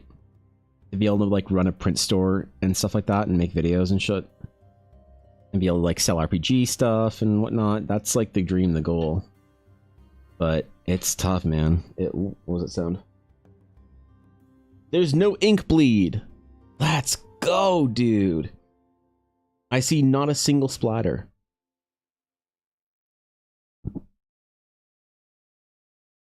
Why are you printing upside down? What the fuck?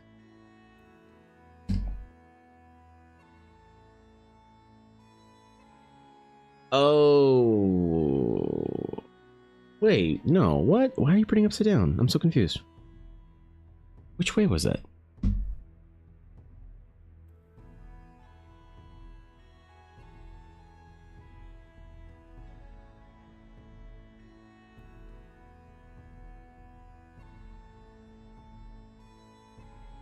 Huh. Good to know, printer. Alright. Alright. We're learning stuff about a printer today. That's what we're doing. The independent route is without pitfalls, tariffs, conventions being oversaturated, applications, algorithms. Yeah, it's brutal. It's brutal. I get it. The safety, like a lot of freelancers always look at the safety of and reliability and security of the industry, and they think it's the best. And then the industry guys look at the self-actualization of freelance and think it's the best. And they both suck. I think the print's almost finished. Oh, it finished. So if it started 12:29, what is that? About 50? Yeah, about 15 minutes again. All right, let's see it. Let's see it. All right, our very first dragon. Our very first legacy print. Pigment ink. This is what it looks like. Oh my god, dude, the colors. Let me inspect it. Back here real quick. Alignment's good? What pair did you yell at me for? Alignment's good?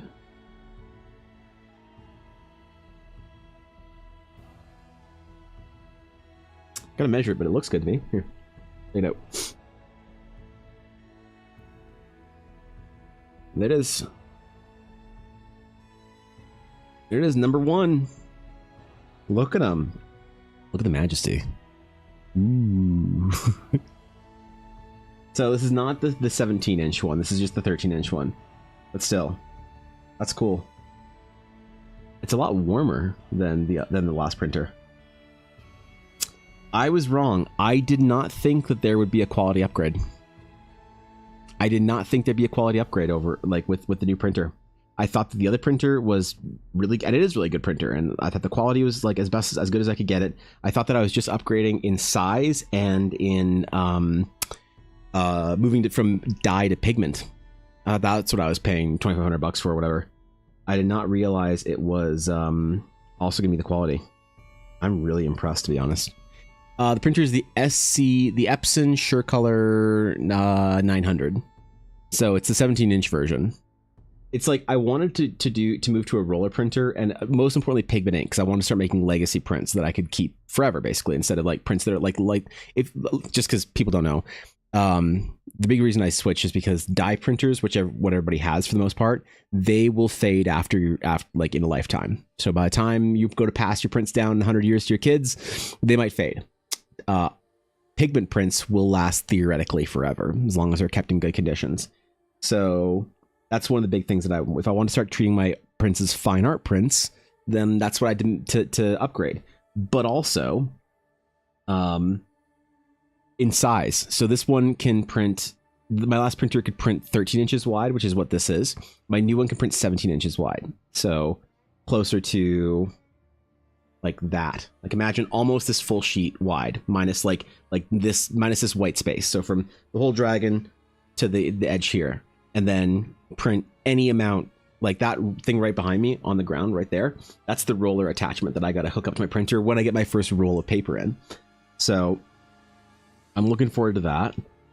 But I'm impressed. I didn't think that, like, because you can make two leaps in printer quality, or in printers. You can make a leap up in money and it prints larger in format, or you can make a leap up and it prints better. And to get both, it's a very, so like this printer, I could for about $2,000, I could afford a printer that can print better quality at 17 inches wide, or 24 inches wide, but not as good quality. To get them both, I had to stick with a 17 inch. If I want to move up in it, not sacrificing any quality, but I want to move up to 24 inches, that printer's $5,000. So that's a ways. That's a little ways, but that's cool, man. Look at it. That's the first one. I gotta do my little, so it's fun with proper fine art prints. You're supposed to sign them in pencil because graphite's like harder to counterfeit, whatever, reproduce.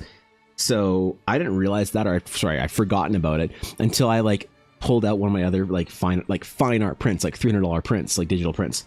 And I realized I was like, the numbers was in pencil. Oh, that's right. I was supposed to do it all in pencil for these ones. So that's why I had to go on a big pencil like scourge and try to find one. So that's cool, man. I got to go sign this in pencil as an artist proof, which is really, really dope. Let me put this down. Oh man, that took like this. These take like 15 minutes each to print. Hey, that's crazy.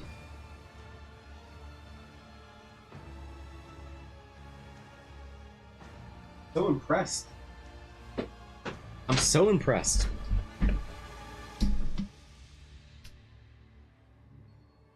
All right, looks amazing. Thank you. I appreciate it, Angelic. Thank you. What's up, cheese? All right, let's keep going. Hold on. Okay. We got a piece finish. The TS100, Epson SC, but 36. Yo, that's huge. That's a dope ass printer. You go for size because maps, but I love the quality printer. Yeah, I would love a large format printer that can print that big off rolls or whatever. Yeah, that'd be a dream. I don't even know where I'm gonna put this because this printer is currently on my floor right now because it's just chilling. I don't have a desk space or anything or shelf that I can put it on yet.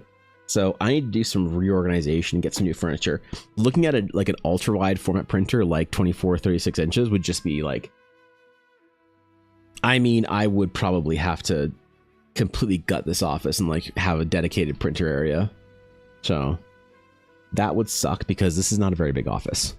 So its own stand. Yeah, right. Like that's the same thing with the 24 inch Epson Sure Color.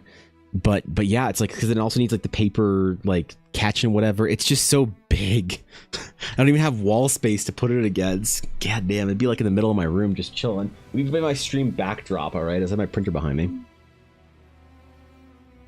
I gotta figure that out. We want to get a new printer. Still rocking the Pixma Pro 100. At the same time, I've been outsourcing my convention prints for the past couple of years. Yeah, I mean the Pixma is that's why I upgraded from, was a Pixma Pro. 200, I think, I don't remember, but yeah, Pixma Pro is a great printer. It prints dye. It could print 13x19. That's what I did all my prints for conventions or my print store or whatever. But yeah, it's just the problem is it's a dye printer and not a pigment printer. So that was like kind of a thing that I needed to change ASAP. Not that there's anything wrong with using, like, not everyone has to make fine art prints, and I would make more money like at conventions if I didn't make fine art prints. but it's a dumb thing for me where I want my prints to be a certain way and I'm not going to compromise on it. And I've been told ad nauseum by my artist peers that I'm dumb for doing it. And my prints are too expensive. They're whatever. They're this, they're that, which they are. They are more expensive than almost anyone else's at conventions. And I accept that. But also, like, I don't expect to make money at conventions. We're there anyway for Ella, for Blackwood Dice. The fact that we buy a table right beside her and I put my art there, it makes me accessible for like viewers and like not a lot of Twitch viewers come to the conventions, but a lot of like my YouTube and TikTok viewers will come to a convention and hang out with me and see me and whatever. That's really cool. So it's nice that I have an official space at conventions, and then I do sell a couple of prints, and it's like, it's fun, you know, to have it. And I'm also a good neighbor for Ella, right? Like, it's bad to have a bad neighbor at a convention. When I am the buffer between a bad neighbor and Ella, right? When we're at conventions. So that helps as well. It's one of the reasons why I also do it, because if I'm there anyway helping or whatever, I may as well buffer a table and whatever, and I'll make back my costs and whatnot. But yeah, people at conventions do tell me, they're like, oh, your prints are too much, you know, they're not fan art. That's the one I get the most, is they're not fan art. And so I don't expect it, and I know that if I did like mass produce, like get it, you know, outsourced to a printer from China or whatever, I could get my prints for like 17 cents each or whatever. But I just can't do it, man. It's just, there's something about it for me. I need my prints to be like a fine art. I need to LARP as a fine artist. That's what I'm doing. I need to make my prints LARP as fine art prints. I know that it's not a good idea. I know it's bad business overall, but the people who appreciate really appreciate it, and it makes it worth it for me in a way that I can't explain. I know it's a bad idea. I know. Don't get me wrong. I don't need to be convinced that it's a bad idea, but it's one of those things. It's like you have to. Sometimes you can't compromise on certain things that matter to you, even if they're dumb and bad decisions creatively. And making sure that I handle all my prints myself is one of those weird things that I just can't get past. I don't know why.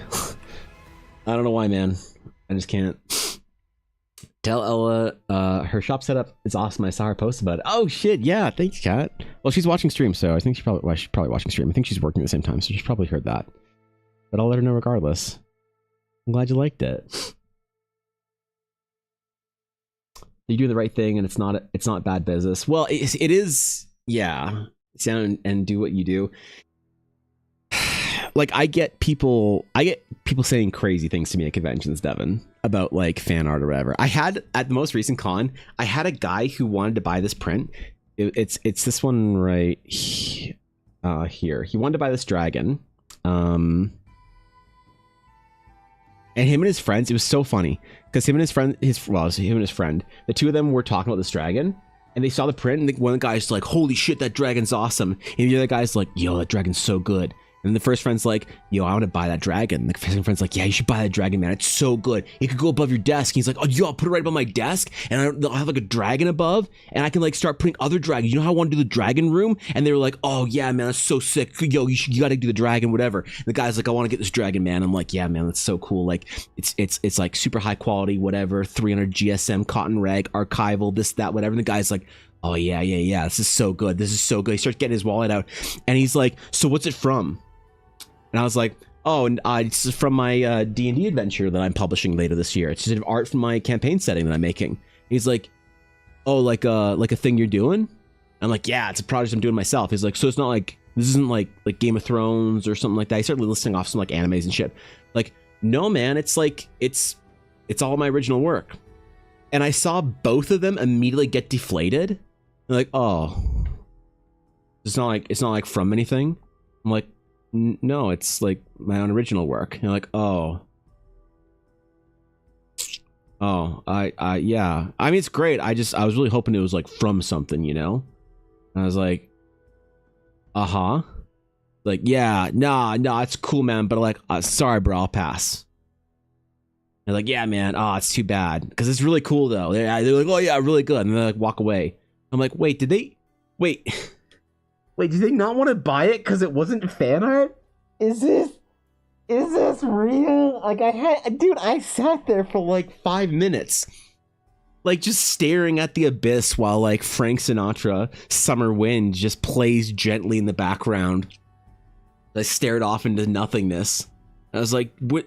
You wanted to buy it. You liked it. And you wanted to buy it. The fact that it wasn't from somewhere. Okay. Oh, God. So annoying. It's fine. I didn't want to sell the print anyway. God. Oh, man. Convention attendees get me sometimes. I tell you things people told me what not to do, and then I wouldn't make it with the way I make my maps and the price I charge. Yeah, right? And like, it's one of those things, Devin, where I think as an artist, you have to so often just like not listen to anybody. Like, I know it's bad advice, right?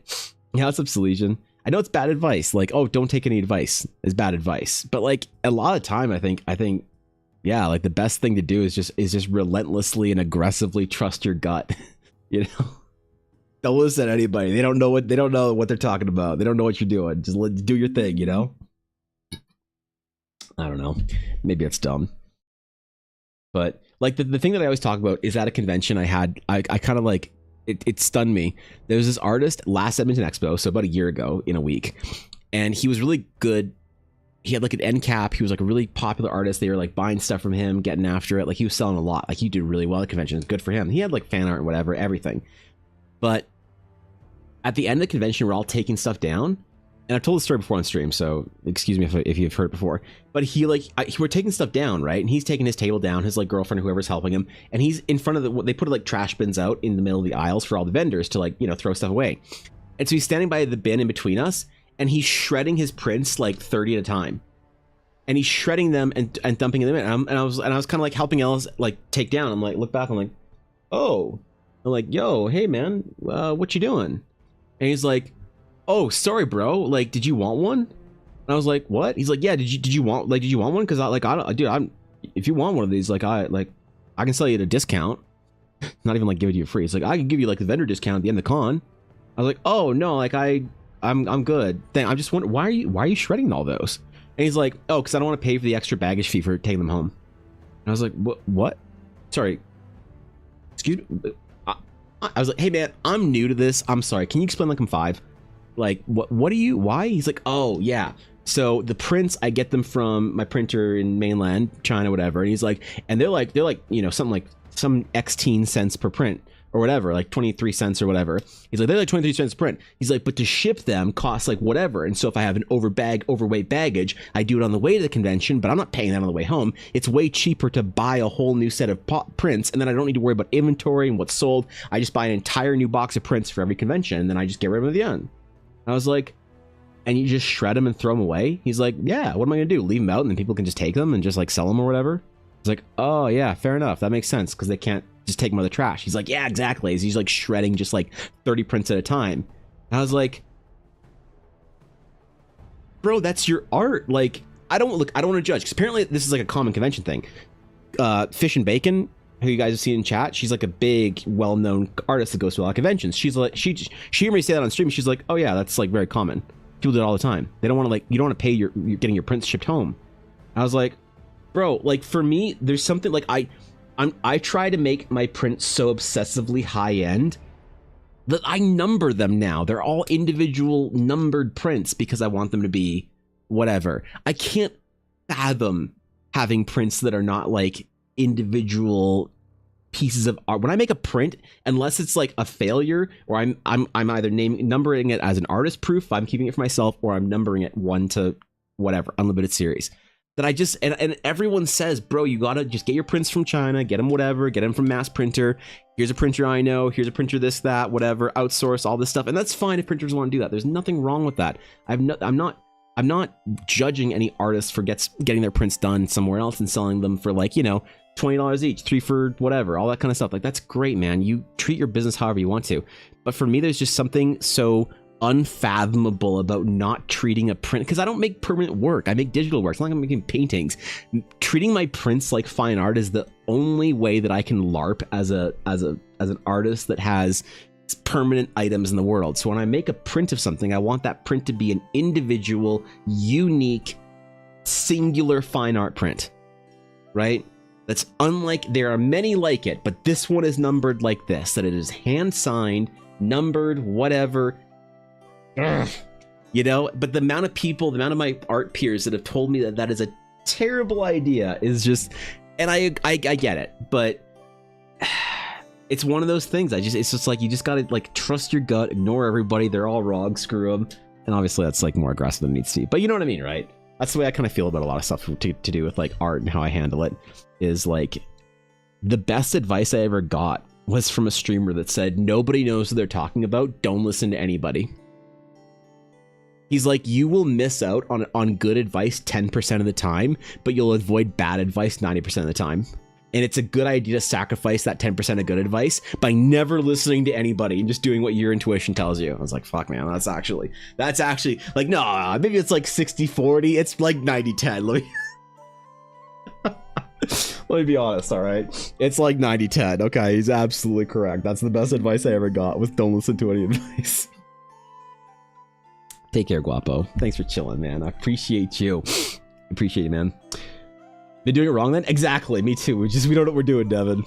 11 by 17 prints cost me $3.20 each, bagged and boarded. That adds up. It does. Like for instance, that print right there cost me about $15. Paper and ink included, not printer costs, anything like that, but paper and ink, when I make a printer like that, it costs me somewhere between $10 and $15. Maybe it's like 12 something or 13 something or whatever. Right? And so that's really hard to keep up with convention prices. You know, it's really hard to keep up with convention prices when people are selling their prints for like $20. Like, and I get told that my prints are too expensive. And it's like, the thing is, I know my prints are already expensive. Normally 13 by 19s are $50 on my print store. Now that they're with the new printer, they have to go up in price. And I know that it means I'm going to sell less prints, but it means that the prints that I do sell are going to matter more to me. So again, it's one of those things. It's like terrible business decision, right? When you think about it from a business standpoint, but there's some things creatively that I have to allow. I have to, like, me running the business of Evan Blair Art has to sometimes let my dumb little peepo artist, that's me, do his dumb little creative decisions that he wants to for his own whatever nonsense. So yeah. My friend Caitlin of K-pop art literally ships full-size skids to conventions. K-pop art. Wait, is that the... Hold on, I think I might know this person.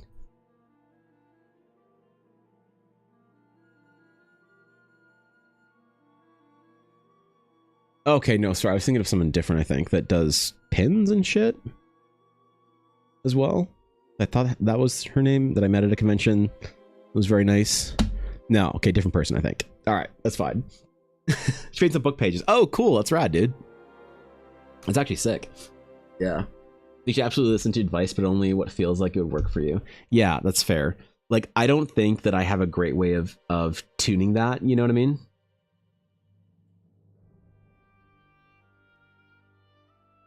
Right? Like I have a hard time.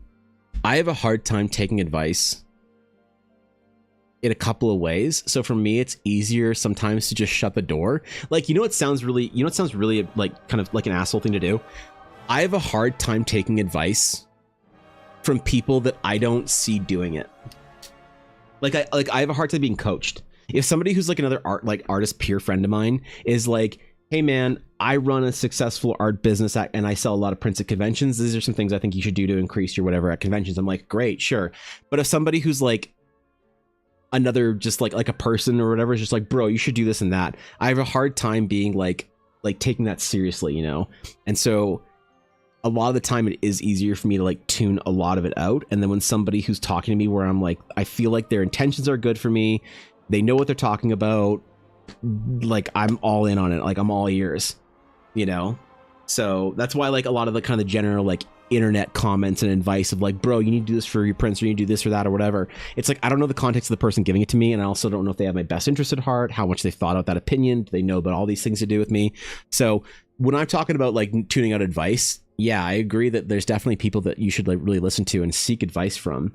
But when I talk about tuning out advice, I think that the advice to never take advice is mostly meant, I think, geared at sort of just the general like consensus of voices, either of people that are sort of talking to you about things, or the general advice on what like for streaming. There's lots of ideas for streaming of like, oh, you need to do this and that for running a successful stream. But like, it's just kind of generic advice that doesn't really apply to one person, or, you know what I mean? Like it's generic advice to always have cool, like fun things that change your stream with your channel points. But if I'm doing work and shit, and like I look at other artists, it's like, oh, you can make me draw with my left hand for 5 minutes. There's like fun stuff like that. I'm like, that absolutely doesn't work for me. That advice is trash. It is absolute garbage. That's I think where I really buy into the like, just never believe anybody. Everyone's wrong. Fuck it. Like, you know what I mean? It's just, oh god, it's kind of toxic. I know.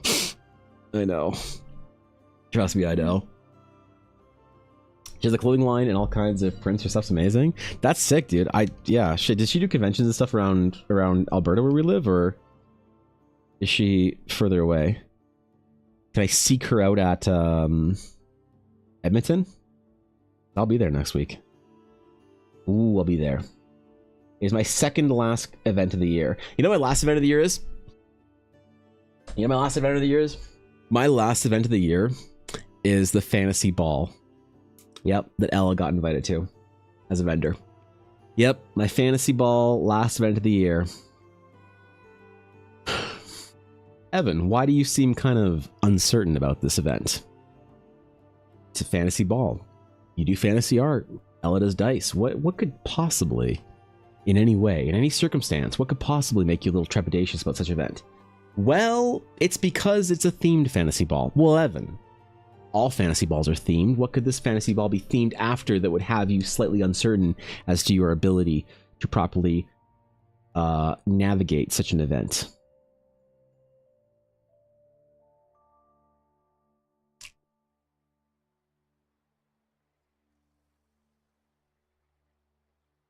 Akotar.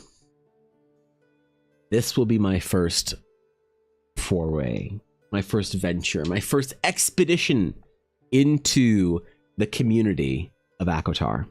Yep.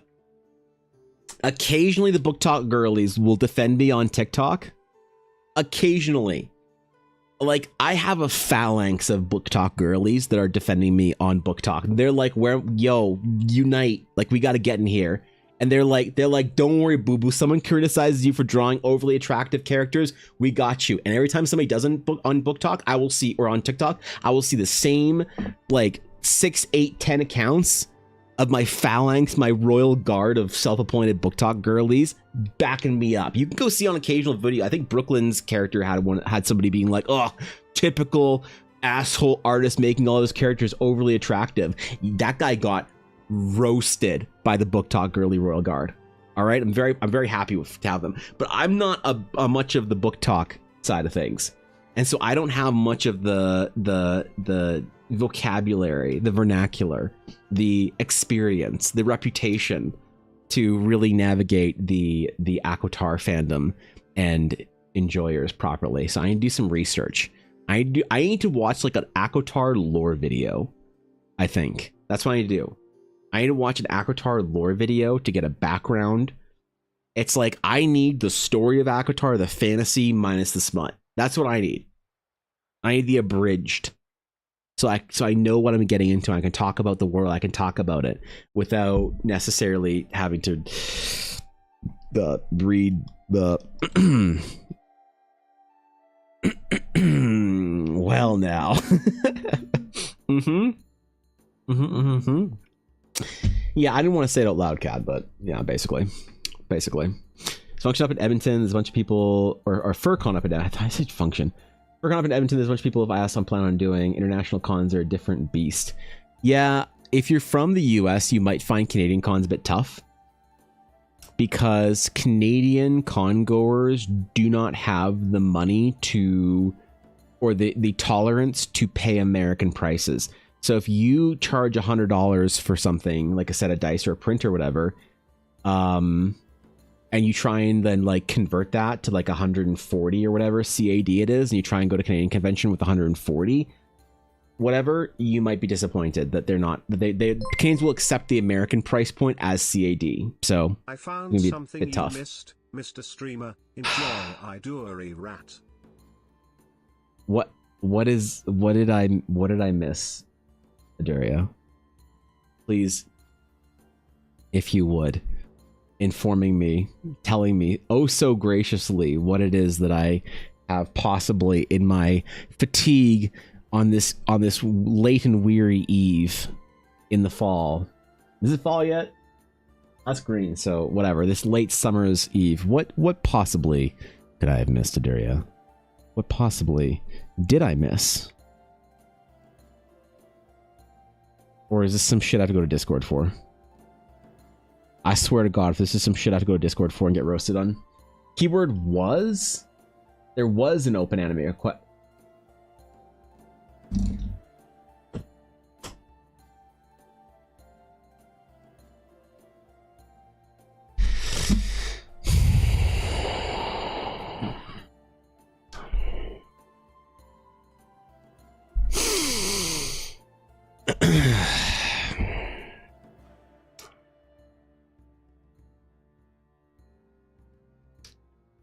You thought these were all gone, but I found something you missed. I'll request the female one this time. Attachment. Ensuring this doesn't open on stream. Just triple ensuring. I'm just gonna go full screen, just in case.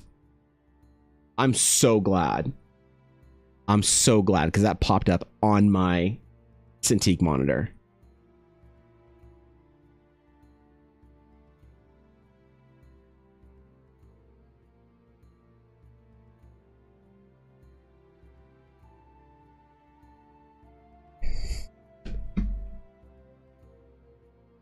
Oh, God.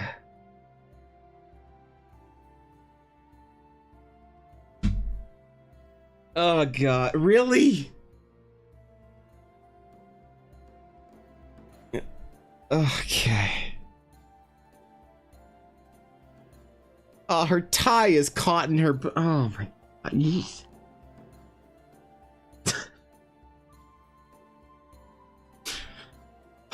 Oh, man.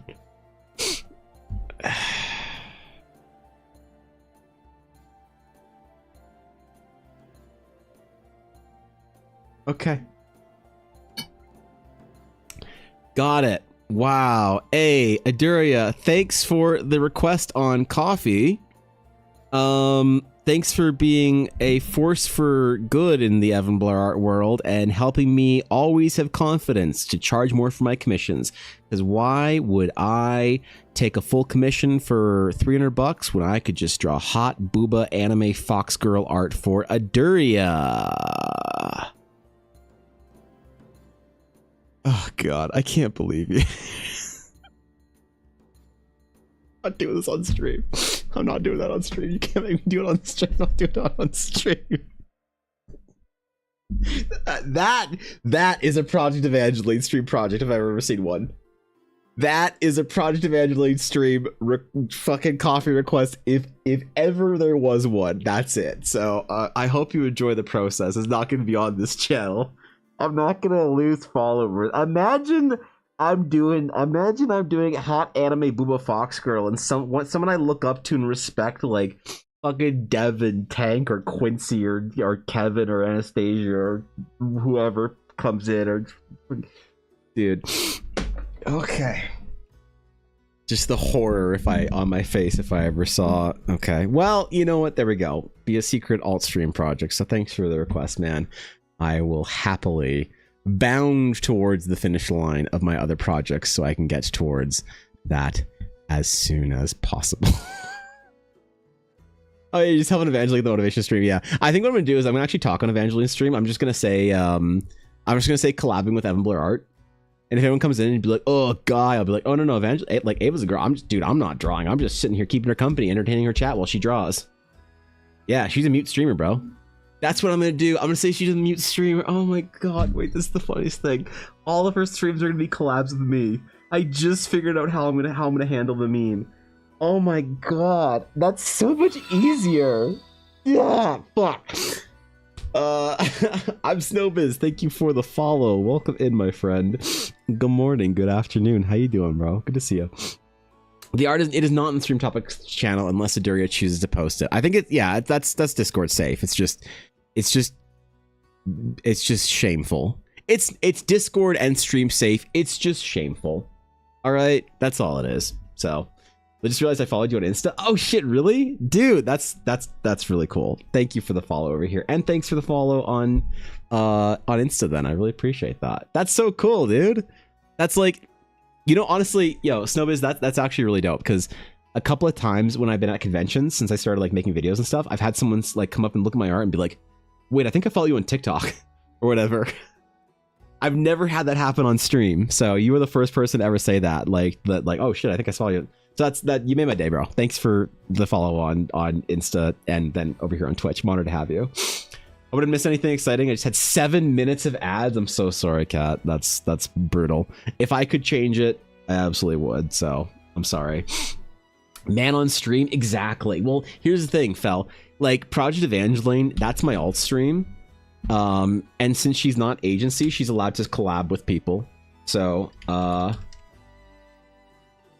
like Fel, honestly, the Project Evangeline like meme is so deep. I could probably make like an hour and a half long lore video as to why and how that fucking VTuber model was like. Eiley put in like 150 hours in that model. She put in serious effort to it as a dumb meme for one Halloween. So like I could talk for hours about it, but yeah, I need to create an org. Like I think Fel, I'm gonna create an org so that I can like go into, like, you know what I'd love? I would love, Fel, if I could get the kind of verbal abuse in Miniful's chat that Dual Logs gets. That would be great. And so if I can, like, the only reason that I have to going for partner on Twitch is so that I can create a Twitch team. Then I can create a Twitch team, and then all my VTuber friends that want me to do shit with them, I can invite them to my VTuber agency and be like, your agency, you can't collab with a man. That's me. Oh, I'm out. Ah, shoot. Dang it. Oh, that's rough, bro. Oh, well. You know? The Navy Federal rule is dumb. What ad? It adds if they weren't dumb. I speak as someone who has worked in advertising for 20 years and part of the problem. Well, I get it. Ads on Twitch are not good. They're not targeted. Twitch is like, or Amazon's ad serving is a terrible shadow of what Google's is. I get it, man. Twitch ads are, it's a big problem, honestly. Right? It's huge right now. So I don't know. What if a man becomes a VTuber and wants to be your friend? We all know that agency VTubers aren't allowed to collab with men. What happens if a male VTuber wants to collab with a man? Wait, that's true. Wait, who do I ask? Is Stim live? Wait, who do I ask that shit? Wait, what the fuck? Oh, that's a good point, Aduria. I don't know, man. I don't know how the rules apply. Maybe? Is Porcelain Maid allowed to collab with dude? We gotta think about this. Yeah. Look at all the agency VTubers who collab with male VTubers. Yeah, I know, right? Look at that empty room. Yeah, what the hell, man? Right? Like, actually true. Okay, we did the armor on this. What else? You know, I realize I haven't signed it yet, so let's just do that real quick so I don't forget. Thank God Atari's not here to roast my signature. Completely fairly. I think we're basically almost done on this. I had to go through another pass in a couple days and like not look at it. I'm really doing my like better art now that I don't look at it. Wait, Stim is alive? No, I don't want to bother Stim. I don't want to bother Stim. I could just go and ask Stim, hey, what's the social etiquette for agency male VTubers collabing with it? Oh, wait, that's why it doesn't work. There are no agency male VTubers. That's why it's, oh, ooh, you almost got me. You almost got me. You almost got me. Yeah. What if a man becomes a VTuber and wants to be your friend? Ha. There are no agency male VTubers. HoloLive ensured of that. So, you know. Ha. Got him. Fucking got him. Absolutely rolled. You thought you could pull that over me.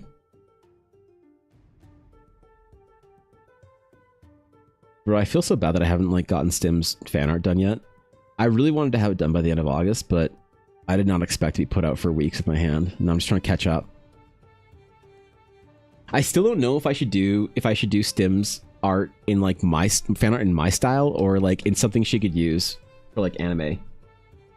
Like I don't know what like VTubers would prefer. Like Miwa liked her art, but like obviously Miwa can't use it for anything because it's not in her style. So I feel like I need to do my piece for Stim as something in like her. What the just the hell? All right, whatever that was. Where it spazzed. Yeah, I feel like I gotta do it like in something that she can use, right? Because my like sketch style and all this stuff, I don't think like I could do a sketch style, but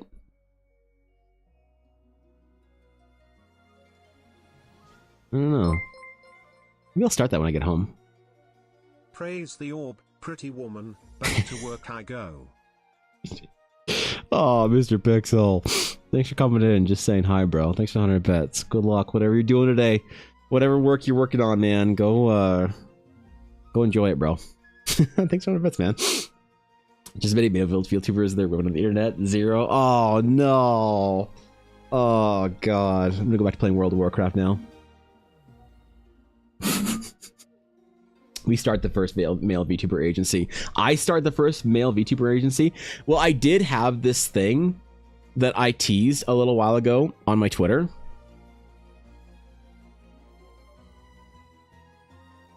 Where is it? Where is it? So I'm making my first ever live 2D, and I'm not doing it as a meme. But I teased this thing on Twitter that I'm hoping people... I made the tweet so I can reference it in a year, but I'm hoping people forgot about it. I heard hot big booba fox girls. I need in my life. Evan, please. I beg. You don't have to beg. Duria already paid for it. Okay? Thank you for the 100 bits, Azalea. So I did already say that I was starting in the first ever... the next generation of virtual stars. All right? And the reason I tweeted this is so in a year I can say that I teased it. This is not gonna... Like, our first talent is Evangeline, is Project Evangeline. Who's 27 followers now. So I could start. Don't worry, chat. We're gonna do our best to sign Vixie. Someone get Grok to tell her why it's a good idea to join Uma Musume terms. There you go. So I do plan on starting my first ever agency with Project Evangeline, my alt channel. So, look, hey, man, you know, maybe this is a new era. Maybe I be the first ever VTuber org owner to sign a male VTuber. Like, when you're recruiting, all right, that sick, be dope. We'll sign a bunch of male VTubers and weird guys. Can you all stop playing BattleTech and World of Warcraft and Warhammer? Can you guys play some real games? Oh, never mind. You're all okay. Yeah. Okay. Never mind. This is damn it. This is why we don't sign male VTubers. Fuck. God. Damn it. Ah, shit. Damn it. Now I remember. Hey man, look. You could call me an asshole for saying it out loud.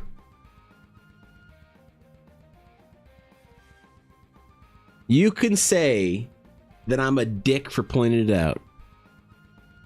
But you know what isn't happening? Nobody's saying I'm wrong.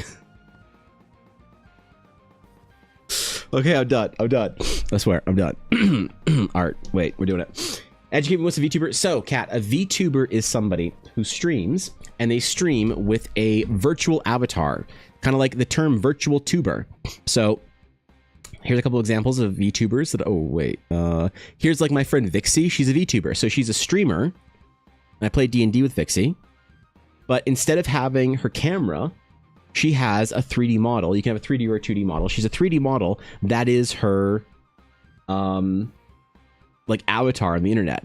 So she uses a camera and the camera is tracked to her motions. So usually it's the VTubers are sort of tracked kind of shoulders up. But as you move, as you talk, as you make expressions, the VTuber will change expressions. You can see Vixie's like her eyes are being tracked as she's looking around her screen.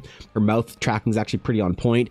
And since she's 3D, she can also do like wear tracking gloves and, you know, do stuff or whatever.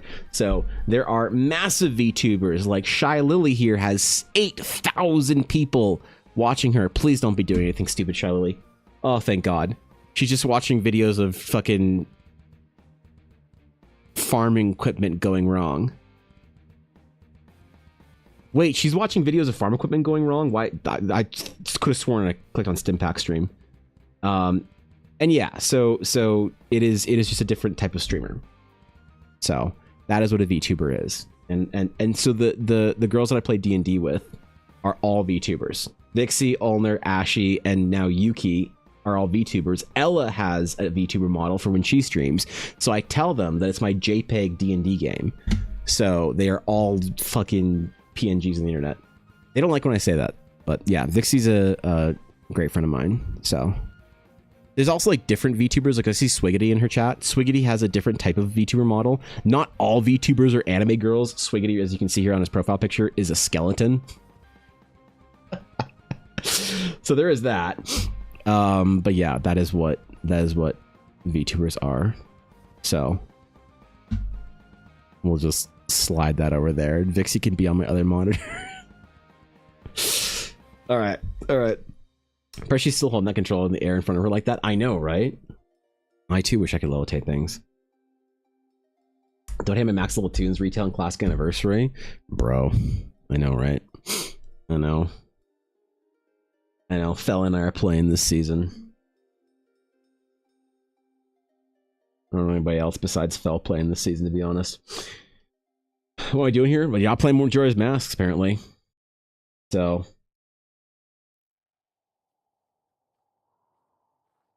a lot of VTubers, though, Cat, are all like anime themed avatars. So you play classic, really? Oh shit, man. I'm impressed. I thought that all the Final Fantasy 14 players in my chat scared all you Warcraft players away. I'm impressed. Goddamn. My VTuber avatar would be Ryan Gosling. Absolutely. I don't see why not.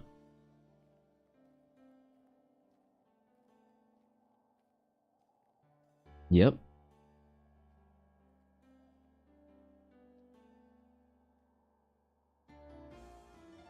Okay. I think I need to not look at this for a couple of days. I see some areas that are missing some texture and stuff, but I think I need to just like, now that I have all the fill layers in, I'm really trying to respect the fact that once in a while I just need to walk away from a piece for a couple of days, forget about it, and come back like a week later. The more time I take away from a piece, actually, the better it is. Which is like weird, but there's 3 different raids. That's impressive. Holy shit, bro. Both my guys at 60 on hardcore. They both died at 60. Oh man, dude, I loved the WoW hardcore meta. It was so fun. I loved it. It was literally the best. I gotta get my like copy of Midnight to start the housing thing when it comes out. But I hold on. I accidentally clicked on something.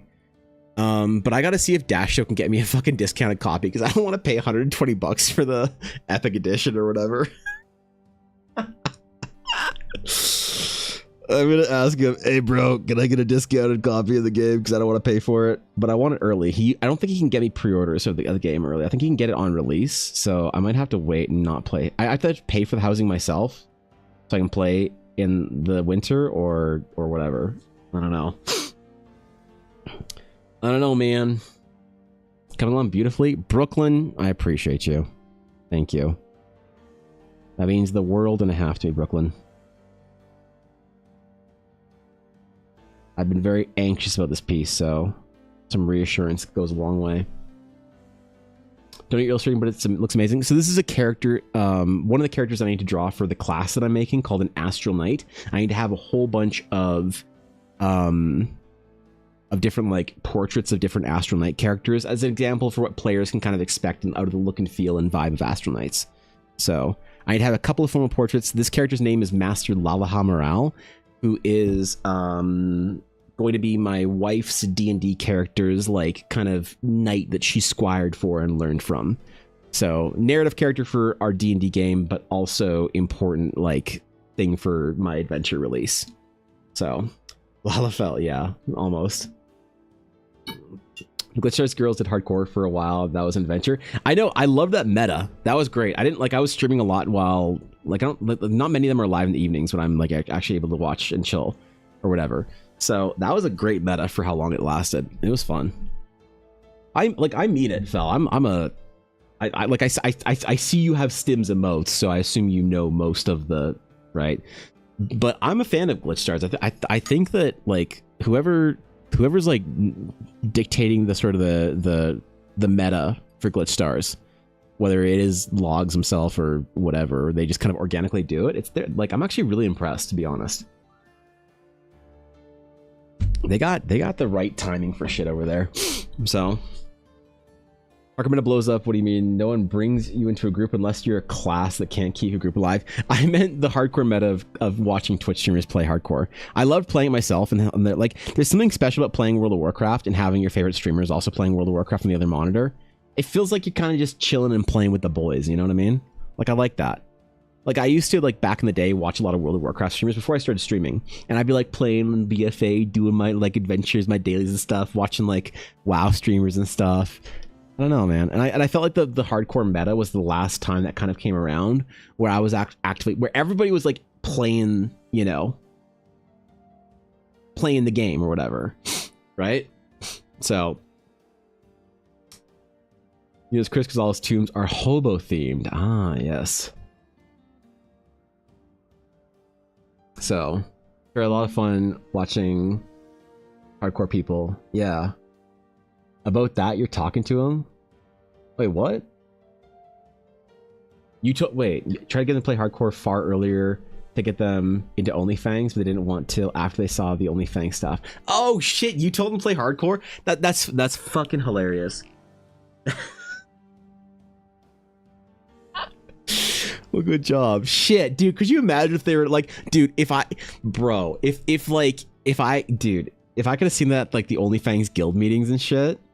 Ah, oh, fuck, that would have been good.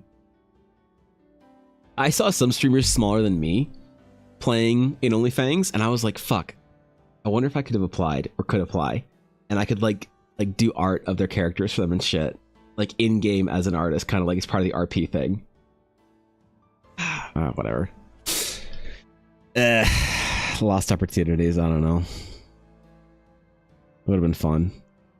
Dude, they would have been sick in OnlyFangs.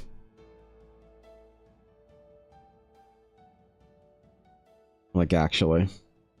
Oh, wait, I'm missing my... I know what I'm missing. There's like one big glaring issue on this before I like walk away from it. I need to do some of the highlights on the robe.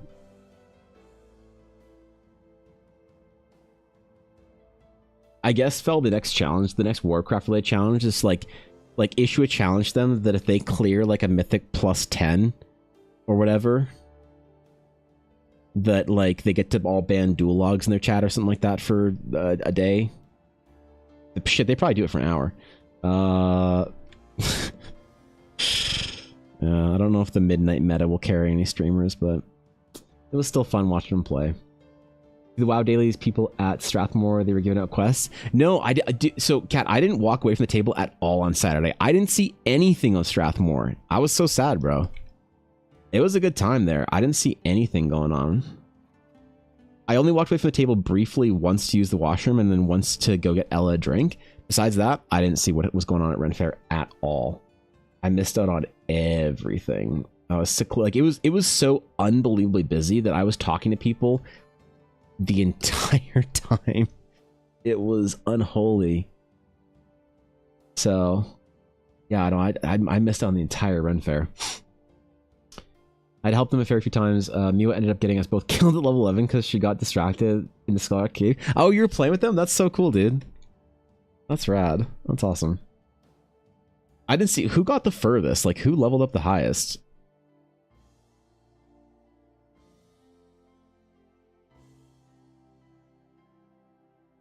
Wait, what? They hit level 60? I didn't know. Love the hardcore death clips the most. They were good. The hardcore death clips are the best. They're the best. The best hardcore death clips. So the best ones are from, I think, like, because like the perspective of an old school Warcraft player, it's like you barely have these like kind of these like vague memories from fucking 15 years ago of like dying to a mob or whatever, or things being so terrifying that you're like, guys, how are we gonna kill this quest mob? Like the guy in Red Ridge, that whole like keep or whatever. You're like, oh my god, like, right? And you have this memory of it being terrifying, and this like really high end piece of content or whatever that like is really difficult. And then you go play it in Classic, and you're like, okay, this is not the game I remember it was. Like, you can only step in one river twice or whatever it is, you know, or you can only step in the same river 4 times before it turns into Dr. Pepper. I think that's how it goes. But then you see people playing for the first time in hardcore, and they're dying to the same shit, and they're all terrified of stuff. Like that was really cool. It was fun to see people treating the game like you remember it, you know? Because like the Warcraft Classic meta, I feel like a lot of it was dominated by people who have been playing Classic on private servers for the past 10 years.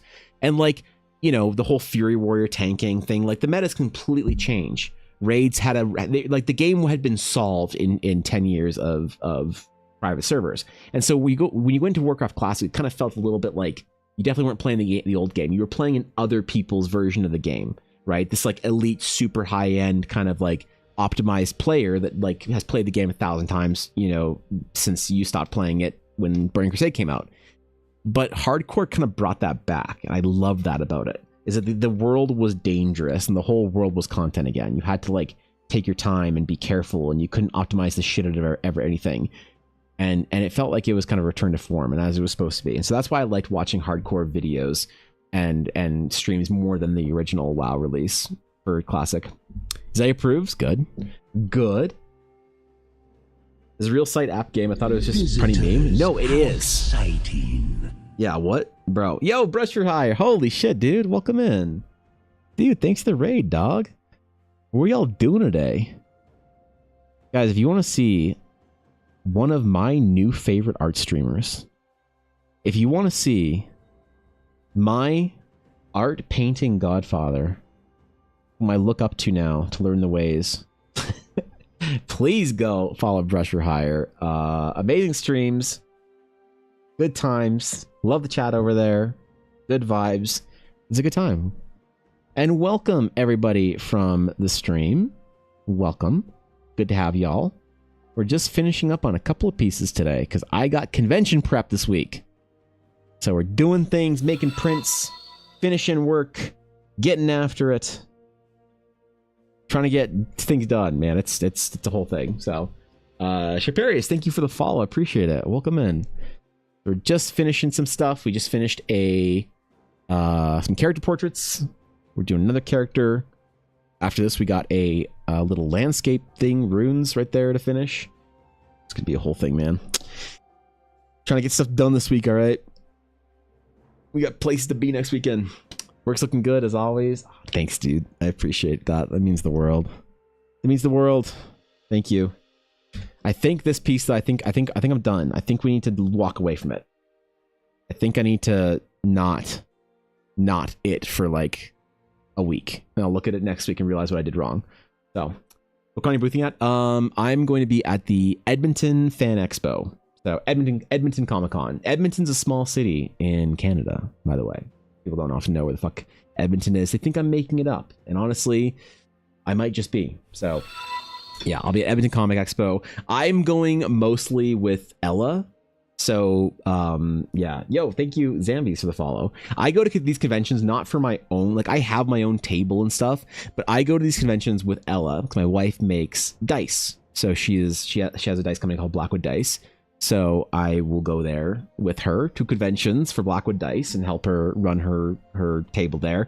But I went with her last year to Edmonton Expo, and I ended up getting a table for the first time because we figure if I'm gonna be there anyway, may as well have a small table that I can, you know, I don't know, just talk to people and whatever. And it was cool. I definitely isn't worth it for me to go to conventions alone because I don't do fan art and stuff. I'm not really popular at conventions. I don't make a ton. I barely make back my costs, you know, more or less. But it's fun to be there and I get to talk to people from the stream and from YouTube and stuff like that. So, and then also I'm a good booth neighbor, like for Ella. So there's always a gap. If there's like a really shitty person to be like neighbors or whatever, then there's them. And then at least there's me and then Ella. So, yeah, but we go mainly for her. So she does actually. She doesn't. So she is self-reported, basically the worst at posting videos, progress update, whatever. But on her, does that not have her Instagram on there? Wait, hold on. It doesn't have her Instagram on that command. Blackwind Dice here. I'll send you a link. Ella makes amazing dice. She's really bad at making videos and stuff, and it's my fault because I said that I would make videos and stuff and whatnot for her and take pictures of her dice and all that. The reason that I don't is because I'm just way too busy right now with my own videos and stuff. And the reason she doesn't is because basically she has been on overdrive. Every convention she's gone to this year since April, she has sold out her inventory basically the entire time. So it's kind of not good for free time. So she's been putting in 2 a.m.s for the last like couple months, but she makes literally some of the best dice of like anybody out there that does the kind of stuff that she does. Her polish and quality is unmatched. So yeah, she doesn't post a lot, unfortunately, on Instagram because she never has any inventory. She'll make inventory scrambling to get ready for an event, go to the event, sell all of her inventory, come home, and have an event in 2 weeks. She needs to remake, 50 sets for or whatever. So the reason Ella doesn't have a bigger Instagram is my fault entirely. Blame me, not her. I am the villain here. So, but yeah, she does some amazing work. Rad dice. Oh, thank you, dude. You have me a dice? Yeah, Ella, I'm very proud of her. Like Ella does some pretty amazing work. She's and then we just like got back from Strathmore Ren Fair where she has like her entire setup, and I bring my art to there. You can see some of the stuff I do, but she'll sell through her entire inventory, minus like a couple of sets or whatever here and there. She just recently got a space at a retail store actually called Makers in Calgary, which is really cool. So she had to scramble to make inventory for that too, which is already selling out at the store. So then she has to scramble to make inventory for Edmonton Expo next week, or this weekend coming up here. Actually, we leave on Thursday. So yeah, she's really cool. She's probably the coolest person I know. I don't know this TikTok though. I don't get this one. This is unsettling. This is what happens when we let Ella make her own TikToks. So I gotta make them because this is not okay. This is like we got questions here. We have concerns. Anyway. Anyway. Oh, I see the God. And that's my favorite set from her. Yeah, she's pretty dope. So I think I missed some chat up here.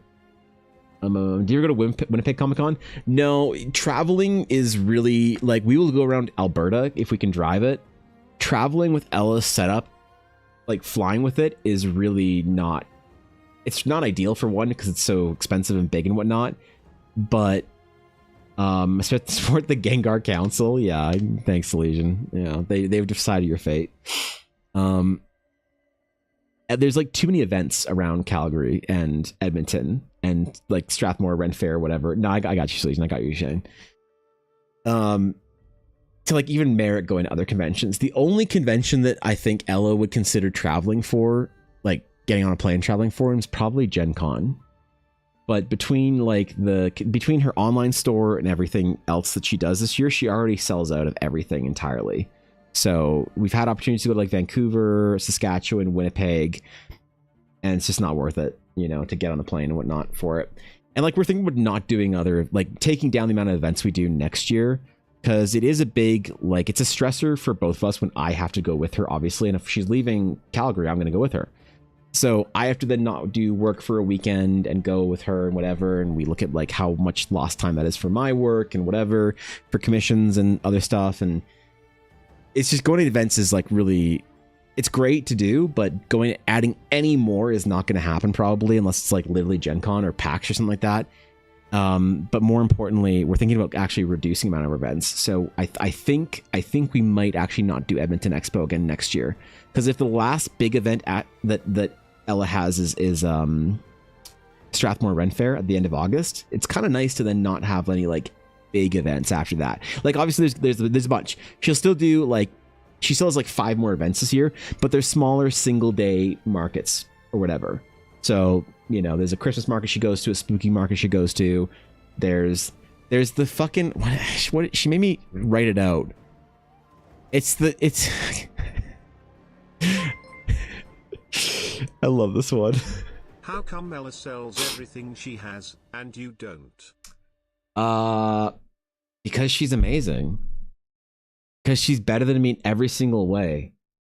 Because my wife, Ella, is the coolest person I know, Moose. And if I could even try at some point in time to chip a fraction of the immense dedication, drive, and ability to make shit happen that Ella has, I would probably run the world.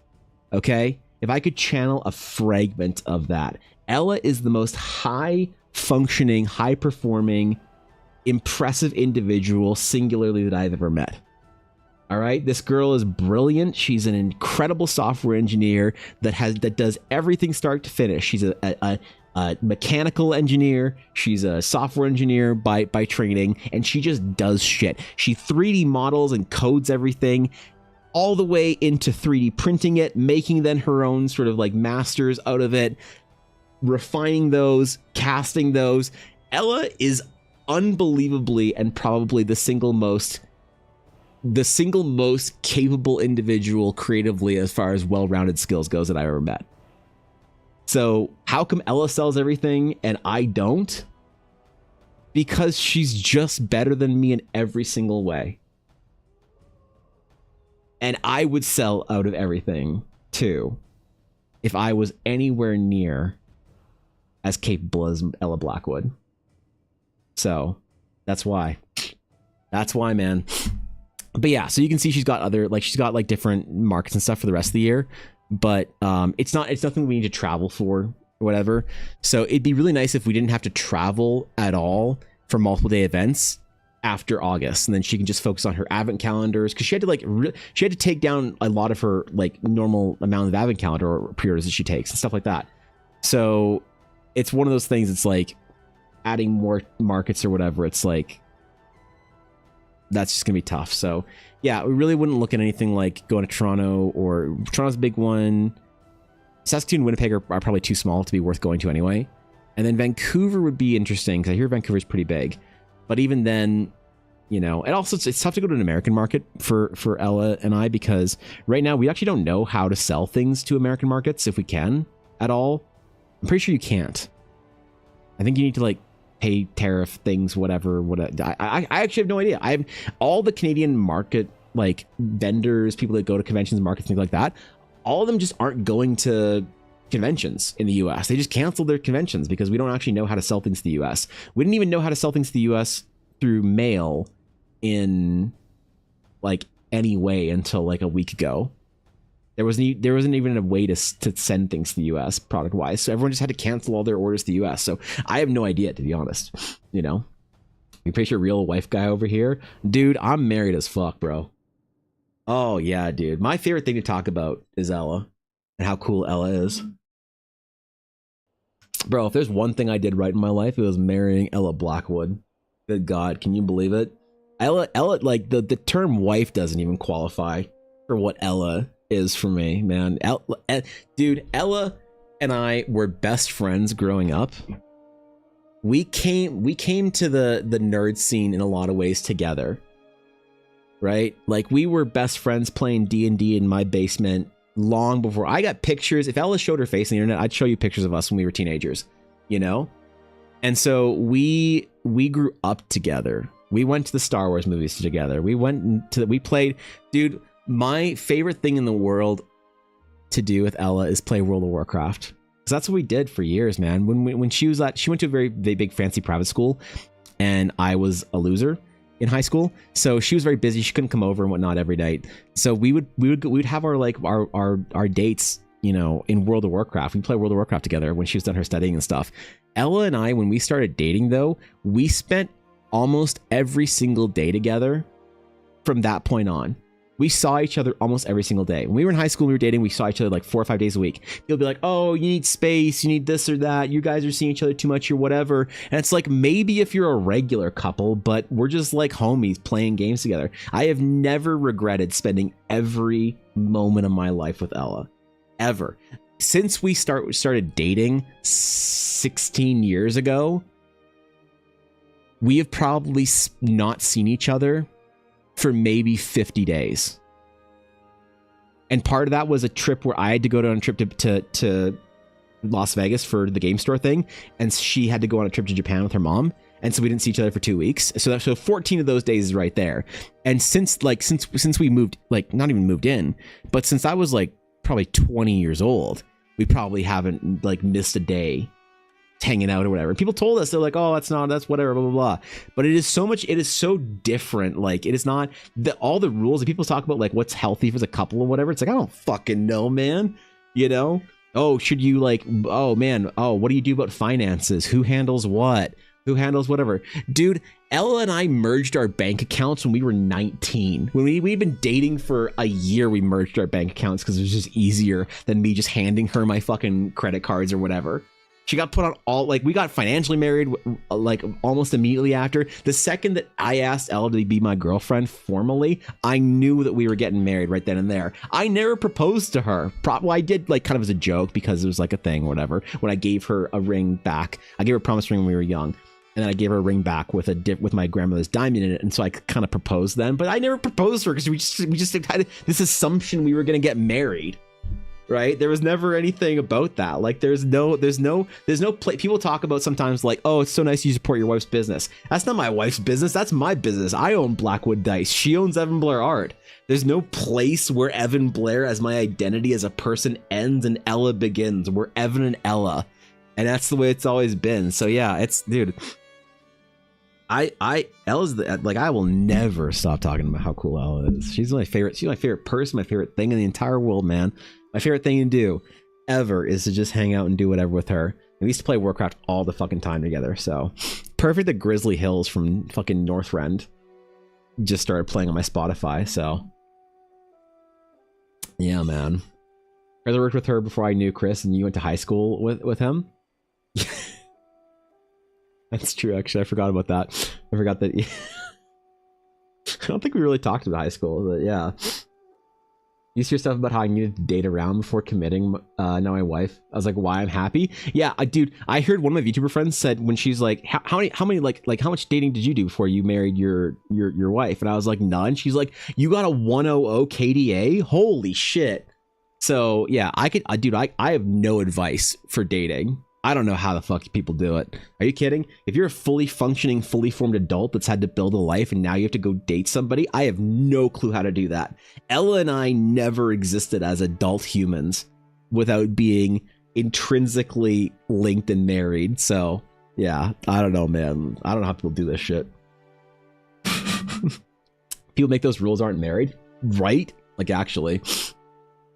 We talk about Ella's absolutely beautiful. Well, man, I won't ever mute or blunt the amount of like gushing that I will do about Ella. You know, start dating when we were our teens. That's awesome, dude. That's actually rad. Yeah. Fuck, man, we used to play so much World of Warcraft together. We would just play all day, man. She'd come over super early in the morning, like when she'd call me on my phone to let her in. This is like before I'm awake, before my parents are awake, anyone. And she'd call me on my phone to wake me up. And if I didn't answer my phone, she'd like knock on my window before I like got an extra house key made for her when I was living with my parents. And she'd call me, she'd be like, I'm cold, let me in. And so she'd come in at like, she'd get there at like 7 a.m. on a Saturday or whatever. She'd take the bus over. And then she'd like pop her laptop, and she'd sit on my bed playing World of Warcraft, and I'd sit at my computer. We'd play World of Warcraft literally from like 7:30 in the morning till like 1 in the morning. We play World of Warcraft We play WoW for like 15, 16 hours sometimes on a weekend. Oh shit, man. Gotta raid right now. Have a great stream. Dude, thanks for the raid again. Guys, if you aren't following Brush for Hire, please fix that. I mean it. That's a threat. Thanks chilling, bro. Appreciate it. That story's very similar. Makes me grin to hear about you now. It's like a fairy tale, also relatable at the same time. It's freaking awesome. Yeah, man. Yeah. Dude, I don't even know what you're supposed to do if you have to date somebody. Holy shit, that's terrifying, man. That's true romance. Something like that. I don't know. I don't feel very romantic. But it's comfortable, you know? It's comfortable to not ever have to worry. Right? But like some people talk about like, oh man, you'll never have that like first kind of like dates with another person after you just marry the first person you date. It's like, nah, dude, I'd rather take peace, comfort, stability, happiness, and all that rather than have to feel like you have to date around. That's the terrible fucking advice. Whoever told Mina, and her friends would tell her that in high school, like, you can't marry this guy. You should break up with him, find another boyfriend. My friends would be like, bro, you should. Actually, sorry, all my friends loved her. Some of my friends were like, bro, you sure she's the one? I'm like, yeah, like, oh, fuck yeah, you know? But all our friends were like, oh my god, you should date around, you should whatever, you should make sure that, you know. He's like, no, fuck you. Right? Dude, she's the coolest. Why don't I sell out and why does Ella sell out? Because she's better than me in every single way. That's why. That's why. Also, I'm pretty sure my coffee's literally sold out, so. You guys come up in 15 years together? That's insane, dog. Holy shit. 15 years, man. That's actually pretty rad. Good job, yo. Alright. Okay. I think we're good on this one. So, Astral Knight, done. Done on the Astral Knight. We have the... What do I need to finish this week? Because I have a lot that I need to do before... What do we need to get done today? I think we need to get the runes... Oh, God.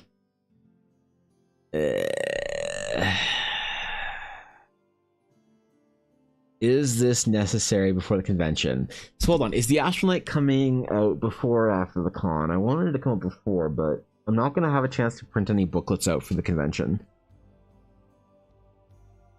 Maybe I don't worry about it.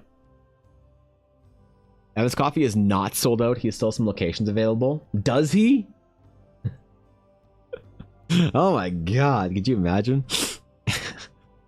I should probably close those down because I've got such a long list. I should probably. All right, if you want a coffee landscape, let me know because in 30 seconds I'm closing them down. just in case you wanted one, man. Just fair chance, last warning. Let me actually close those because I probably shouldn't have anything open till after the current queue is locked. You guys throw down, which is a loaded theory, and sure, we should have dinner. Yeah, I'd love to. I mean, Elle and I are in an intense grind step, whatever, the summer, spring, summer, fall. But this winter, I'm really hoping we have time to just, like, breathe, you know? You ever decide yet if you'll do full character coffee requests? So I'm going to open them. That's actually a great question. I meant to say something about this last week. I'm going to Brooklyn. I just don't think that anyone, like, I will do it as an experiment. I don't think anyone will get them though, because they're going to need to be a lot more expensive. Because like a portrait takes me a while. Doing a full character request, it's going to be like $400 or more, something like that. And I think at that price point, people want it to be a commission. So I'm going to open it as a thing if anyone really wants one. But I seriously doubt that it'll become a thing on coffee because yeah, like once you're once you're at that point, I feel like people probably want to have like a good say in what their character looks like, and they want revisions, they want to have stuff, you know, whatever. But I want to do more character, like full characters, because I think, well, okay, you want to know why I want to do more full characters? Because they make better TikToks and videos. So that's why I need more full character designs. So I want to open it up, and it's like, if nobody ever gets one, then it's like, hey man, fine by me, I just keep doing my commissions, whatever. But if I open it up and somebody does get it, then it's like, great, now I have something I can make a video about and whatever, and you know, that's totally fine. I'll probably treat it somewhere in between a commission and a request. I'll probably do some little, you know, revision type things, especially if it's people I know. I'll be like, hey man, you cool with this or whatever. just because then I make sure I get it right for somebody. But I obviously want to word it in the same way of like, no revisions, fuck you, you know, pay me money and I might do a character for you. Like whatever people think of requests. Just because people that like, I don't want somebody coming at me who like doesn't know stream and I don't know them, and they're like, hey, I bought a commission. Now you're forced to talk to me and I'm going to be extremely difficult to work with. And oh, by the way, I've prepaid. Because I will fire my clients if I get a sense that they're going to be pain to work with. I will fire them with all the love in my heart for them, just so neither of us have to deal with each other. So I don't want to ever, and the only way I can do that is the fact that I can work with somebody for little ways, figure out that they're definitely not the kind of person I will enjoy working with, and then I fire the client as it's put, you fire your clients. But I just tell them it's not going to work out. And at that point in time, they're usually sometimes a little bit mad if they ever are mad. But they're not really upset because they don't prepay. They haven't paid anything. By the time somebody pays like a deposit or whatever, or wherever we are in the process, they're pretty convinced they love what I've done. Because I usually do pretty comprehensive sketches before I even talk about that with somebody, where I'm like, hey, what do you think of this? And I give them like way more than a lot of other artists will give typically for concept sketch. I'll spend a couple of hours on it. And people like other artists, like Steve Sketches tells you I'm crazy for this shit, and other artists and whatever, that I do so much work before even knowing if I'm going to work with somebody for the rest of it. Because it usually works out better that way for me, and that's, you know, whatever. So I'll probably still treat it more like a proper commission with people, with some revisions and stuff like this here, making sure people go with some details and whatnot. But I just want to word it pretty aggressively, like no revisions, you don't get anything, screw you, just because I don't want that random person from Instagram coming in being like, oh shit, I'll get a character request, and then expecting me to spend 30 kind of Discord sessions with them working through whatever. Because like I really love the process of working with somebody on a character, and I can say to them, hey, what do you think of this? How's this vibe? What do you think of this? What's this or that? Like, where are we at with this? I like that process. The problem is that some people are an absolute monster to work with, and they make me hate doing art. Like working with Quincy, he's very particular about what he wants, and I love it because we're building something really dope, and I love that. I fucking love it, and I love working with him on the project or whatever, you know. And I've had clients recently that I've really loved working with, and I've adored, like, you know, helping them with that vision. We kind of like mold it. It's really cool. But occasionally someone will be like, yeah, I don't know about that sword. I kind of want the sword to be like an elf girl and have like, you know, two like tentacles for handles, and then she's holding on to them, and the two tentacles are actually like gnomes, and you're like, what the fuck? Oh god. Can't I fire you? Oh my god. So I'll probably word it really aggressively. So as in Quincy's Tavern, yes, I'm doing art character illustrations for his new book of the Lost Bard. So yeah, no, Quincy's like everything that anyone talks about Quincy being an amazing human being and a phenomenal individual. Like, so like, but he offered me a big project, and that's why the summer got completely swamped, because I was already like basically full up, and he's like, hey, do you have time for this? And I'm like, I will make time for this shit. You have no idea. I will kill everything else I'm working on and do this if I have to. So yeah. They do revisions and get feedback with you. It's an extra treat, non-obligation. Sure, yeah, exactly. And sometimes Salesian people ask me to do things that I don't want to be. I don't know how to word this and not be an asshole. People have design choices that they like and make sense with for them, but I don't want people to think I made that choice, you know what I mean? And then think like, oh well, I wanted something a little more traditional fantasy, but like Evan's doing like fucking gun blades and all this like kind of extra fantasy shit that's like cool. It's just not what I want to be known for. And so then if I spend like, you know, 25 hours on a piece of doing that, and I'm like, then I don't want to like show it off. And so it's just tough sometimes. So yeah, if I can have revisions and feedback and people can talk about the project, then I'm fine with that. I'm totally fine with it. But it's more like, yeah, I don't know. I just don't want people with very wildly different ideas to come in and ask me to do something that I'm like, I really don't want to do this, you know? So take care, Kat. Be good. Endless rounds of revisions is absolutely exhausting. Like the client can't make up their mind and or fixate on like the smallest detail. It has to be perfect. Yeah, totally. And like for my commission process, I don't charge for revisions. I don't charge for extra revisions.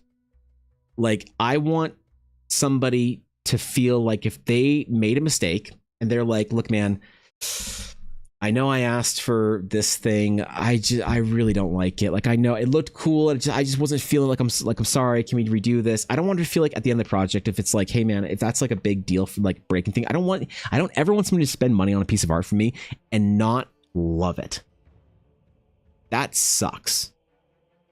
And so I never put like, oh sure, well that's going to cost you an extra, $35 for this thing or that thing. Like, it's one of those things. It's like, that's not to me the way that a premium product or a premium service is rendered. Premium service is something that is done to your specifications, to your liking, and you don't worry about whatever small little details and nagging, scratching, kind of, extra fees and whatnot. So because I don't do that, I also be very specific with my clients. So that if I feel like I'm going to work with someone that's going to want a lot of revisions and be very particular about what they need and ask for very specific things. Particular and specific are different. Particular is great. Specific, I don't work well with. Yeah. Like vibes are the place that I work with best. The best kind of client that I work with is somebody who says something like, man, I've got a rogue and I want them to have this like swashbuckling kind of like seafaring rogue, not a pirate, but little elements. I want them to be, a female elf around whatever age. I want her to look like she has the elven features of old mixed with the kind of the sea culture blended in there. And you're like, okay, cool. I can do that. And I can build a design for somebody. When somebody starts saying like, I want this hairstyle, I want this armor, I want this sword, I want this thing and this thing and this, that's what I don't tend to work really well with. So if I'm talking to somebody and they're more vibes, I'm like, game on, let's go. I get a chance to delight you and to show you what you're hoping for in vibes in the details. And I love that when people are like, man, I had no idea this could look this cool. But when somebody like wants exact specific things, they're not being particular, they're being specific. And I tend to not really want to work with that because for one, yeah, it's tough to work with somebody that wants an exact little detail here and there, but it's also the maybe like kind of arrogant thing to say that I don't know how to word it well, and I hope people don't take me like for being an arrogant asshole when I say it, is you're paying me to be a designer for you. Like, do you trust my instincts and my judgment or not? Do you like the designs I make or not? And so if you do, then like, let me make some for you, man. It's going to be dope. And if not, and you just want an artist to be what we called in the graphic design industry, creative hands, that you can't do the graphic design, but you can tell your artist, I want it to be a circle with the word boing in it. And this is going to be Boing Industries. And I want it to be blue and this shade of blue. Now go do it. You're creative hands on that project. But they're going to ask for stupid shit that you don't want to be like, you're like, that's a bad idea, but you're going to have to do it because you're just creative hands. I can't do that. Like, I did that a lot as a graphic designer. So people paid me like a lot to do that. When you're creative hands for someone, you charge them the same amount and you just don't put it on your portfolio. And so we're talking like, hey man, I'll be creative hands for you for like a $6,000 project. Sure. But then it's kind of difficult or whatever. So to be creative hands for a design project. Vixie, hello. What the fuck? Dude, wait, you can raid on YouTube? What the hell? Vixie, hello guys. Vixie, bro. We were just talking about you today. Somebody asked a question as to what a VTuber is, so I leached content off of you for a little while. So thanks for that. I used you as an educational purpose to insult you and call you a JPEG at the same time. But what's up, Obsidian? Yo, what's up, Caleb? Good to see you guys. Yeah, I didn't know you could rate on YouTube. That's actually sick. If I wasn't staring, like just glanced over at my YouTube chat and saw that, I would absolutely have missed it. So, hey, yo, if you guys are not following Vixie on Twitch or YouTube, no fucks were given. The best name ever on Twitch. You can go follow Vixie on YouTube and Twitch. Let's go, dude. Yeah, Vixie's my homie. I'm gonna miss hanging out and chilling with Vixie. Probably the most for D&D, man. I need my evening of complaining about shit with my homie Vixie. So Tried to call you to do an ada. That's right. I was expecting it mid-game, but you know, that's tough, bro. I can always, I told you I got this. If you ever need it, Vixie, you know, I'll hit your chat with it. It's fine. Yes, I am still live. I have to do, this week is convention prep week, so I've got a lot of stuff to do. So I'm gonna be pushing really hard. We did a couple things. I made prints today. I got 3 pieces of done, and I need to get this sketch of these runes done before the end of the day anyway. So, yep. It's gonna be a lot of hours. I might stream more. What the hell? Photoshop? What the hell? Okay. Guys, we need to restart Photoshop. This is not a good start to this. Well, welcome everybody from Vixie's chat. If you guys are new here, welcome. I'm sorry, whatever Vixie said was true. The salad comments were undeserved, but here we are. And I do seriously recommend you guys, if you're from my stream on Twitch or YouTube, I really do recommend you go follow Vixie. She's actually, unironically, I won't say this to Vixie's face, but thankfully she raids and runs pretty quick. Vixie's, I think, one of my peers as a creator that I respect the most. It's really hard. Hold on, let me just restart Photoshop. I'll monologue while I'm doing this shit. Vixie is one of the people that I respect the most in the space that I can look as a friend, another creator that like is putting her all into it, gets it. She makes a lot of videos. She thinks really deeply about the stuff that she does. I love every time. Okay, good. It's fixed. I just need to get my other window up here. Shit. We'll do another Astronaut for our little recording window. Actually, no, I will record this. I forgot. I was recording the process. I'm so dumb. Oh, thank God Photoshop crashed. I wouldn't have recorded the second part of this process. But yeah, Vixie's really, really good at what she does. And she's an amazing streamer. I really, really adore her as a human being. So if you guys aren't following her, I mean it, man. I try and give good endorsements of streamers that raid me that I know, and I can say something specific in particular about them. But Vixie's somebody that I can really be specific about, that I really, really do recommend you go. Throw her a prime, you know? I don't know, man. Go watch an ad in her stream? I don't fucking know, bro. Okay. Hold up. Is this good? Is this centered? Centered enough. Okay, I can actually record this process. Okay, rad, sick. I'm glad that crashed. Oh, why isn't it recording? Oh my God. Another text. Okay, please. Recording button, I'm gonna hit you one more time, and I want this time for you to just work. Even though you didn't last time.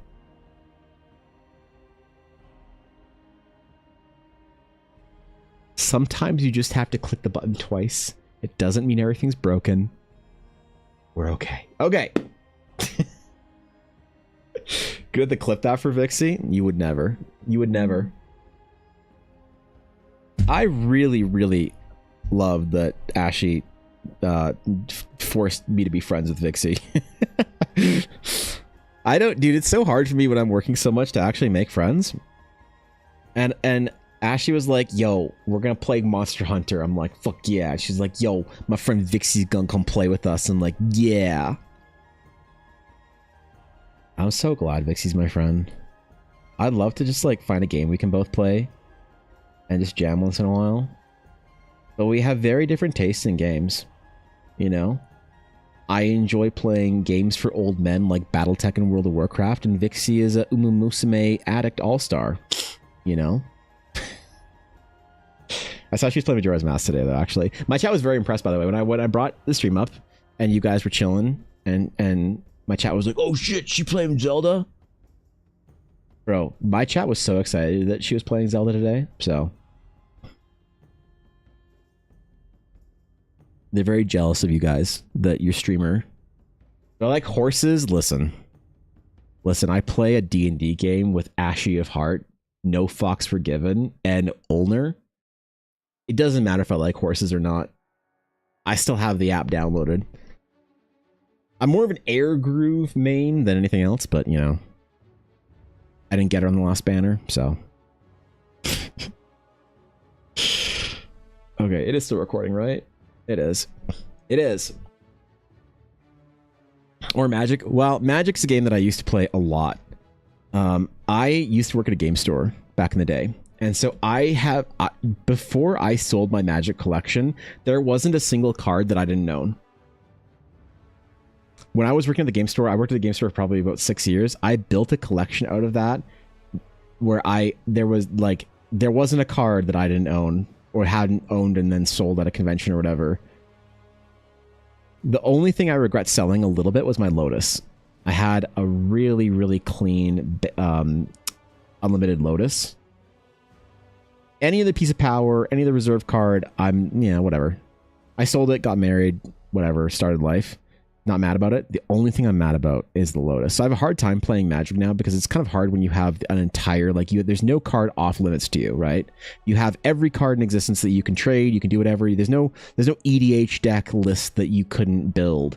And then you sell everything, you have to come back to it. And you're like, dude, I'm not spending $800 on this card or whatever.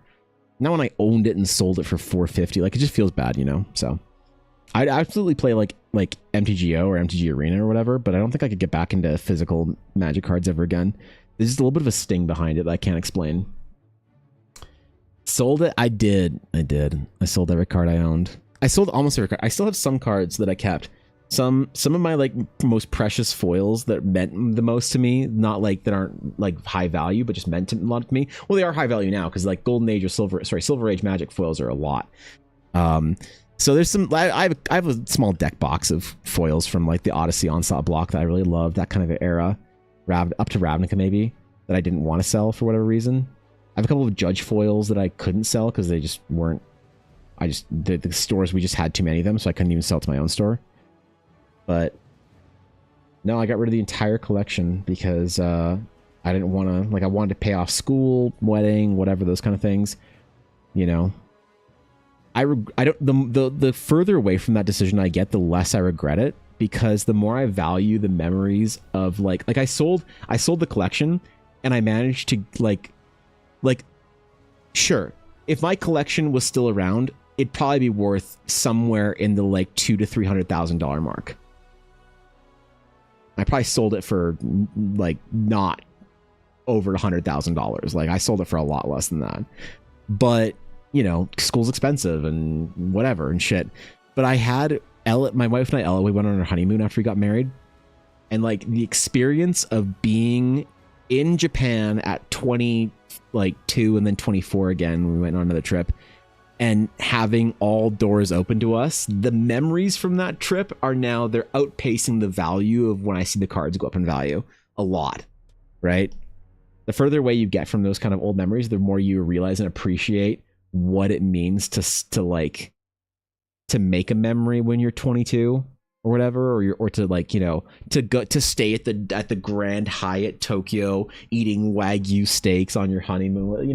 That means more to me now than it used to. I used to be really upset that I sold my collection. I thought I'd made a massive mistake. I'm like, oh my god, when my Black Lotus, I sold it when it was worth $10,000. Now it's worth, and it's I was freaking out, but it's nah, man, because what am I gonna do? Wait and then go on a trip when I'm older? Then I don't know. There's just something nice about being young and having those experiences and those memories. So we went to BlizzCon for a couple of years in a row because of that. I went to Hawaii. We traveled a lot and saw parts of the world that we wouldn't have been able to had we been responsible and not sold all those cards. But it means more to me that we did that now. So. Did a lot of MTG Arena a couple of years ago. It was a lot of fun. Yeah, well, I see Vixie and them doing tournaments and shit, and it's a good time. If you like MTG Arena, all my JPEG homies play it right now. So Vixie, you into that? Oh shit, really? That's dope, dude. Are you playing physical cards, or are you jamming them MTG Arena cards? I think I could probably play Arena. And have fun. I don't know. I stopped playing around Return to Zendikar. That's when I left the game store, went off on my own as a graphic designer, and sold my Magic cards. Excuse me. So something special about it. There is, although it does sting once in a while when I go back and just see the price of any card that it's I don't know, cards that I sold for $100 because they were worth 180.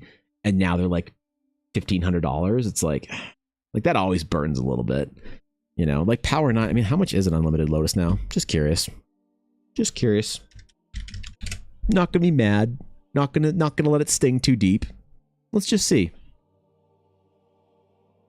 Let's see, because mine was definitely probably an 8 or a 9. Black Lotus, unlimited. The reason that one like is so upsetting for me is because I'll probably never be able to get it again. It was always a dream card for me. Yeah, it's 25 grand, and I don't know if that's like even right. I don't know what like condition this one's in or whatever. It's 25 grand, but oh, it's MP. So mine was probably worth like mine was definitely not MP. It was definitely NM. Everything's about grades now. Back then it was just NMMP, like whatever. And so I sold my Lotus when it was about $10,000. So like, yeah, it sucks. I mean, when this card hits $100,000, it'll be pretty upsetting. But this also was, would I buy a memory when I was 22 for $25,000? The older you get, the more you answer that question with yes. You can always make money. Maybe like I really want to buy a Lotus again one day. One day when the Realms of Eldara is a big the D&D project, for those of you who are new, that I'm building. When my D&D project is big and successful, whatever, I'll buy a new Black Lotus for 50 grand, and it'll be, you know, it'll be a big day for me, and it'll be the most exciting thing, and it'll be a return to, like, I'll get my Lotus back, as it were, right? Not mine, but that'll be a big day for me. But yeah. But for now, I'm sure that probably 10 out of 10 times, especially when you're old, you can take your memories into your late years, but your money buys you less and less, or something like that. I don't know. Some wise sounded shit like that or whatever. Oh, Mojo, what's up, dude? One touch of Black Lotus. I've never been cool enough to have one. I have handled and bought and sold for our card store that I worked for probably like only about like 15 or 20 Black Lotuses in my days. Like the most amount of money that I ever sort of wielded on my store's behalf to buy a collection was about $100,000 for a very big vintage collection that I was responsible for buying for our store. So, you know, authenticating and whatever and grading was a big part of what I did.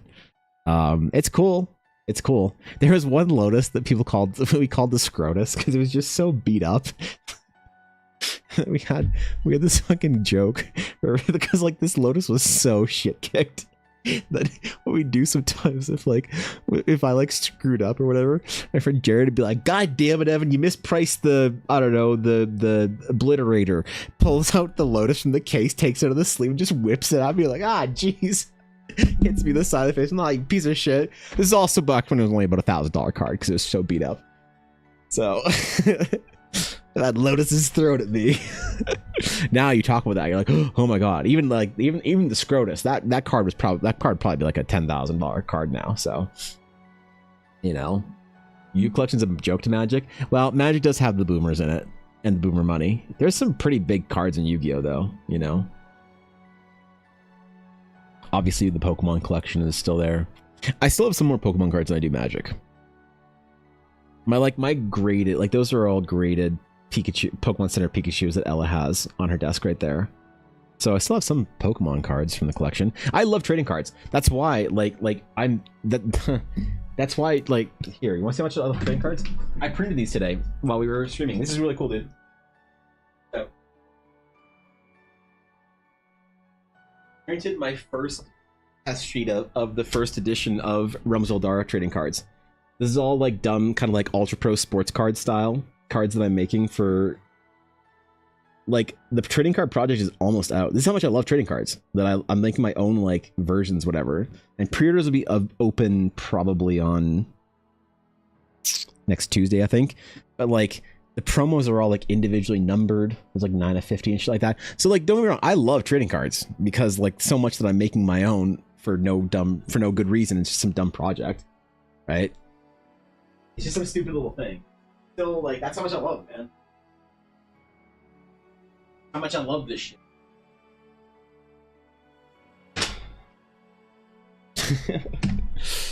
Who knows? Maybe when the Realms of Eldara is a big project, those cards will be $10,000 each. Something like that. I don't know. I'm just having fun. I didn't think anyone would be like excited about it, but people have been like pre-ordering already. The Dragon's Claim has been feral. I'm only making 250 packs, I think, of it for the first edition. It's going to be very expensive for me. It's going to be like $800 worth of paper and ink. So I'm only going to have, I think, 200 for sale. I think I'm going to keep 50 as like an artist proof series. And I think already over half of the pre-orders are kind of like spoken for, air quote, or whatever. So I don't know. I guess people are excited about it. Maybe the trading card nerds are stronger than I thought. It's like, guys, this isn't even for a game. This is dumb little Evan Blair art cards for Eldara. Mega Man trading cards too as business cards? That's so cool. I love that. That's great, dude. My business cards are so boring. They're not even trading cards or anything. They're just, dude, I should do that. Oh man, that'd be kind of fun. Doing a trading card business card. That's a really great idea. I love that. I was actually curious if you'd ever done MTG alters. I used to when I was working in the game store, but they take me so long that it would just be unholy expensive for me to do it now. The amount of time it takes me like 10 hours to do a good altar, because like I come from a classical painting background, but I'm a very slow physical like traditional painter, and I also don't really have like acrylics. I mostly work with oils, so obviously I do with acrylic, not in oil, because I need it to be a faster work time. But most altar artists can do an altar in like a couple of hours. It would take me way longer, and so I stopped doing them because of that, because I just have to charge so much for them. So I did them for like passion projects back in the day, but I don't think I'd ever do it as part of like, you know, actual like art things. It'd have to be like a fun thing that I want to do once in a while. If there's a piece of art that I really love or whatever that I want to make into full art and add some stupid shit onto it or whatever. But yeah, back a long time ago, I used to do like full art lands and altars for lands and whatnot. That was the thing that like those cards, I charged people $50 for them, and they became like this like black market currency at the game store that I was working at, where people just wanted to have like full sets of whatever, and they'd be like one of the guys traded one of the altar cards that I made of an art that he really wanted for it was like a forest or something, for a Tarmogoyf, which at the time was $250 for a Modern Masters Goyf. And I was like, bro, you traded a $50 card for like you traded a $250 card for a card you could have bought from me for $50. He's like, yeah, but I wanted that one. That was the first forest you did. You numbered it one of whatever. And I'm like, oh my god. Okay, nerds, fucking nerds. That was good shit, man. I really enjoyed my game store days. Your card size like hole punch, or do you have to hand cut those? The precision in the rounded corners. So I have to hand cut everything. The corners, though, Selesian, I do have a corner cutter. So you can't like you see sometimes people make proxies and they get like these card size punches that like punches the card through. You can't do that with this, because this isn't cardstock. This is a cotton rag. This is fine art paper, which is like why they're not really trading cards. They're somewhere between a trading card and a fine art print, which is tough. So they are, yeah, they're really hard to make. The cutting is brutal. So I have to cut everything by hand. Every 13 by 19 page that I do, I have to use a brand new blade for it. And some of the times I have to switch blade midway through, because it's really difficult. And then once I have the square cards, I will then cut the corners and round them. So yeah, the rounded corners aren't perfect, but it's pretty good. And they're not supposed to be perfect. They're not ever supposed to be like perfect little cards, whatever. So they're on the store to be sold out for now. I don't know what the packaging's gonna look like. I can't see until I do my first packaging test. You don't want to pre-order cards that you don't know how they're gonna come packaged, do you? What if Steve, you get excited because they're gonna be ripped paper packs, and what if I have to package them in Mylar like heat sealed packs? How disappointed would you be? Right? How disappointed would you be if that's a thing that you had to, right? Come on, man. Come on, what is we're talking about here? How am I gonna make boxes for them so that you can open the box and then get the pack? Like what? What, dude? Come on. Because also, I don't want to say anything, but I'm gonna be doing a couple of. I mean, fuck it. I need to figure out the packaging, because I want to do a special promo set in a pack, if I can, not promising anything. If I can, with a proper packaging for as a bonus add-on thing for Ella's advent calendars.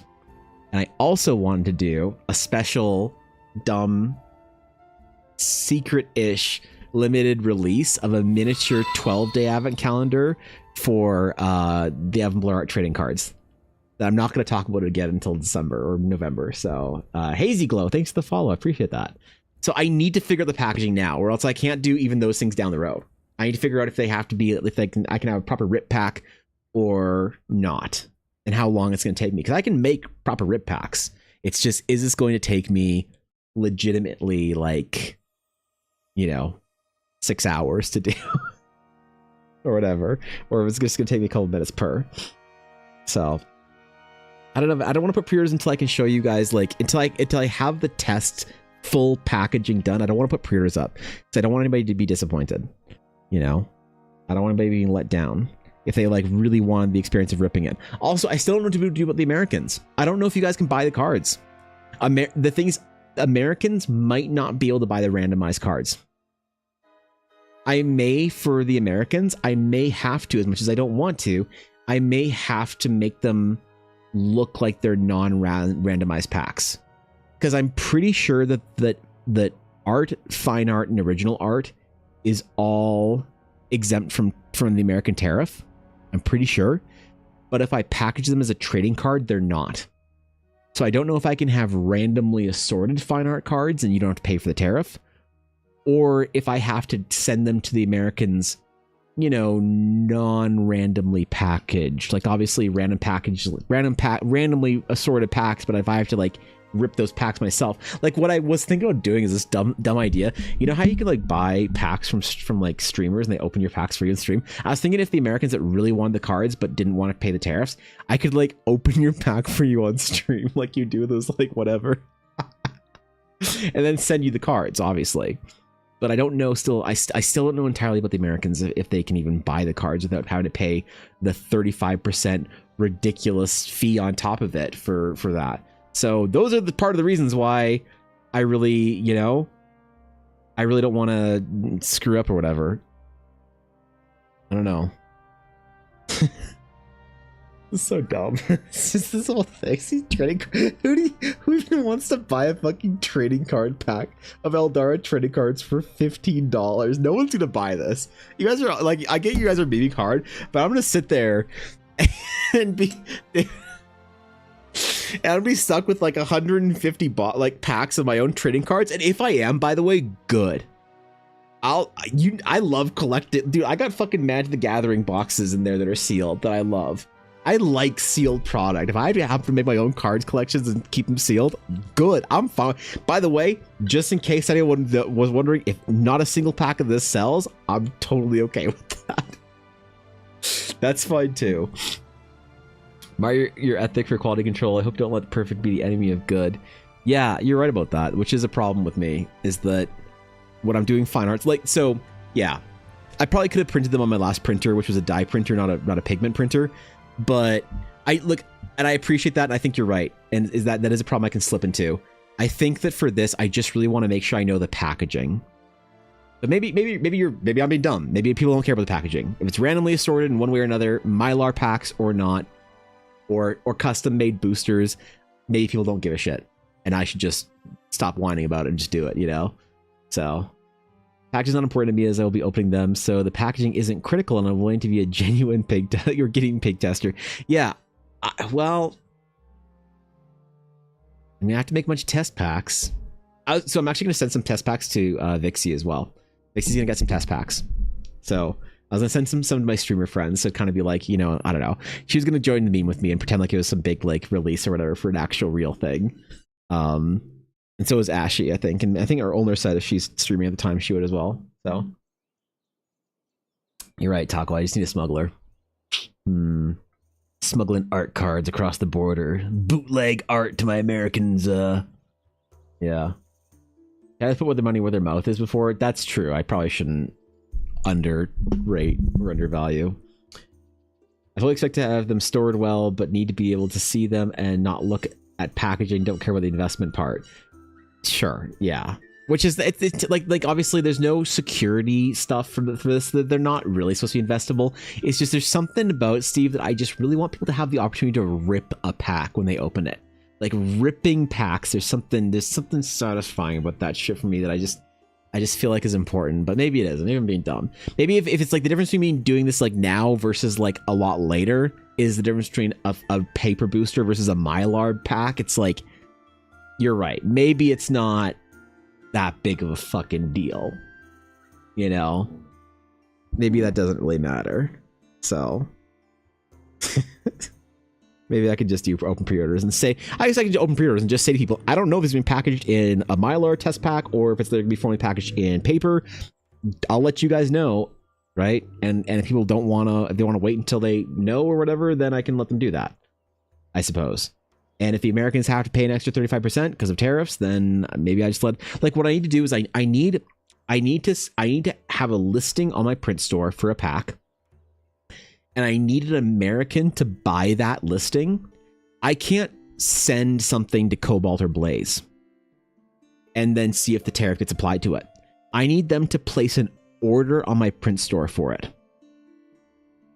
And then I need to mail it to them and see in the process of sending it through Canada Post, I won't know if I have to charge a tariff until I try and make a shipping label. And Canada Post will be like, what is it? And I'll be like, art cards.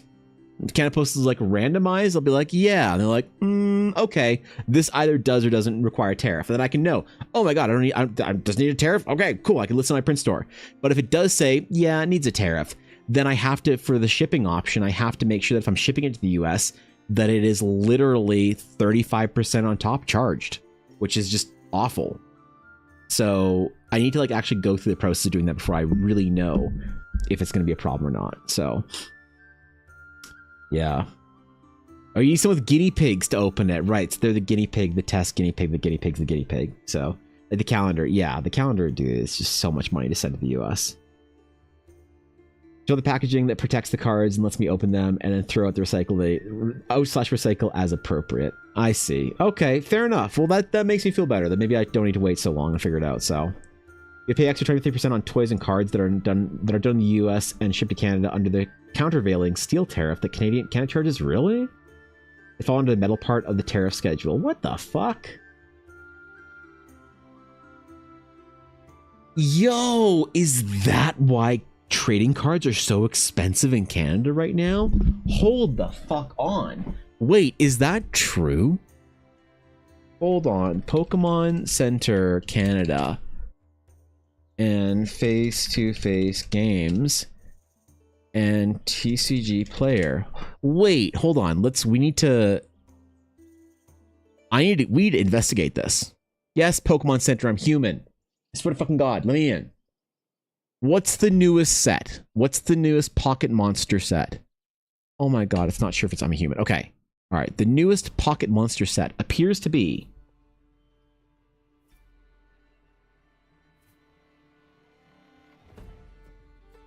I forgot. Pokemon Center doesn't know how Firefox works. I am so sorry. Excuse me for expecting to use a large fucking browser. Okay. Pokemon Center Canada. I'm so sorry, Pokemon Center Canada. My bad. How presumptuous of me to assume that you knew how to use Mozilla Firefox. Oh God, it doesn't even know on Chrome. Never mind. Okay, hold on. Try this again. Trading card game. The newest set is the newest set is give me the trading cards. I don't want the hold on. Booster packs. What's the newest set? Booster box right here. Okay. The newest set is Mega Evolution Phantasmal Flames for $210.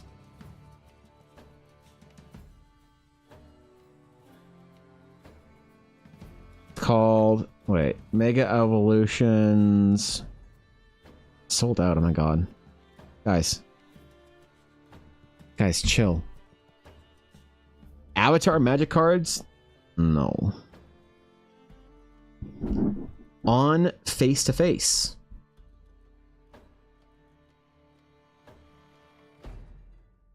on face to face, they have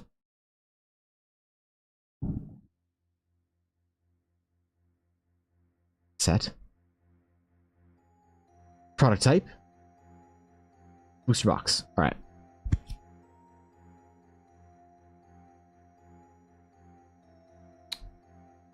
Hello? Hello? Are they not on face to face?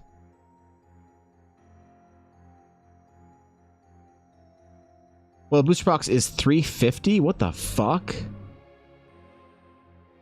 $450? How much this is inflation? Is like secondary market scalping inflation shit. $280? $350?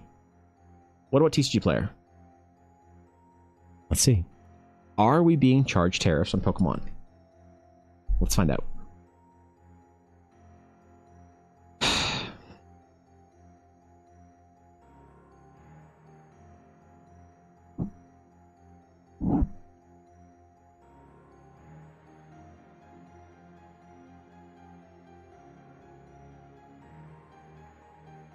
Is this the same product? No, damn it. No, it isn't.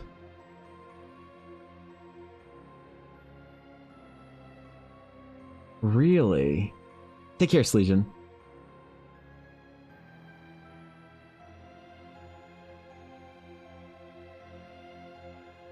Hold on, we can trace this in Magic easier. The newest Magic the Gathering set is Avatar, The Last Airbender, Jumpstart. No, where's the regular pack? Booster pack, play box. So Avatar, The Last Airbender is $300 for a play box.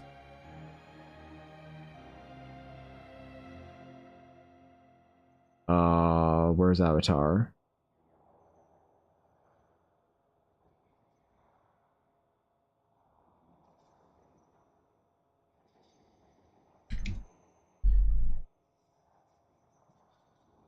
Oh my god. Okay, what set do you have in? Aether Drift. Okay, Aether Drift.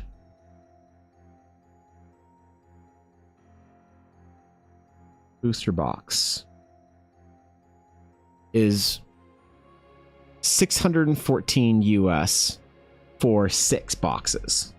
$125 US for a box. $125 US for a box. 125 USD to CAD is 172, and on face to face,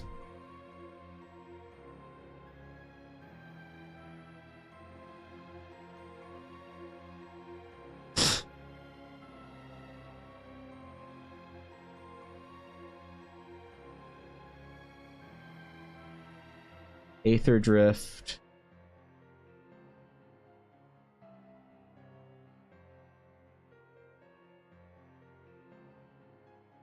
Oh my god, this website. Ooh, it's pretty. Aether Drift. What is it? Product type, I guess? Field product type. Booster box. How much is Aether Drift booster box? 160. So it's less in Canada than it is in the US. Oh, shipping to Canada.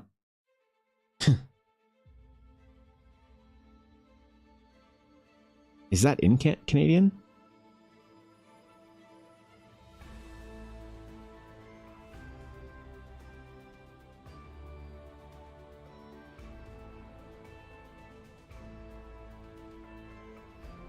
Dude, this shouldn't be so difficult. Oh, pre-order. Perfect. The Avatar shit. Okay. Avatar, The Last Airbender, booster play box is 200 USD. It's 275 Canadian. And on here it was... What was it in Canadian? 300 versus what I say? 275. So it's not that much. So is America And how? Wait, because the product is made in the U.S. There are no card printers in Canada. I know this. There are 3 main places that trading cards are printed that Wizards of the Coast uses. One is Japan. Obviously, America has multiples. And then one is Belgium. So Europeans, I could see them getting Belgian product. Obviously, Japan doesn't matter, but they do their thing. And then America gets their own stuff. So how is Canada getting? Not China. No, they don't. As far as I know, unless something has changed literally in the last 2 or 3 years, they've never printed in China. So, wait, Hapixar? Did I say that right? Hapix? I said that right. Thanks for the follow. I appreciate it. Are these IP FDG sets even for? I don't know. People buy them, man. People are losing their mind over it. I miss the OG IP of Magic, but I guess maybe they're running out of ideas. I don't fucking know. People are buying them, you know? Good for them, I guess, if they're liking them. Huh. Printed age, you won't be subject to it. So maybe that's what's just happening, is Wizards is just sending stuff from the Japan print and the... Huh. I don't think Pokemon use... Yeah, wait. How does this work then? Cards are printed in the US. They triggered the tariff a few months back now, though. Interesting. That's so weird.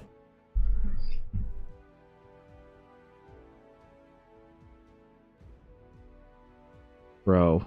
Spider-Man, Avatar, Final Fantasy. $4,000 Trinisphere.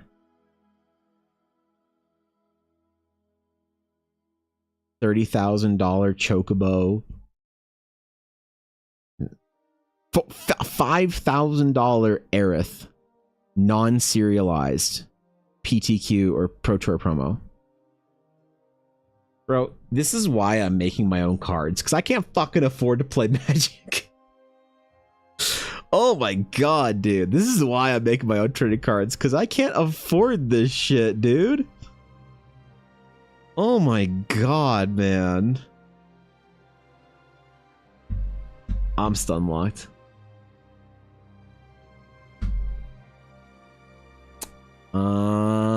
Stun locked. Oh well. Shit. Alright, honestly, my wrist is kind of killing me a little bit. I didn't get this done, I need to, but I gotta run. I gotta fucking ninja smoke bomb vanish piece. So, where's the outro? Where is it? There it is. Alright, so I will probably then, more than likely, I will open up pre-orders. I'll try and do a test. I'll see if Elle can do a test for the Americans. And I will open up pre-orders this week or next for just whether or not it has randomized, whether it's packaging or not, it will still be fully randomized and whatever. And we'll see, man. I want it to be ripped packs, but if they aren't, if they're Mylar packs, maybe that's what I have to do for the very first edition of them. So we shall see. Either way, thank you guys for chilling with me today. I appreciate it. Thanks for relaxing, man. Thank you everybody who raided, who chilled out. Oh, let's go raid Luke. Let's go raid Luke. / raid Luke Holt. Is that right? Luke Holt official. Luke is Zeus in Epic Musical and a great streamer. Luke's a real good dude. He's raided me before. So, honestly, it's a good time over there. You go tell him that I'm doing some Zeus fan art soon. So we'll go say hi. Anyway, I'll catch you guys later. I'll see you all tomorrow. Remember, we'll be live on Thursday probably, and then Friday at God Expo. So you guys get me tomorrow and Wednesday, more than likely. Maybe not even Wednesday. What if I'm like scrambling to get stuff done? Bro, could you imagine if I'm not prepped for con in time? I don't know. Go be nice to Luke. Luke's amazing. Go tell him how much you fucking love Epic and I don't know. Okay. See you guys later.